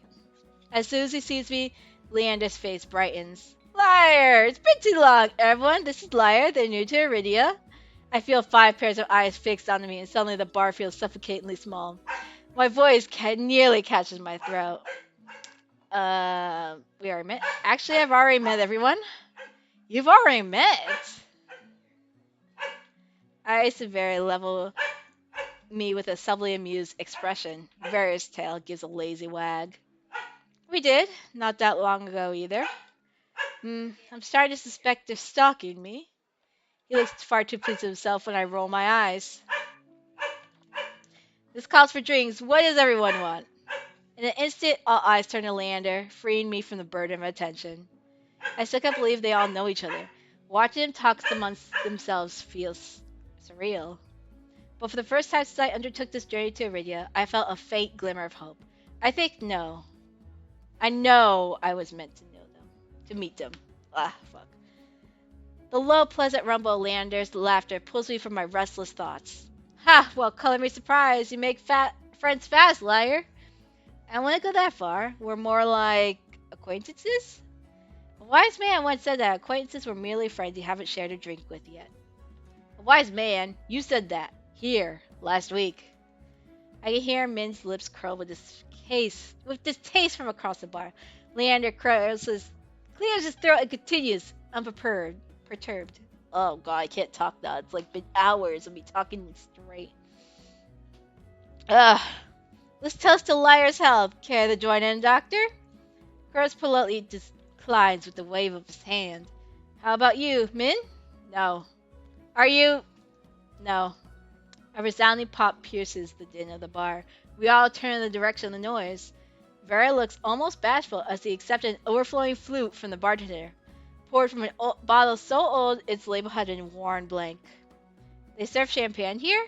Since when? Very paused in the middle, licking champagne foam from his finger with a coy smile. You don't mind, do you? And transformation as impressive as a magic trick, the concern on Leander's face vanishes. He laughs softly. No, be my guest. I know if you've got expensive taste, all. Then he shoots the bartender a frantic look. Unbothered or uninterested in his company, eyes cant his head at me, a light smile on his lips. How about you, Sparrow? I did say I'd buy you a drink earlier. No, my treat. Ice regards Lander over the lips of his glass. In a dim light, the glint in his crimson eyes looked downright dangerous. What'll it be, Lyre? Uh, fuck it, I'm taking that drink. I'll take you up on that drink, as long as it's not one of those green shots. Don't knock 'em till you try 'em. They taste better than they look. Somehow I doubt that, but I hold my tongue long enough for Leander to go behind the bar. He's lying, isn't he? When I glance at Ice, he only shrugs. Like I said, they're chewy. Probably poison too. He considers his own drink, a tumbler of amber-colored whiskey. Leander's tried to kill me a dozen times by now. It's always a gamble. Vera clicks his tongue in disapproval. When he finally looks my way, it's with a half-lidded gaze, softened by his third drink of champagne. Were I you, I wouldn't let Leander put anything in my mouth. He fans his fingers over his chest, voice dripping with fake reverence. The Wet Wick is the one of the finest drinking establishments in all of Irida. While you're here, you may as well partake of the signature watered-down drinks and stale nut leather. He sweeps his hands towards a ceramic bowl filled with spindly, speckled jerky that I can only assume is nut leather. What is with this food in this city? As abysmal as you make it sound, this place is completely packed. It's not all bad. Depending on the day, the food's edible. Ice takes a measured sip of his drink. Gotta stick around for the real attractions, though. Before I can ask what he means, Leander returns with a tumbler that he sets in front of me. Uneven chunks of ice bob in a pool of reddish-purple alcohol. I sip the drink suspiciously. To my relief, this time all I smell is the sharp, clean scent of gin with an undercurrent of fermented fruit. I really just said chug. Relax, it's just a local specialty. Plum gin. Although if you're feeling more adventurous. I shake my head. Leander wraps his knuckles against the bar until the group falls silent. Alright, everyone, let's toast. May Lyre stay in Iridia be full of bright adventures and discoveries. Cheers! Leander, Ice, and Vera raise their glass in unison. Min only crosses their arms and Kuros watches with polite indifference. I tip back my drink. The plum gin is eye-wateringly strong. Despite a strong medicinal edge, it goes down smooth. One sip softens the edge of my vision. The next fades the din of the crowded bar into a low, persistent murmur. I find myself unwinding for what feels like the first time in years. Aren't you the popular one, Lyre? I'm guessing you met Curtis first. It would be more accurate to say I found him. He saved my life. I merely performed my duty as a doctor. Although I must admit I was confused when I woke up missing all my clothes. Leander makes a choked noise. Somewhere behind him, Min sighs. It's not what you think. Lyre was in grave condition. I could hardly treat such injuries through tattered clothes. The silence that follows stretches uncomfortably long. I look away, unable to face Cora's disappointment and catch Vera's snickering behind his hand. Ask my key to change the topic. Kuros isn't the only one who saved me today. Don't you listen? I didn't save you. You were simply there. That's Min for you. Leander reaches for Min, but I duck under his arm with practiced ease without so much as looking his way. As reliable as they are moody. You're one to talk, considering you neglected to warn him to stay off the streets at night. Oh, I might have gotten a little distracted. Min's only response is a short breath. At any rate, I never got a chance to thank you, Min. Don't. The less Solus alive, the better. For a heartbeat, Min's eyes flicker towards Eyes, and their lips twist. Eyes is too busy nodding along to Vera's enthusiastic pantomime of stabbing to notice, lost no doubt in the enthralling discussion. I've had enough of this hellhole. Let's go. Min and Kura share a brief look, then the doctor speaks up.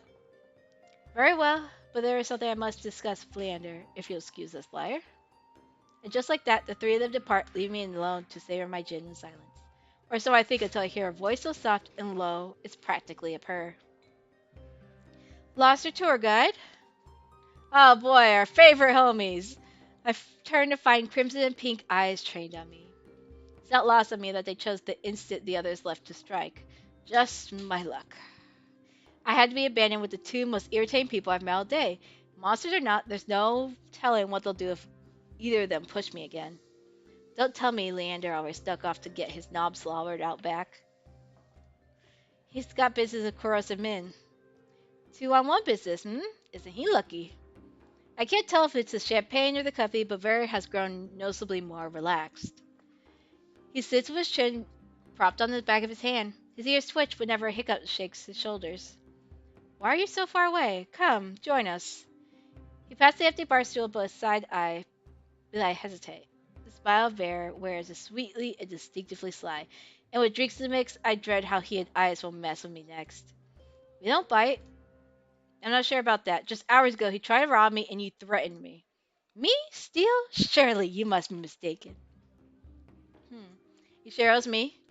Yes, it was you. And then you had the gall to kick me out just so you could go drinking. He gives another one of those shrugs. I was lonely. The simple answer that I expected, but I guess I can't fault him for that.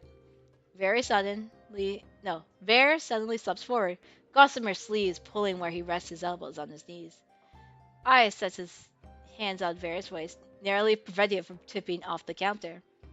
How about we start fresh, Beginning with proper introductions. Get off on the right foot and whatnot. I'll start.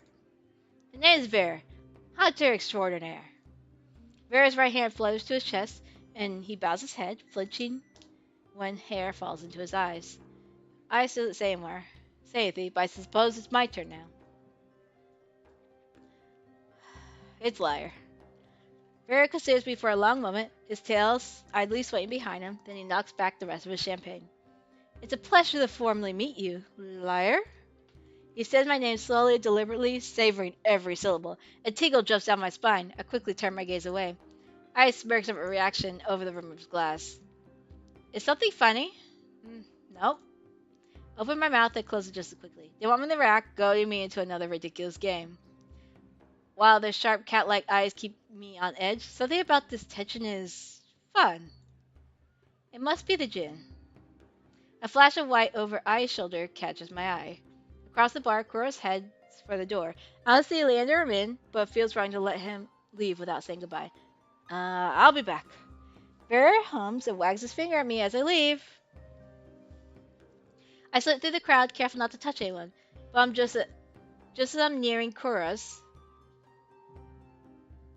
ah! I stagger, shoulder checked by a man with a neck thicker than both of my thighs. He stares me down, nostrils flame. Out of my way, shit stain! My rough words spill out on their own. You watch it! I regret them as soon as they leave my mouth. That fucking gin!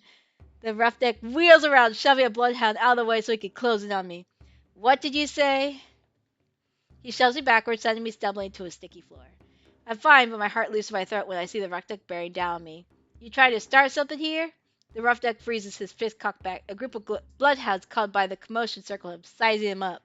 For what feels like an agonizing long moment, the roughneck loops from me to the bloodhounds. Finally, he sniffs and spits on the floor next to me. The lob narrowly misses my cheek. Screw it, too many freaks in this circus tonight. He turns his back on me and comes face to face with Eyes. A dangerous smile spreads across his face. Oh, fucking Christ. You'll do. What happens next is a blur. Eyes' fist crashes into the roughneck's jaw, causing an eruption of gasps, shouts, and even cheers around us. I scramble to my feet right as the frantic crowd swarms around me, cutting off my sight of everything and everyone. Through the ruckus, I hear Leander shouting, Hey, hey, Eyes, take it outside! Ignore them, everyone. Look, drinks are on me! With those 4 words, the wick erupted into hoots and hollers. The ring around me disperses as bloodhounds and onlookers rush towards the bar. Throughout the thinning crowd, I catch glimpses of familiar faces. Ice vanishes out the back, dragging the roughneck behind him. Kuros lingers near the door, searching I suspect for any wounded before he departs. Min draws their hood up tight as they slip out a side door, while Vera leans over the counter to swipe a glass of wine from behind the bar. And Leander, seated at the opposite end of the bar, gestures dramatically and apologetically at the bartender. In the space of a heartbeat, I realize that there's no telling when or if I'll see any of them ever again. Whoever I pursue may be the last person I get to speak to tonight. I follow. Oh shit! I actually get to pick who I want to follow. I actually hold on. I actually want to save and see all the different endings. So let's save here, and then we could return to them all afterwards. Cool. Okay, let's go follow our first demon boy. Let's go.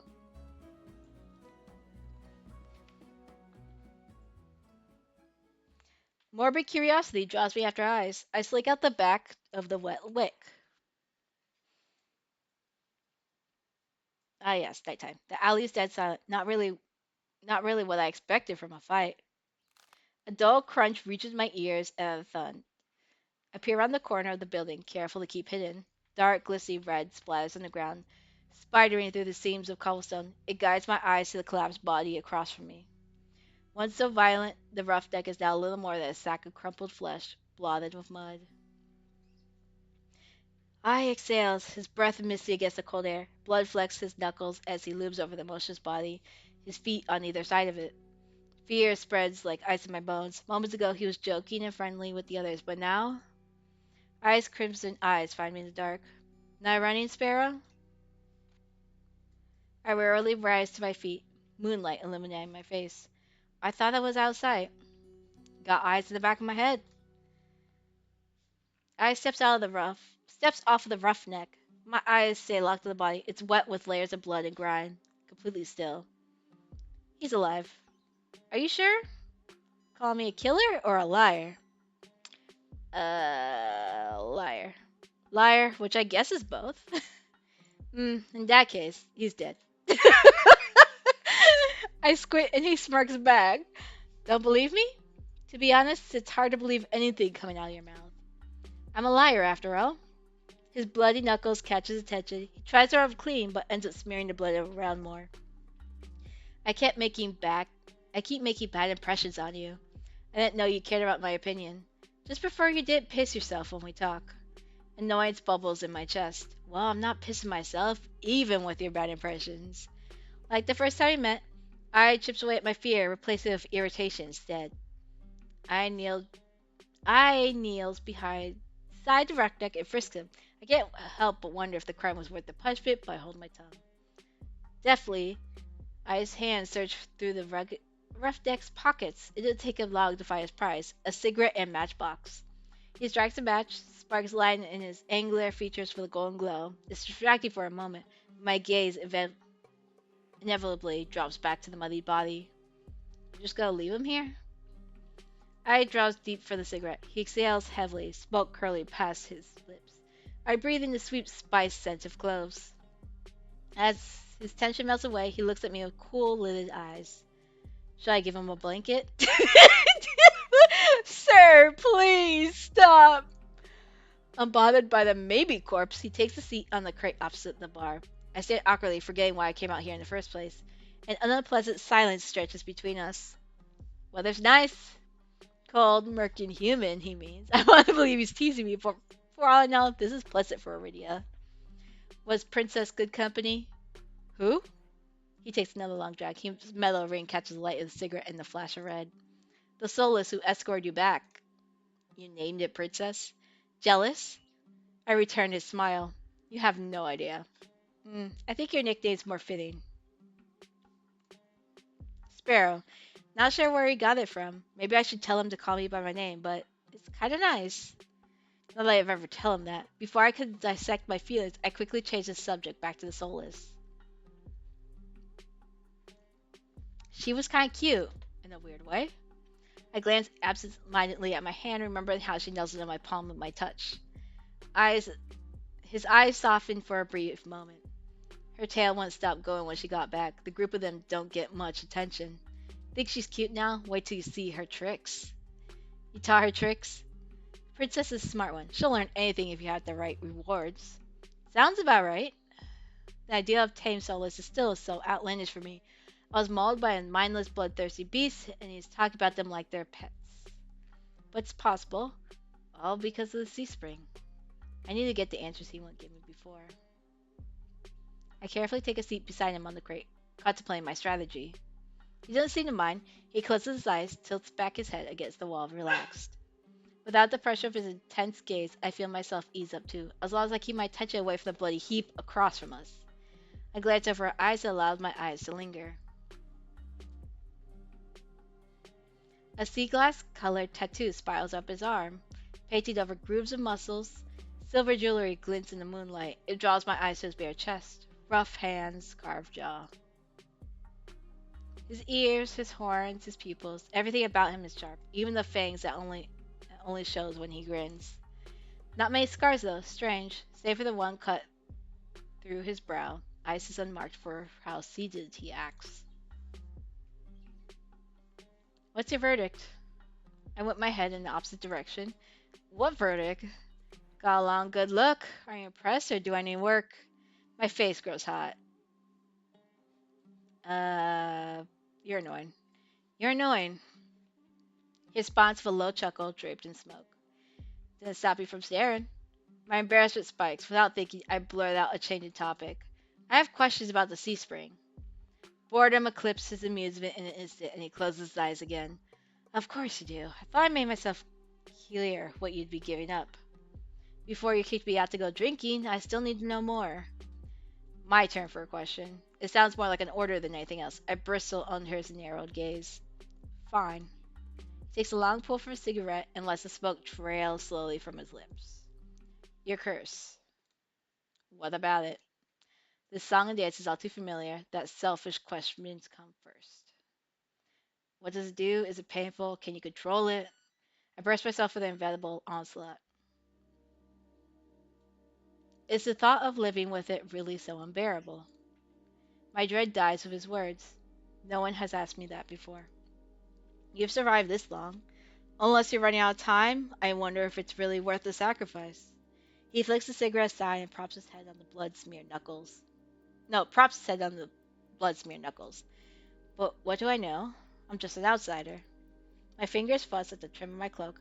Ordinarily, I'd feel annoyed, but now my chest feels tight. You could have sold me if you were less honest. You're a shit salesman. Thought I was a liar. I changed my mind. We lapse into silence again. This time, it's surprisingly nice. The quiet, chilled air is a calming reprieve. You know, you didn't seem like an outsider back at the bar. A lot of people like you. I raises his a brow at me. I start by asking about, uh, let's go with Chorus because they seem to know each other. I didn't know that you and Chorus were friends. In a way, I help him in the clinic sometimes. Doctors go don't let doesn't let most people closer than arm's length. And you do? Heart's on my sleeve. Get the sense Cora was like that in the past. Must have been burned. He trails off after the last few words and shrugs. He opens up his own ways, if he's relaxed enough. I don't know how you even imagine that. You'd be surprised, even the doctor has an endearing side. I can't decide what's more intriguing, the fact that Cora has an endearing side or the idea that I has managed to coax it out of him. Tell me if you uncover any of his other secrets. I'd kill to know more. I guess I can find out about everyone, like what their opinions are. I was surprised to see that you and Very are close. Hmm, blessing and a curse. From what I've gathered, most people think he's, I don't know, an asshole? And water's wet. I wait for him to elaborate or add his thoughts, but he doesn't. So, what do you like about him? He lets out a quiet laugh, as if amused by my question. A lot of things. You already named one. You like that he's an asshole. Temperament matches the drapes. Looks good in blood and better in tears. Favorite thing's tail. Sometimes it frizzles up if you... He catches himself, clears his throat. It's hard not to let the disappointment show in my expression. Very is one of the most honest people you'll meet. Just don't listen to a single thing he says. They'll sound like complete opposites to me. Alright, let's do some Min. Maybe Min doesn't necessarily like you, but they definitely pay attention to you. I's reaction takes me off guard. He growls, pitches the bridge of his nose as exasperated as I've seen it before. I make enemies as easy as I breathe, Sparrow. Doesn't bother me. But that dove's got it out for me for no reason. Maybe they're unsettled by the sea spring? It's not about that. Goes without saying that they got some issues. Don't think they understand that you catch more flies with honey than vinegar. Honey has left a bad taste in my mouth in the past. It could be the same for them. At least you're capable of a conversation. Do me a favor and teach the dove some manners. Thought they'd lay off eventually if I didn't bite. Hasn't happened yet. I briefly consider the possibility that Min wants to get bitten. I'm not about to propose that though. Okay, let's go to Leander. You and Leander clearly get along well. You like Leander? Doesn't everyone? He's helped me a lot since I arrived in Iridia. He's even got me a free room at the Wet Wick. His charm has gotten far, but for a leader, he sure likes it when others take control. Part of me desperately wants to ask what that means, but I continues before I get the chance. Surprised we get along? I thought you'd be at each other's throats instead of drinking buddies. His smile is easy, but there's a dangerous edge to it. Leander's done a good job. For a human. Naturally, there will come a time when his resolve is tested. Same can be said for anyone in this plane or the next. As for my resolve, well, stick around in Iridia long enough and you'll find out. I know slowly. I can't decide if that sounds like a promise or a threat. Got any more observations, Sparrow? My main point is that, speaking from experience, being an outsider usually means you don't have any friends. I don't. I level him with a tired look. Fine, I'll confess. I have one friend. Don't say yourself. Akodeus. Okay! My skin prickles at the name, hair standing on end. Who's that? A friend. It lives in my head. It lives in your head. He taps his temple with his finger. Right here. Scared you off yet? That'd be the third bad impression I made on you today. I stood for a long moment processing what he's just told me. Then I burst into a fit of laughter. You're serious? He grins wide enough to flash his fangs. Deadly. It sounds so fucking absurd, I can't help it. On top of everything I've gone through today, it feels like I'm living a fever dream. I've come close to death more times than I could count. Encountered 10 souls in a horrifying group mind. And now I'm supposed to believe that there's someone living inside I's head? There are tears in my eyes by the time I rein myself in. He waits patiently, lips quirked in amusement. Sorry, it just sounds so ridiculous. The tension that wound my shoulders so tightly melted away, and for the first time in a long time, I feel like I could breathe. I feel better. Dukas, where in a rat's ass are you? Rash's gruff shouts in the streets, echoed by the sounds of heavy boots sloshing through mud. The voices share the roughneck's exit for the bar, the same roughneck who is still, maybe dead, and lying bloody across from us. I nearly forgot about him. I shove to my feet as their voices get louder, they're closing in quick. I pulls me by the wrist out of the alley, away from beaming moonlight. We dive into a nook between buildings, veiled in the shade of tethered canopies. The tight fit, I boxes me against the wall, his body all pressed against mine as he towers over me.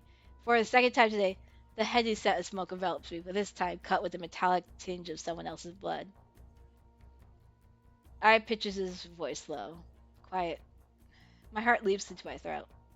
I'm slowly acutely aware of the heat radiating off of his body and the feeling of his leg grazing my thigh, the closeness of his breath. This is bad. I squirm against him and earn a burning crimson glare. Do we really have to? His hands cover my mouth, muffling my whispers. He shakes his head. Don't. Damn, he's over here. Dukas, wake up, you bastard! A group of individuals, all barishly spiked weapons, fill the alley. Once I get a glimpse of their violet sashes, I immediately know they're not just roughnecks. They're gangsters. Only gangs of law influence would fly colors so openly. I wish I could see what they're doing, but I's arms all but black my sight. My eyes trail up the tail markings. They coil around his arm, his bicep. They lead up to I's collarbone to the cords hanging around his neck. It's the smuggest smirk I've ever fucking seen. Why are these these fucking options? Glare him, stare at his chest, bite him. So I guess I'm going with the fucking biting option. Because one, they said that they're very different. and exclusive to the fucking path. Oh, sorry, I can't. God, I'm fucking crying. Jeez. Okay. Okay. Give me a second. Close that. All right. Do I have anything else I can close? I guess I'll close this page. I don't need to look at their Kickstarter anymore. Oh my god. Okay. Okay. Okay. I guess we're biting. I moved before I could think, opening my mouth enough to bare my teeth and bite down on ice, uh, ice palm hard. He winces, surprise flashing across his features. His hand leaves my mouth, and I gasp for air. My breath is rapid from adrenaline, but it's only when I lick my lips when I taste the metallic tang of blood, and then I realize I broke skin. Panic builds in my chest. My body tenses, bracing for his reaction. Every moment he makes is slow and deliberate. He bends down, leans close to my ear in a husky whisper only I can hear. At least someone could draw blood today. A hot thrill jolts through me. For a heartbeat, I forgot to breathe. Voice in the alley grabs eye attention this time. Shit, he's got more broken ribs than whole ones. What kind of freak did this? Fan out, find a cocksucker responsible. You three, take Dukas back to base. At least he's still breathing. The alley clears out for footsteps as footsteps rush away from us. He stays still until they're distant, melting into the rumble of the corridor. When we finally step back into the moonlight, the night air is ice on my skin. I feel dazed and need to keep my eyes off eye at all costs. Was that really necessary? The tremble to my voice was nothing but embarrassing. Could I ask you the same thing? Didn't know sparrows could bite. You're lucky I did do worse. Try me. The thought of wiping that shitty grin off his face is definitely tempting. Staying hidden was the best option. It would be a hostile to run into them with you there. What, because I'm dead weight? Because 3 bad impressions are enough for one day. The answer is too vague for my liking, but he's probably right. Either way, I don't have the energy to argue. Come on, Sparrow, let's get you home before you're framed for murder. Very funny.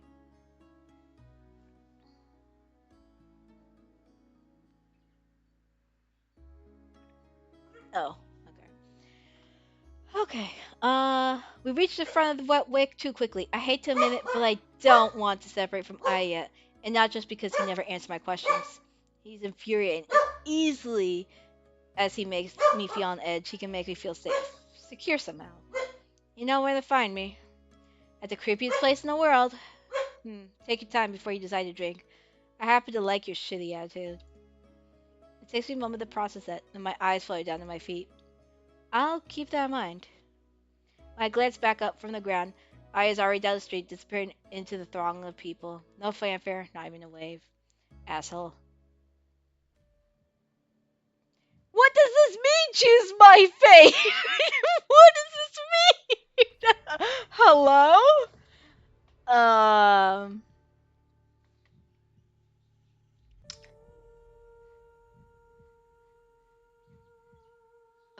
I still have many questions, but I'm gonna go with I because this is his route, and then I could go back and save and all that shit later anyway. So choose your fate.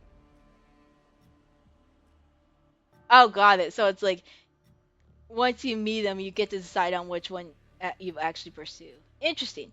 Intimidating, yet laid back outsider, I presides over a sea spring with unnerving powers. He offers you a miracle, but the prize means submitting yourself to the horrifying presence at the heart of the spring.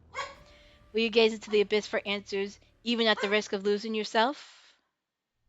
The demon renegade. Interesting. Okay. Yeah, I guess we'll probably go through them back and forth over time, or at least the rest of the night, I guess. Thank you for playing. For more Touchstarved. Wow. Okay. That was pretty good, actually. Like, what the fuck? Okay. Hold on. I want to see the CG gallery real quick. Oh, so it's like basically all of our homies so far that we've seen. Got it. Okay. Let me get back to. Ooh, I kind of like that background. That's kind of nice, actually. Okay. Let's see. Let me get back to here. I am actually going to take a quick break for a couple of minutes just because I am running out of insulin, so I got to redo that insulin pump stuff right real quick. And it gives you guys a minute to take a break too. So I will probably be back in like 10 minutes, give or take. Yeah, I'll just write that in here for now.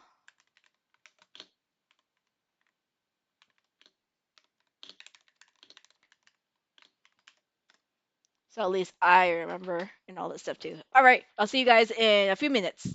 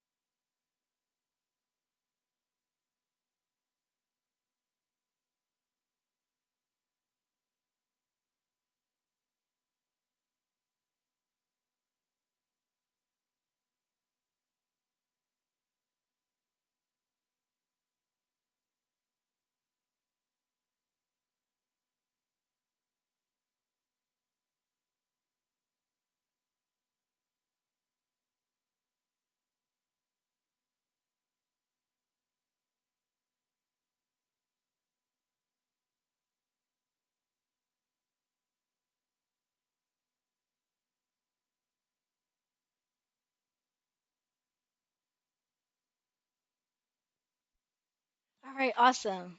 Oops. Hello, hello. I am back. Oops, I gotta fix something real quick. Uh, that. There we go. Okay, cool.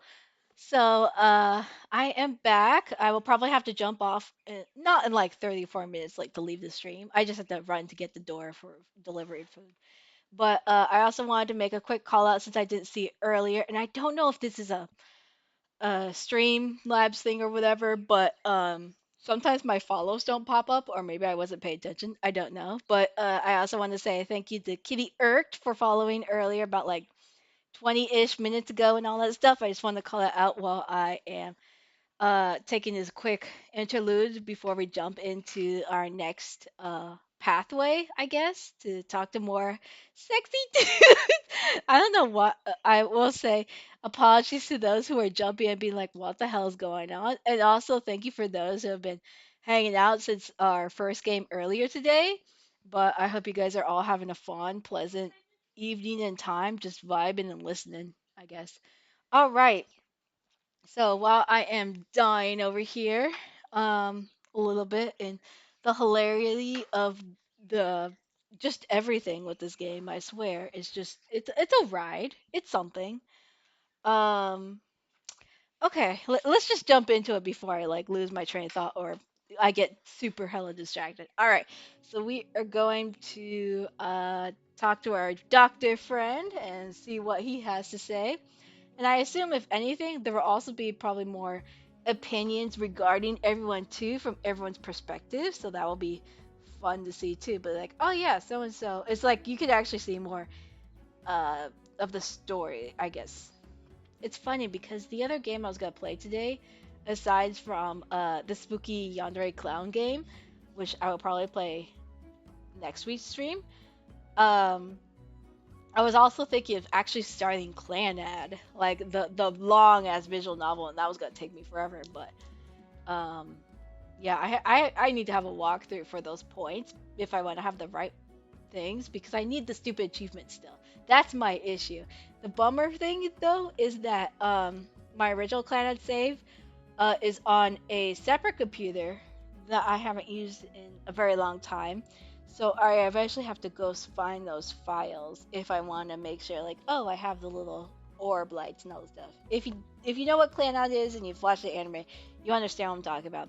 If you don't, well, you're in for a very long early 2000s ride whenever that happens to. Okay, for now, let's go talk to our doctor friend before I get distracted anymore. Let's go. I follow Chris. I really wish I knew what the pronunciation was, though. Hot on Chorus's heels, I squeeze my way out of the bar. Of everyone I've met, he seems the most likely to help me, and the least likely to murder me on the whim. Earlier this morning, he said I could go to the clinic for help whenever I needed it. Time to see if that promise was actually worth anything. I breathe a sigh of relief once I'm free of the crowded bar. Chorus, hearing me, turns my way. Lyre, you seem upset. I take it that Amaryllis district is not to your liking. I pause to think about that. It's not so much different from the streets of where I grew up, though the clientele is much more, let's say, colorful. That's not why I stepped out. You are not in need of treatment after that fall, are you? I scowl up at him, and he holds out his hands in a mollifying gesture. I apologize, Lyre. Please continue. About time. Someone cuts right across me towards Chorus, stopping us both in the middle of the street. Even in the dim pink haze, there seems to be a blanket that seems to blanket everything. There's no mistaking the pressed white uniform and stiffy starched hat. Another cenobium clear. I hastily step back, making myself as inconspicuous as possible. Can I help you? Nervous onlookers hastily pass around Curus and the cleric.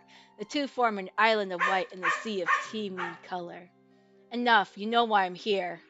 Then I hope you find this edifying. Curtis reaches into his coat and produces three tiny glass vials, bound together with a thick leather cord. A silvery powder shimmers inside. He gently flicks the glass, watching contents swirl, and extends the vials to the cleric. This is it? They look extremely unimpressed. Appearances can be deceiving. He throws me a glance and a swift smile, but I'm too surprised to respond. Curtis was the first person to warn me about the cenobium. Nobody I met had anything good to say about them. And yet here he is, openly dealing with them in the Amaryllis district? I glanced between Kuros and the cleric, who seemed to notice me for the very first time. Good night. They bow to Kuros, offer me an extremely perfunctory nod, and disappear into the seething crowd. Lyre? Is something amiss? What was that about? Isn't that dangerous? I guess either one works. Yeah, what was that all about? Lower your voice. It is of little consequence. That's all you have to say? After the earful you gave me about the Cenobium? You... Shh, be calm. He holds one finger to his lips when suddenly curl into a cat-like smile. For now, please join me on a short stroll. Kuro's golden eyes twinkle in the low light. He beckons me away from the main thoroughfare, down a side street filled with vendors hawking late-night snacks. What? Wait! Now, powerfully curious in spite of myself, I hurry after him. Each of his long, graceful strides is easily to the mind. I catch a glimpse of his gleaming white coat disappearing around the corner of the street. The moment I catch up, the delicious scent of freshly baked goods flood my nose. My stomach gives a loud rumble. One honey pistachio cookie, please. Oh, that sounds fucking good. I wonder if that's actually a legit recipe that could be found easily. Coming right up. Without breaking a swift pace, Horace plucks the sticky confection out of the merchant's hand and offers it to me. The heavenly smell makes my stomach rumble once more. I take a bite without hesitation. Mmm. Horace watches me with an indulgent smile, and I notice that he hasn't gotten anything for himself. You're not hungry? You need not concern yourself with me. He stops mid-sentence, his eyes darting back the way we came. The hairs stick up on the back of my neck. I turn around just enough to peek over my shoulder, hope I didn't look too suspicious. Sure enough, it's the same cleric who waylaid us in the street, now wearing a thunderously angry expression. Uh-oh. Well, disappointment can be a learning experience. Glimmers of realization dawn over me as I stare up at him. What exactly was in those vials? Perhaps a rare and potent alchemical catalyst? Or some stale fish skin? The two do resemble one another, and it can be hard to tell them apart. Is he serious? I chance another glance at the cleric who is now trying to elbow their way between the food stalls. A few people make way, but most don't even notice their efforts. The street is far too crowded with hungry patrons. Shall we? Without even waiting for a response from me, he glides swiftly into the crowd once more. Is there a point to all this? Is there a point to all this running around? In addition to my personal amusement, I suppose I would like to show you the sights. He is serious, or seriously fucking with me. I'm not sure which. My disquiet must show because her smile softens a bit. As I said, you have nothing to fear. He ducks into what looks like an abandoned doorway, but opens into a small covered market. The stalls here are full of more spices than I knew. Even taking a short breath makes me sneeze. Horace slows his pace, occasionally pausing to examine the assistant hawker's wares. Wait. He looks up from a display of livid red leaves, each as long as my forearm. You said I have nothing to fear, but even Iridia seems wary of the Cenobium. People fear the obvious trappings of power, wealth, force, or hideously ostentatious tower. For my part, I find such trappings merely disappointing. The Cenobium once had great potential. They squandered it decades ago in the pursuit of trinkets, pleasure, and petty tyranny. Their narrow, prosaic interests have rendered them blind to all else that moves. I think that's the most I've ever heard Kura say, on any topic. You sound like you know them. Well, Kura's let out a long, low sigh. You miss little, Lyre. Familiarity breeds contempt, and I am more familiar with the Cenobium's crude methods than I would like. Now I'm getting somewhere beyond vague warnings or swift deflections. I decide to press the point when I have the chance. Familiar how? Cora stops him right in front of a display of dipped, pickled fruits, and I nearly run into his back. He steps aside at the last moment. His arm rests gently but firmly on my waist. I tense, but he's careful to avoid my bandaged hands. Our pursuers refuse to take no for an answer. And again, I thought we lost in the crowd, and I crane my neck to look for the cleric, but Kura shakes his head. This way. The next street over seems to be home to the high-end brothels. It's full of steep stairways and shadowy passages, perfect for the street tourists or losing a persistent tail. Pink curtains and painted facades sprawl up around me like a giant colorful warren. It only takes a few more twisted turns down blind alleyways and narrow walkways before I'm completely turned around. Gross, however, seems to be following some map in his own mind. He takes each turn with swift confidence, guiding me with the occasional nudge. Hmm. Okay. Oh, that's weird. Why is that? Oh, I think my. There we go. I guess my thing was like completely fucked up. Okay. Okay. Oops. The gap between teetering buildings can hardly be called alley, so narrow we had to pass through single file. Just a little further, the effortless grace with which he moves is almost infuriating. It takes every ounce of concentration I have just to avoid tripping over loose towels, discarded clothes, and unidentifiable. Oh my god, I can't fucking talk. What is wrong with me? Unidentifiable, unidentifiable rubbish. I am rubbish. This is what I'm learning. God, why?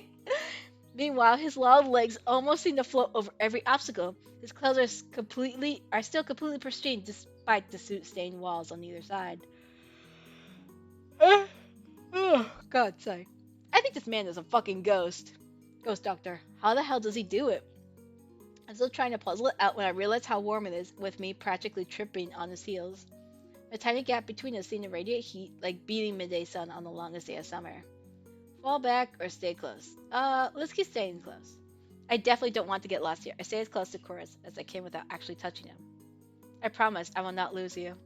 Was that obvious? Our eyes meet, and despite my best efforts, I find it hard to hold his gaze. I've never seen eyes like his. Despite our dark and dingy surroundings, it's like Chorus radiates his own light whenever he looks at me. Thank you for indulging me, Lyre. I believe we have lost our tail. Hmm. It's much quieter on the edges of the Amaryllis district, and the deals in the shadows look shadier. Did you enjoy your impromptu tour? Relief escapes me in a tired laugh. After the day I had, playing keep away from a Cenobium cleric seems almost normal. I wasn't in mortal peril, so that's a nice change of pace. He laughs too, a soft and pleasant chuckle, completely at odds with his unusual cool demeanor. Are you sure we lost our cleric?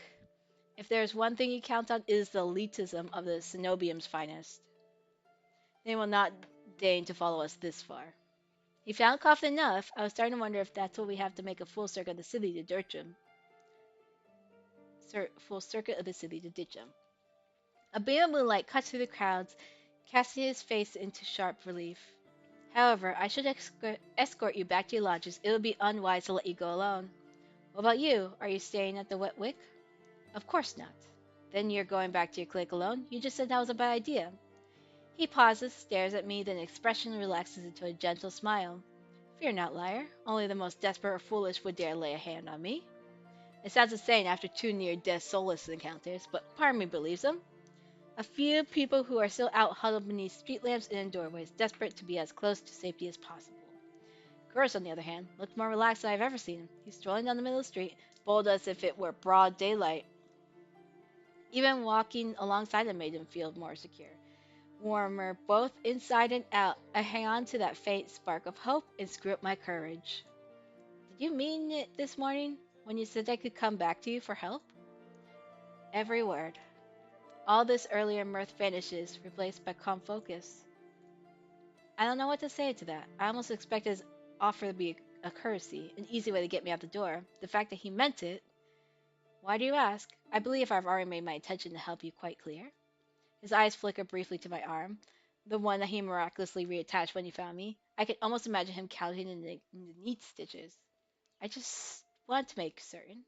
I'll still figure out who's trustworthy and who's trouble. I see. Iridia does tend to attract extreme individuals, including you. Ah, liar. I decline to incriminate myself in your eyes. I can recognize a smooth deflection when I hear one, though if he won't talk more about himself, maybe he'll tell me more about someone else. I decide to ask about. Okay, now let's learn about everyone through his perspective. Leander. Why did you send me to Leander for help? Few know Iridian better than Leander. The company he keeps can be questionable, but I have confidence in him. Yeah, his bloodhounds seem rough around the edges.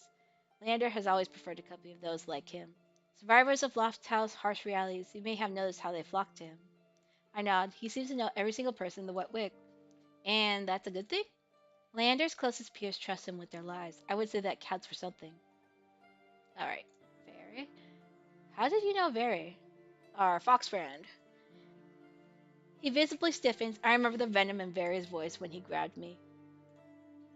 That fucking doctor. It looks like the feeling is very much mutual. Regrettably, Very is one of my worst patients. How did you cross his path? He stole my room key. You are fortunate that he did nothing else. He is far deadlier than he seems. There is a reason he is not at liberty, a reason for the collar and the chain. He seems pretty dodgy to me already. I hesitate, waiting for Kuras to elaborate, but he seems to find even the thought of very distasteful. Let's talk of ice. Ah, okay. Have you ever been out to see ice at the sea spring? Once. Only once? Seems like a spring of miraculous powers would interest a doctor. A long silence follows, so long that I'm not sure he heard me. I'm about to repeat myself when he finally speaks in a near whisper. Ice is a rare newcomer who has proven himself immediately worthy of respect. The sea spring is another matter. Hidden depths often contain unwelcome secrets. You can say that about anything around here. A fair point. Nonetheless, I have seen many purported wonders, and the sea spring is unlike any other. Only time will tell what that means. And Min. You and Min sound like you knew each other very well. He heaves a long, suffering sigh. I know them better than most, and less well than I would like to. Like you, Min is a recent arrival. Their time here has been particularly difficult. As much as I would like to help, he trails off, but I know exactly what he's talking about. Min didn't seem like the sort of person who would accept help easily. Do they always pick fights that are twice their size? I've implored them not to. They rarely listen. But my curiosity saved for now, I fall silent. I wish Kuros had given me a little more to go on, but he almost seemed almost time-lipped about others as he is about himself. Interesting. By the time we're back at the Wet Wick, the Amaryllis district seems even noisier and more rac- raucous than before. Raucous? Racious. Maybe it's racious. Drunken patrons overflow into the streets, which reek of spilt wine. How am I supposed to sleep with all this racket? I suggest the stiffest drink at the bar. Alternatively, a ball of wax. Very funny. Even with how tired I am, I'm not sure I'll get a wink of sleep. I'm about to say goodnight to Curtis when someone staggers out of the wet wick and right into me. I stumble back, heels teetering on the edge of the filthy gutter. Lyre? The next thing I know, a pair of warm arms catch me around the waist. I find myself staring up at Kuros, pressed against his chest. His grasp loosens, but he doesn't quite let go. Something shifts in his gaze. His eyes fix on my face. I feel myself growing hot all over his intense scrutiny. What does he see in me? What's he looking for? Kuros? Ah, my apologies. Even after he moves away, the warmth of his touch lingers in my clothes. I quickly tug my cloak straight, trying to recollect. Ugh, I can't even talk. Fuck. I quickly tugged my cloak straight, trying to recollect my scattered thoughts. Good night. Thank you for everything today. You are most welcome. He turns and slips into the crowd, though I could pick out his pristine white coat with ease. A chilly gust howls down the street. When did it get so cold out? And that's the end of his little story. All right, let's see what it says. Kuras, the repentant angel. From all appearances, he is a principal doctor of extraordinary skill, but you know little about the man beneath the professional mask, and Kuras keeps even his friends at a cool distance. If you uncover his deepest secrets, will you like what you find? Interesting. Okay. Yeah, I think when the game officially comes out, I'm definitely gonna have to do like multiple playthroughs. Not like for all the paths and all that stuff, but more like going through everyone's path at least once just to get to the end of their like storyline and find out more and all that stuff, which I think is cool. All right. We're still pretty good on time before I have to run to the door real quick. But if anything, I think food still won't be here for another. Oh, like another 10 minutes. Shit. Okay. That's fine. Whatever. Okay. Next, we are going to Min's story. Let's go. And then we could go check out the other two afterwards. Okay, let's talk to our short but silent hero. I can't let Min slip away so easily. They might be the most standoffish person I've met so far, but they're the only one who seems even close to neutral on the Cenobium. My gut tells me they know more about the tower than they're laying on. Oh, right, because they're breaking in earlier. That's right. By the time I make it out of the bar, they're already halfway down the street. Drawing my cloak close to ward off the chill, I hurry after them, but at this hour, the Amaryllis district is full of kerosene people. While Min slips through the crowd with surprising agility, I struggle to keep pace.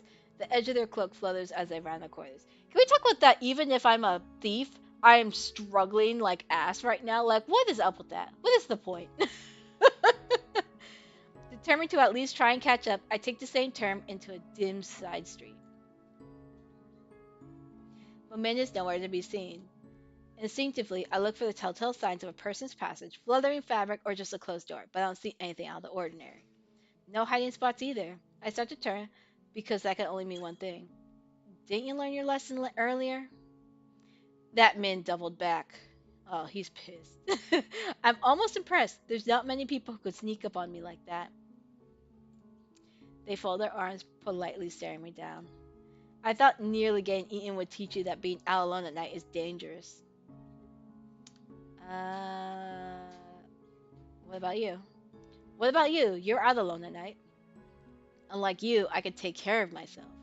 They glance away, eyes sweep across the street. Their gaze seems to linger on a particular building, another tavern, by the signs outside before they look back at me. You've been lucky so far, but it won't last. Nobody in this city is trustworthy. Not even you? Especially not me. I met clams that open up more willingly than men, but even if they don't talk about themselves much, they must have opinions about the others. Got it. Okay, so this guy's got super short. Quick second. Okay, cool, that's fine. Okay, let's talk about our homies. What does he have opinions on everyone? You and Kura seem to get along, though. The tense lines of Min's features soften. He's an exception. Few people are willing to help others, fewer when there's any risk involved, and then Curus is unique. I have a feeling that Min doesn't smile often, but the curve of their lips, however slight, is unmistaken. Nugget, please! Nugget! Why you gotta be a goblin? Do you see something outside? What do you see, little nugget? What do you see, buddy? Nugget, nugget, nugget. Are you hungry? Have you fed Nugget? Okay.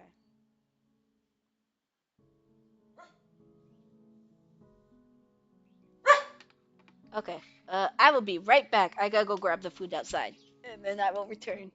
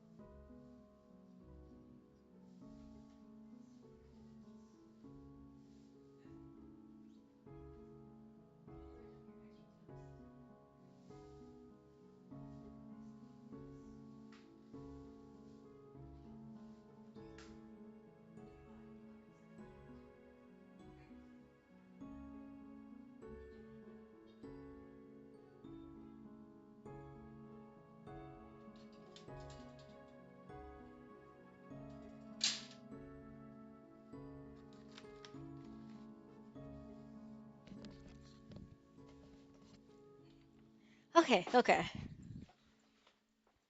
That's all taken care of. Awesome. So now it's back to reading and also eating French fries at the same time. So we'll see how this goes. of their lips, however, is unmistakable. They catch themselves, their expression closing off with a near audible snap. He's not the worst. A decent doctor, even if he asks too many questions. Yeah, that sounds about right. But nothing is really free here. You think he's running some kind of racket? What? No! The rebuttal is too fast for anything but genuine. They huff, apparently annoyed to be caught being sincere. I just think there's something more to him, though I suppose that's true of most people. Alright, let's see him have his opinion about Leander. And we know he's got to have a more stingy opinion with the monsters, for sure. Leander seems fond of you. He's an idiot. An obnoxious blowhard who can't shut up to save his life. Their words are harsh taken at face value, but it's complete odds with the flesh creepy across their cheekbones. Oh, he's got a gay crush. Good for him. Is that all? They huff. It seems to physically pain him to speak again. He does acceptable work, he pays on time, which is more than I can say for most. And his bloodhounds look after Lowtown. If he was capable of being quiet for more than 10 seconds at a time, he'd be almost tolerable. Their tongue grows almost fond, but their brows job together as they glare at me. But I'm not one of his bloodhounds. If he told you otherwise, he was talking out of his ass, as usual. He has work to offer, and sometimes I take it. That's all. Somehow, I doubt that, but Min seems disinclined to say more. Alright, let's see his opinion of how much he hates everyone else. You know, the charming normal thing you do. Very. How did you meet Very? Min's face scrunches like they've been bitten by a ramen. Bitten. They just bitten into a rotten lemon, not bitten by a rotten lemon. Good God. I want to be bitten by a rotten lemon. That, that perverse flea bag jumped me during Fogfall, so I stabbed him and left him in the gutter where he belongs. My heart thuds hard in my chest. Their voice is icy in disgust. The night air feels warm by comparison. It's only a shame it didn't stick. I suppose I'll just have to keep trying. Man speaks casually of murder, and I barely remember the sight of blood smeared on his hands. But somehow I'm not afraid. I don't think they mean to harm me. I take it your opinion hasn't changed? He fucks with people for kicks. Ever since I was mentioned, either crass innuendo or a conceived put down, and whatever he's done is bad enough that the Cenobium has him on a leash. There are monsters living on every other street. He's the one who needs a muzzle before he's taken out for a walk. But lately, I close my mouth. And eyes. Perfect. You don't seem to like eyes. I don't like anyone, but especially not that bloodthirsty gangster. I mean, he's just a dude, but I get it. The words tumble from their mouth before I can even finish my sentence. Oop. Did he do something to you? Beyond existing? No, I'm not way around to get hurt first. That sea spring he runs with all those smiling red-eyed people? I suppose his one saving grace is that he hasn't forced anyone to drink it. Yet. Monsters like him don't know or care about what they have. It makes me sick. Their voice echoes down the empty street, startling me. I blink, staring at them. You really don't like monsters, do you? He fixes me with a flat gaze, their pale eyes like chips of ice. Every monster forced their way out of the shroud and into this world for some reason. I may not know I's reason, but to the vast majority of monsters, humans are food, playthings, or beneath notice. That may simply be their nature, but I don't have to like it. I'm not going to risk my life in the hopes that any one of them is different. A lot of humans fear or hate monsters, but there's something different about how Min talks about them. It sounds personal. If you're going to keep asking questions, ask about something else. Doors bang open at the end of the street. Light and laughter pour out of the bar, followed by a group of giggling people in white uniforms. Snobium students having a night out on the town. Min hesitates only for a moment because they start down the street in the same direction as the students. When I followed close on their heels, they grimaced, speaking through gritted teeth. Why are you still following me? When I asked them about Barry, I noticed something odd. Besides their vehement dislike of them, while I didn't sound enthusiastic about the Cerebin, they were the first to speak of it with anything besides open animosity. Hmm. Ahead of us, the students piled into another bar. Min ducks into the alley next to it. If nobody in the city is trustworthy, what about the Cenobium? The line of their narrow shadows abruptly tenses. They lift their chin, giving me a wary look. Hmm. That is a crunchy ass fry. What the hell? Sorry. Sorry about that terrible ASMR. Cars must have warned you about the nature of this city's currency. Right, information is secrets. I fidget uncertain. I don't trust Min's unpredictable moods or of all the things that clearly aren't same. Their eyes dip towards my hands, passing over their bandages like a razor. The pressure light, but full of king edge possibility. I shiver hastily, shoving my hands in my pockets. They frown, but their gaze drifts away from me to the window of the bar next to us. It's opaque, either frosted or caked in dust. Oh, either frosted glass or caked in dust, but some of the warm light diffuses out into the alleyway. The Cenobium is the place of learning. If someone has questions that can't be answered anywhere else, the Cenobium might have a solution. At least that's how it was once upon a time. These days, its doors are closed to outsiders. That's about what I expected after I practically was shooed off earlier. Just as I start to relax, they speak again. Whatever you're looking for there, the cost may be higher than you're willing to pay. The sheer hypocrisy of their words ticked me off. What gives you the right to talk when you're doing the exact same thing to me? What questions are you asking that the only Cenobian can answer? I. That's personal. So there is something he's looking for at the Cenobium. I suppose that makes two of us. If they're following groups of Cenobian students around, they must not have any luck either. Everyone else seems to fear or hate the Cenobium, but you don't. They flinch, spurred onward by curiosity and my lingering annoyance. I press forward. You must know something about them. Someone you haven't told Leander or Curris. But they're not letting you in, which means you're one of the outsiders. Oh shit.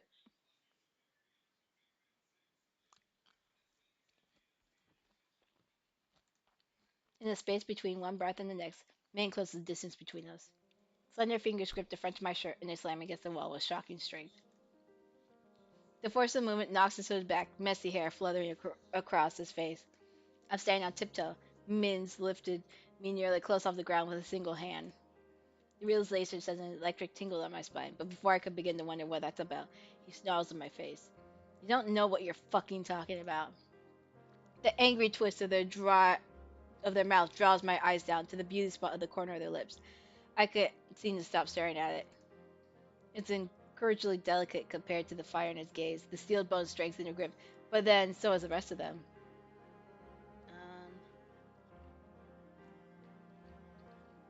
Hmm. What's your fucking problem? I've had enough. Maybe it's a tiring, fruitless day I've had. Maybe it's the two near-death experiences. Or maybe I'm just sick of all the infuriating, attractive strangers who won't tell me a damn thing. You know, the normal stuff. They still look pissed, but they hesitate. Maybe they did expect me to snap back. You give me information to snap at me and shove me around? What are you trying to do? You're one to talk, stumbling around town looking for answers, trying to get them without giving anything in return. That's not how things work here. And it'll get you killed well before you figure out whatever is going on with your hands. I don't get angry easily. I can't afford to when the moment of carelessness could be fatal. But when they mention my hands, my temper flares hard. That's rich considering your whole I don't have friends bullshit. Realization strikes me hard like a thunderclap. You're not getting anywhere by yourself either, are you? But you can't make yourself ask for help. You're stuck and it's your own damn fault. I brace myself expecting him to snap at me again. Instead, their gaze drops, eyes falling away from her face. Their brows furrow in frustration, but the twist of their mouth is miserable. Their voice trembles, almost imperceptibly when they speak. I know. The city only cares about what you can give or what it can take from you. Information, power, connections. If you're an outsider here, no one will help you. No one will even try. You don't belong anywhere. My heart thuds in my chest for a entirely different reason now. They seem suddenly very small now. Alone, like me. Man. He jerks backwards, leaving me so abruptly that I nearly stumble. Maybe they realized how close we were. Maybe they said too much. Um, yeah, let's press forward. Determined not to let this go, I press forward. He takes another step back, but this time, they're the one with their back against the wall. Look, we both want something from the Cenobium, right? But neither of us are going to get anywhere on our own. We could help each other. It's worth a shot, don't you think? He sighs. They sound annoyed, but any real hostility seems to have gone out of them. You made it this far already, I'll grant you that. But if you're looking for help, you should look elsewhere. If you stay too close to me, you'll get hurt. Boy, I'm already going through that. It's fine. Before I could think of what to say, the tavern doors bang open again. The students spill back out, considerably drunker. Their ranks seem to have swelled with other barflies. The group floods back into town, towards the greater tower, rising moonward.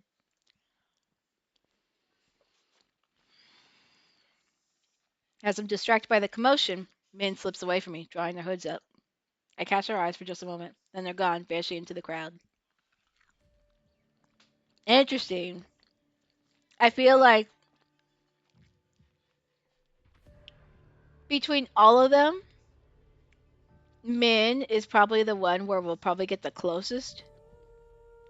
Well, either Min or Very, if anything, to the Cenobrium. But I don't know. The cursed outsider.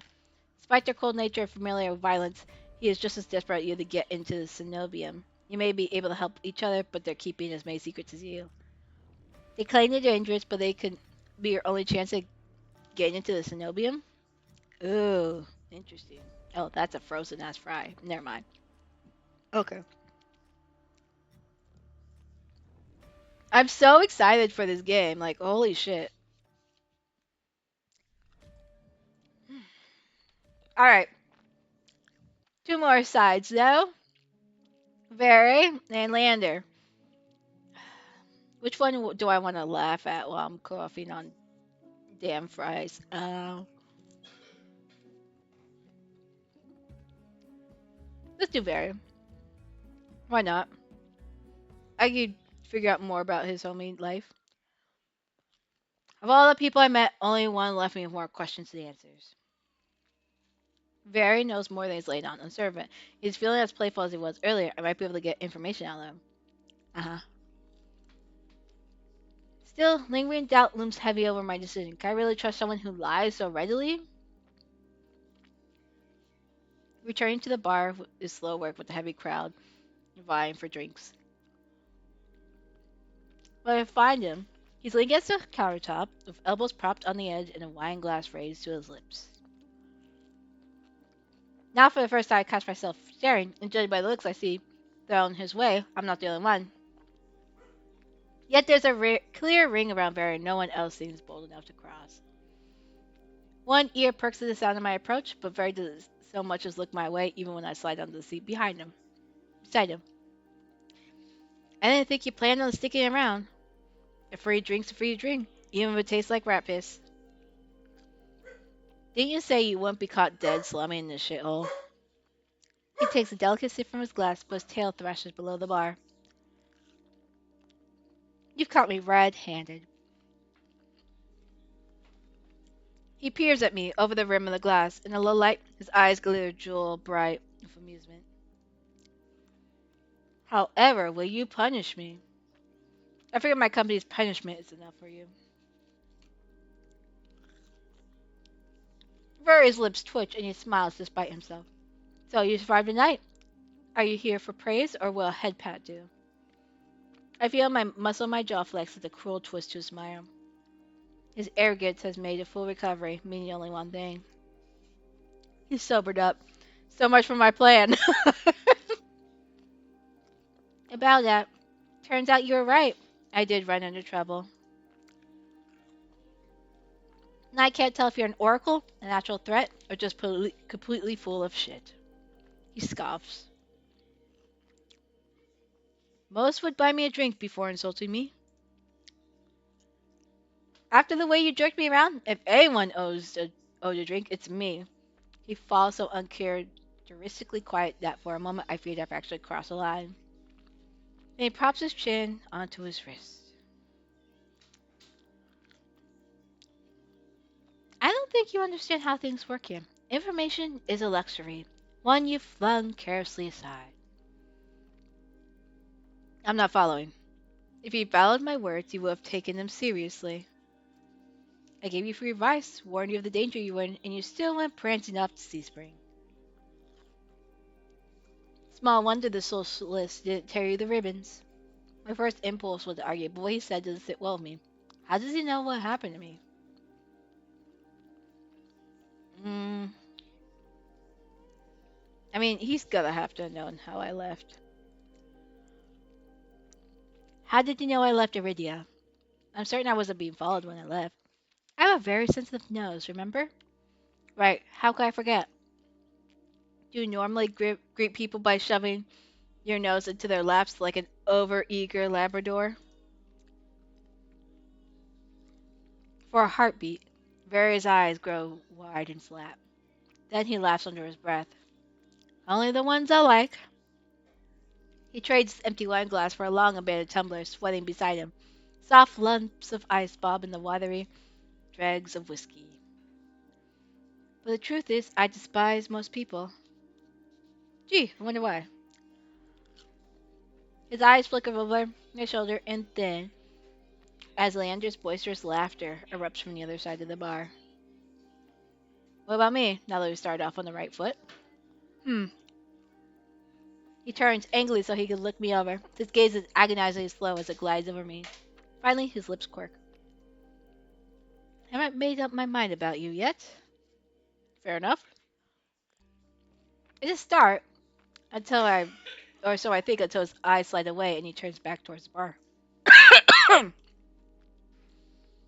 It's not Barry's attitude that bothers me. No, I expected that of him. It's the fact that I've got no idea how I'm supposed to hold a conversation, much less get answers for he's being so testy, and his foul move is infectious. Did I do something to piss you off? He lets out a short breath. No, another lie. I'm close enough to catch a subtle bristling of his tail. I'm just disappointed. People like us can't help but attract danger, yet you seek it out, and for what? Cheap thrills? I wasn't trying to get eaten by soulless. There's something I'm looking for. You think men can help you? Leander, are you really to risk your life with those dipshits? Oh shit. What life? You've got no idea of what I've gone through, or forget it.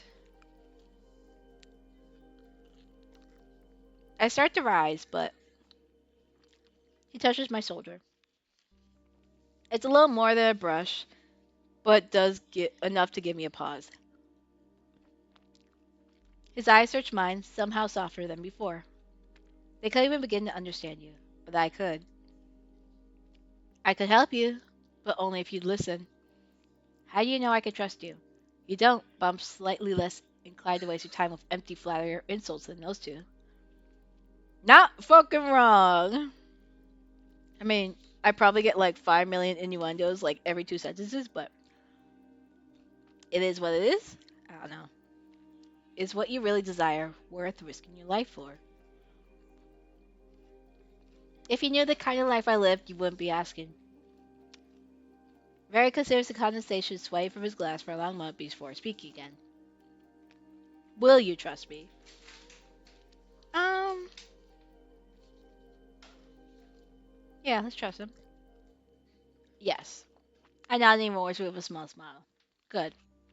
He raises his tumbler to me, then snaps back the dregs. Once he's finished, he wipes his mouth on the back of his hand. Let's talk. Outside. Why does everyone want to talk outside? I don't get it. If I have to smell Leander's skunky aftershave for much longer, I'll hurl. With that, he slips away from the bar, leaving me to follow his path of his long trailing tail through the crowd.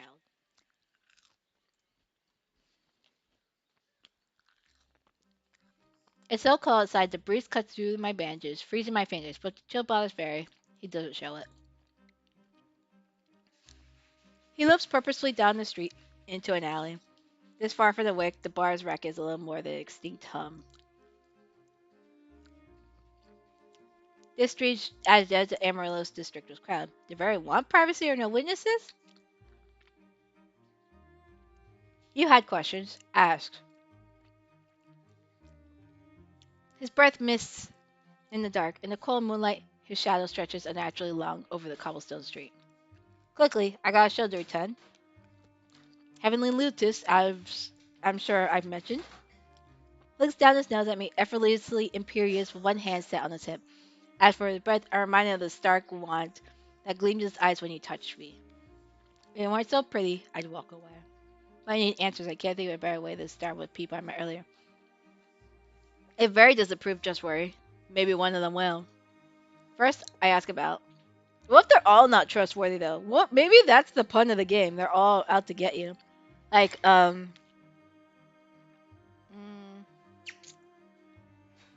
what's that one game?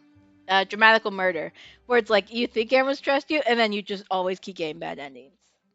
Which, by the way, I will probably play that on a different stream, not on Twitch though. I will probably play that on Picardo in the future. So that'll be fun, if anything. Mostly because it's supposed to be like a very sad, depressive, gay romance type and all that.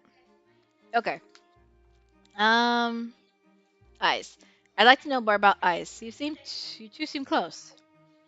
He made an impression. Not surprising. He's strong, loose, easy on the eyes. Gives it almost as well as he takes it, even if he's awfully greedy. Big everywhere, really. It's simple, but you know what they say about still waters. I don't, but I'm too distracted by the change that's come over Barry to ask. A quiet smile plays on his lips as he wiped the figure around the changing leaf of his collar. I thought you didn't like most people. I isn't most people. He's better. He's. Go back to eating your food. Okay. Our eyes meet and various tenders expression curdles. He makes a tiny sound of distaste in the back of his throat. He's more trouble than he's worth. Dangerous too, stay far away from those red-eyed freaks if you value your safety or your sanity. Is that why you scolded me for going to the Sea Spring? I really don't think Ice is as bad as you're saying. You don't know him. Not like I do. The corner of his lip twitches. Okay, so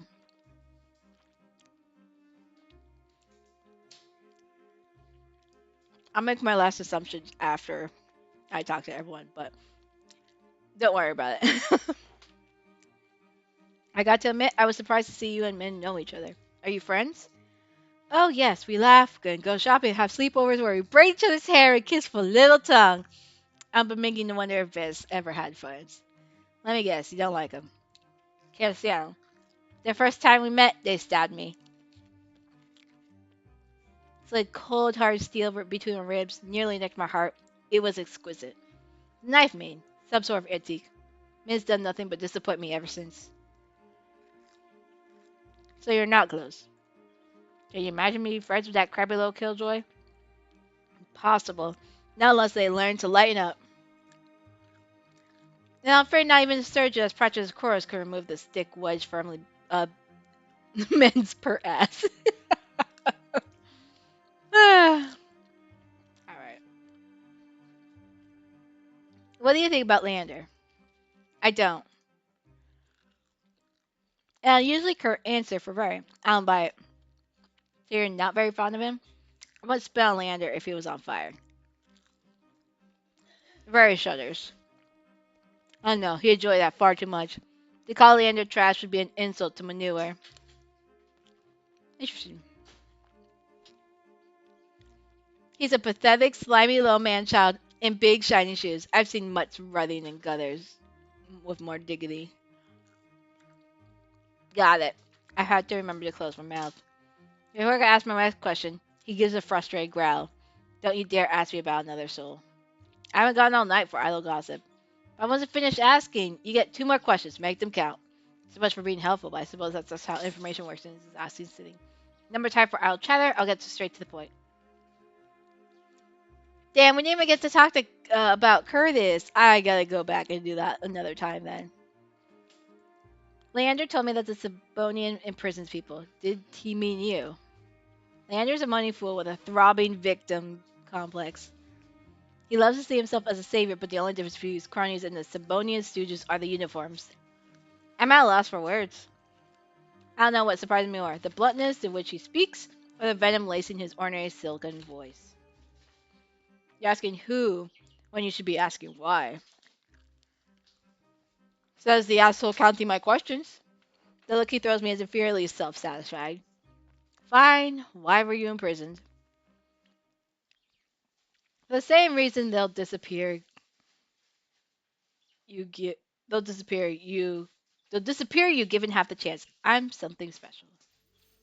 He bows his head, gathering his hair in his hands and lifting it from his shoulders to bear the plain leather collar adorning his neck. See this collar? He cranes his neck, inviting me to lean closer.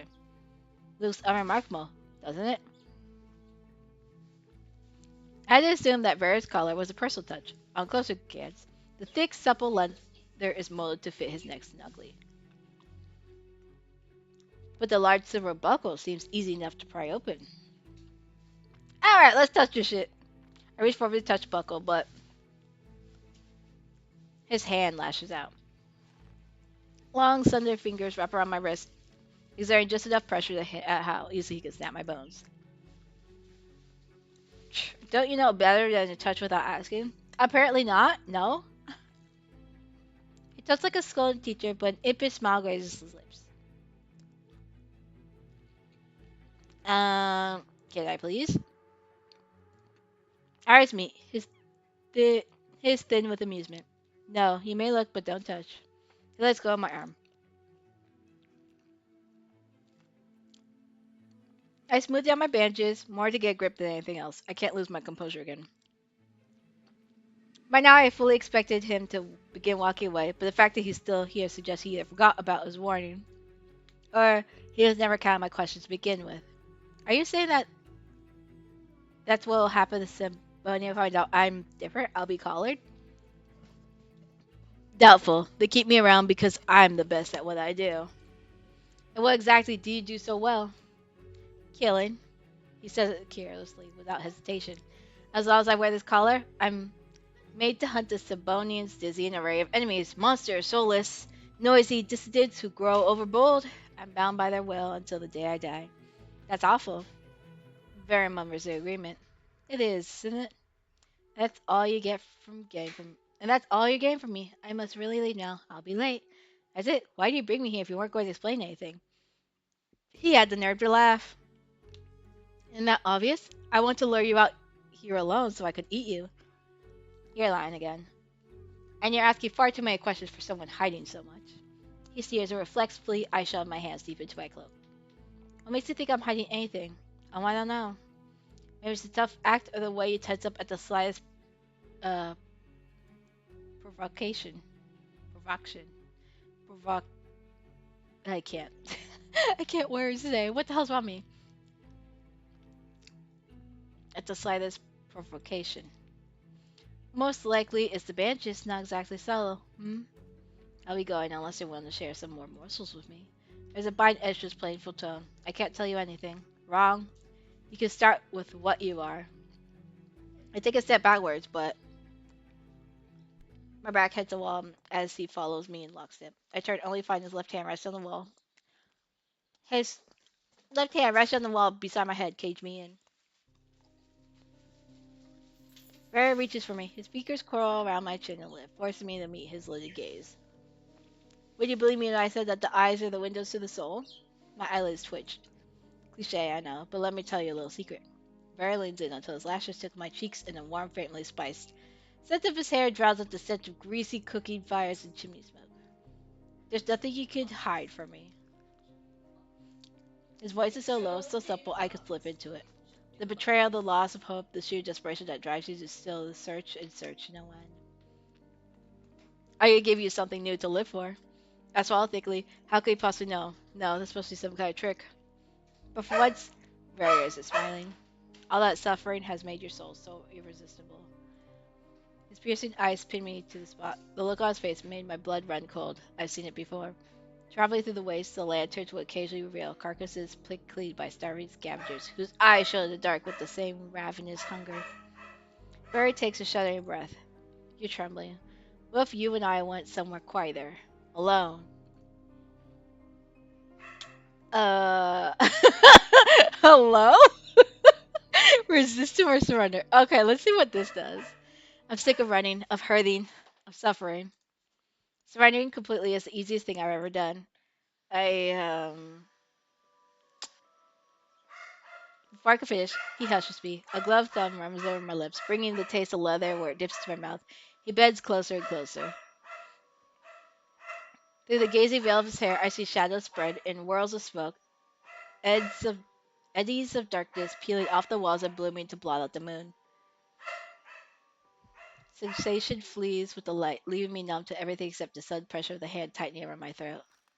Something snaps, and the bitter tang of copper floods my mouth.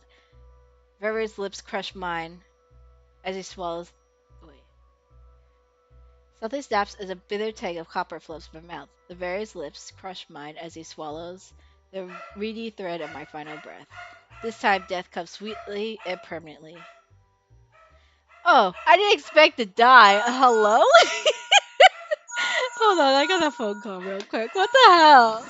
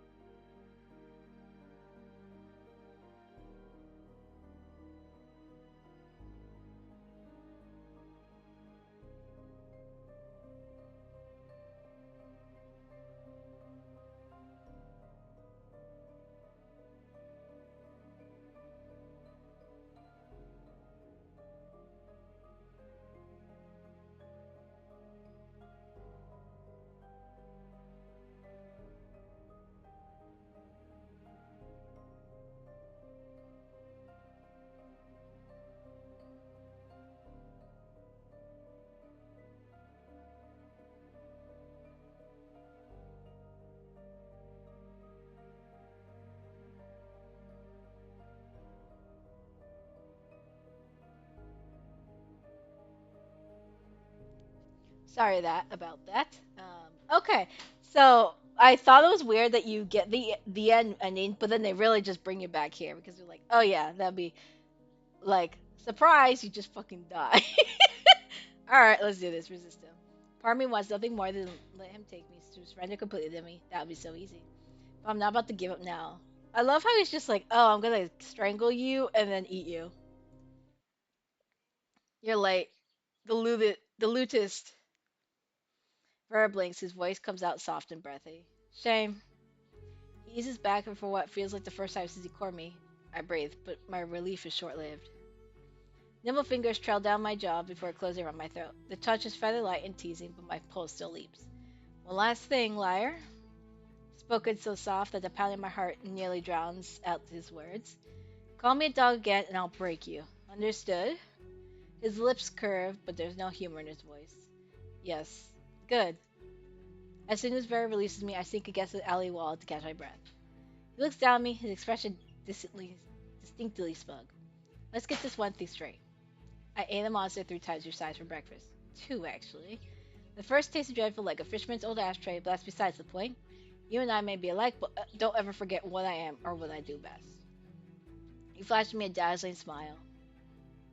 Lyre! Anyone seen Lyre? Leander's voice echoes from the direction of the wick. I whip around. I nearly call back before my Very's apparent distaste for Leander. I glance back at Very. That bitch gone. Only he's gone. Vanished into the dark, of course. I'm left in the desert alley trembling with delirious mixture of exhaustion and excitement. Fuck. I let out a long, shaky exhale that condenses in the freezing air. Only once my racing heartbeat slows do I make my way back towards the wick, guided by the distant sound of Leander's voice. Interesting. Okay. Very serves as a warning of the dangers posed by the cenobium. As cunning as he is curious, he finds it fascinating and insists that he can help. But trusting him means entrusting your life to the collared beast with a lethal reputation. Can Very protect you, or are his honey words a trap waiting to snapshot? I imagine both. Both, really. Mostly if that man just fucking killed me in this ending. Jesus Christ. Okay, continue. Alright, one last one. And then, because it's been literally over 6 hours at this point, I will probably also end the stream after this thing, too. For the second time today, I find myself squeezing through a crowd to reach Leander. As soon as he sees me, his easy smile fades.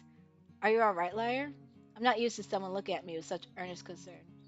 I've been through worse today. For the sound of it, you've had quite a day. How are you holding up?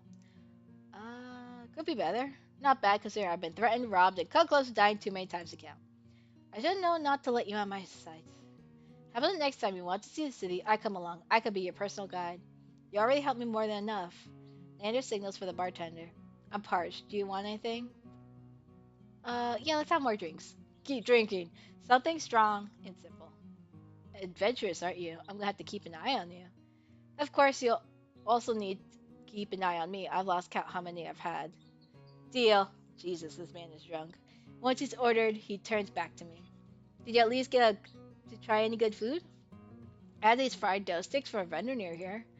As soon as I begin to try my meal, his eyes brighten with recognition. The long lads from one stall, you've got to try them with porridge. There's another stall about a block away with these rose-water rice flour cakes. Take one bite and you'll think you've been transported to some high-town passier. Then bam, you open your eyes to the same trash-lined street as always. When he laughs, his hair falls over his eyes. He shakes his head and pushes it back. I'll show you sometime, if you decide to stick around Low Town, that is. The Iridia Leander describes is far different from the one I've experienced. But if you've lived anywhere long enough, I suppose it becomes home. It seems like I'll be here for a while. Maybe I'll take you up on that. Ooh, scandalous. The bartender returns with a pair of glasses and pushes them our way. So I don't understand if he owns the bar, not the bartender, Leander, or if he just like literally just lives here. Cheers. Leander clicks his glasses against mine. I take a deep sip of the malty dark ale, savoring its flavor. It was surprising finding out that you all knew each other. I didn't think Arita would be so small. Do you know how many times I tried getting them all into one place? It's impossible, like trying to herd a bunch of soulless. I take it you know them well? Depends. Was there anyone you're curious about in particular? All of them, please. Min. Min's interesting. Not very forthcoming, though. Ah, Min, my favorite grouchy freelancer. What's your impression of them? I get the feeling they could use a friend. I think Min prefers to be alone. What makes you say that? I've known them since they arrived here in Riga. They turn on every attempt I've made. Well, almost every attempt. Oh god. He trails off to take a deep swig of his drink. Ah, that explains so much. Anyways, I'm just saying, if Min wants to be your friend, you'd know. Okay, next one. Kurus. Do you and Kurus work together? Occasionally. Did the mysterious contempt doctor... No, content doctor catch your eye? Um, he seems like a good person. It's interesting that I actually get to, like, give my opinion. He seems like a good person, though it's hard to believe anyone's a good person these days. As Kurus, he works hard to serve the people of Lowtown. He's a miracle worker, even his bedside manner could use some work. Do you think he might be able to cure my curse? He starts to speak, pauses to consider me for a moment. Kurus is good, but he's only a doctor. Besides, unless you're actively dying, he'll make you wait in line all day like everyone else. Okay, let's talk about our demon homie. See your friend's advice? Have been for a while, but he's rarely in town. Where'd you run into him? The Sea Spring. He chokes on his drink. He coughs violently into his fist before giving me a surprised look. You went all the way out there? How'd he treat you? Up front? He was honest. He told me about how the Sea Spring's powers come with a heavy price. Losing your mind, becoming one of his funny, brainless pets. He sighs, pausing before he speaks again. Does that sound worth it to you, Lyre? The only pet he has are cellists. Yeah, I know. I didn't mean it like that. I such by respect and takes care of his own. For a moment, Leander stares deep into the bottom of his glass. When he looks up again, circles under his eyes seem deeper than usual. All those red-eyed minions creep me out. Can we talk about someone else? Alright, let's talk about our fox friend. What do you know about Barry? He shakes his head slowly, his expression grave. Barry, a living example of the Snowbeam's cruelty. Most days they keep him on short leash. I'm surprised you ran into him. So tell me, what made you think of them? I want to know more, I guess. He's rude. This needs to give more answers. I want to know more about him. Wouldn't we all? He's mysterious and not just because the Snowbeam keeps him locked up. The way they treat him is just not right. Do you know why he's a prisoner? Nobody knows. He's been imprisoned for as long as anyone remembers, but whatever he did must have been awful, considering the punishment. Ah, yes. He's charming, but like any monster, he's dangerous. If you ever see him out hunting, you'll know what I mean. Leander swirls his glass, choosing his next words carefully. Don't fall for his looks. He'll rip your throat up for fun. Ah, yes, I know this. I surrendered to the man for 2 seconds and I fucking died. That about covers it. Aren't you tired of standing? Let's go find you somewhere to sit. Leander pushes me away from the bar, beckoning me to follow him. He leads me to a small booth hidden in the nook of the bar. A pair of bloodhounds nose and immediately leap to their feet, offering their seats to us. As I slide to the booth, a web of graffiti scratched at the booth's tabletop catches my eye. The deepest grooves form the outline of a dog from Leander's posters. Dozens of roughly etched names surround the drawings, some fresh, some well-worn. What is all this? It's a tradition. Whenever someone joins the Bloodhounds, they have a drink with us, and then they carve in their initials. The barkeeper must love that. After the first year, she finally stopped charging me for extra damages. 2 years of countless drink later, 2 drinks and countless drinks later, she added her own name. You're not planning on recruiting me, are you? He quickly shakes his head. Not yet. You need time to think about your own path. Do you know what you're going to try next? The question gives me pause. I take my hands out from under my cloak and rest them on the table. Do you think you can help me? Of course, we can find answers together. I feel like he's evil, not gonna lie. Leander starts to reach for me, as though meaning to take my hand before stopping himself. His eyes flicker than mine. I won't fail you, Lyre. And if you ever need a taste of normalcy, I'll always be here for you. My chest tightens at the memory of touching him. Even now? Leander swallows. The table groans under his elbows as he leans forward. The booth is so narrow that it completely blocks my view of the bar counter. It's almost as though Leander and I are completely alone. If that's what you want. How did it make you feel? It was warm, exciting. I don't know how to describe it. Leander rests his right hand on the table. He looks at me, smiling, when I place my hand in his. Slowly, he begins to unwind the bandages, stopping every so often to glance at me. As my skin becomes visible, I cast a nervous glance around the bar, but as far as I can see, no one else is paying attention to us. Leander squeezes my hand gently. No one will know this.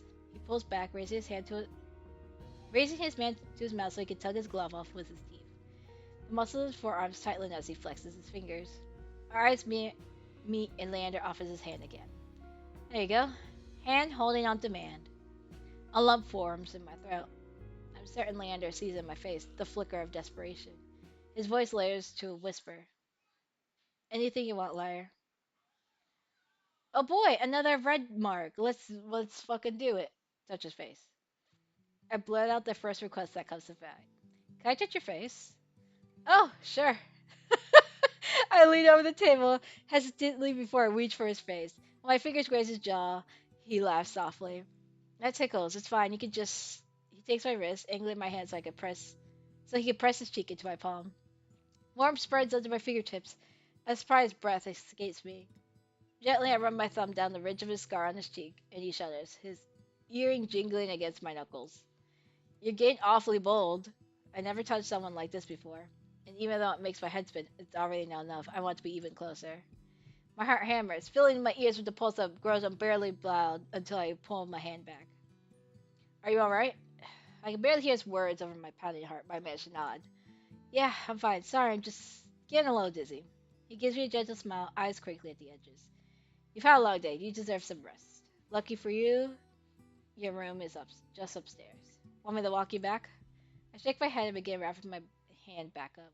With each deep breath, my head feels more clear. I'm fine, but thanks for, well, everything. Remember what I told you. If you need a break for the chaos of the city, I'll be here for you. When I rise, Leander gives me one last smile. Good night, Lyre. Night. I trudge up the stairs, but even as I leave Leander behind, the warmth of his skin still lingers on mine, burning through the bandages. Ah, Leander, the heroic mage. Interesting. He offers you something that should be impossible, a taste of normalcy free of your curse. As the first person to withstand your touch, he could change your life, but some things are simply too good to be true.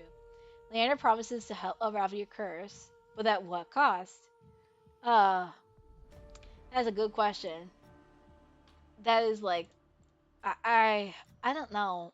Even if I started playing this, like whenever it comes out, I just would have no idea what to even like.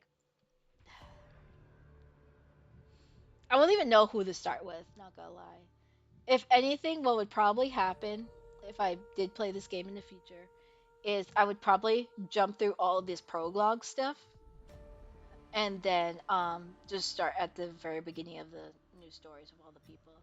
I don't know if I will do the things what's the word I'm thinking of? If I would do them all separately, like because there's the three different paths that your character could take as either the mage, the oracle, or the thief. Or I don't know how much that changes the story. If anything, I will probably just pick one for streaming and then just do the others on my own free time, give or take. But we will see. I think if anything, I will probably like run through the course and then to see if there's any different dialogue and then go from there. Although I assume if anything, the dialogue will be very different when the game comes out, whenever that is. For now, though, thank you for those who stayed around for the stream today. It's about little after 6 hours, which isn't too bad. Thank you again for hanging out. Check out our games. For those who might be watching this on YouTube at a later date, hi and thank you again. If anything, I will probably be back tomorrow, probably around the same time, 12 ish, give or take, 12, 1 o'clock ish. And I will be playing some more Oddworld, new and tasty, so that will be fun. More crying at my damn puzzle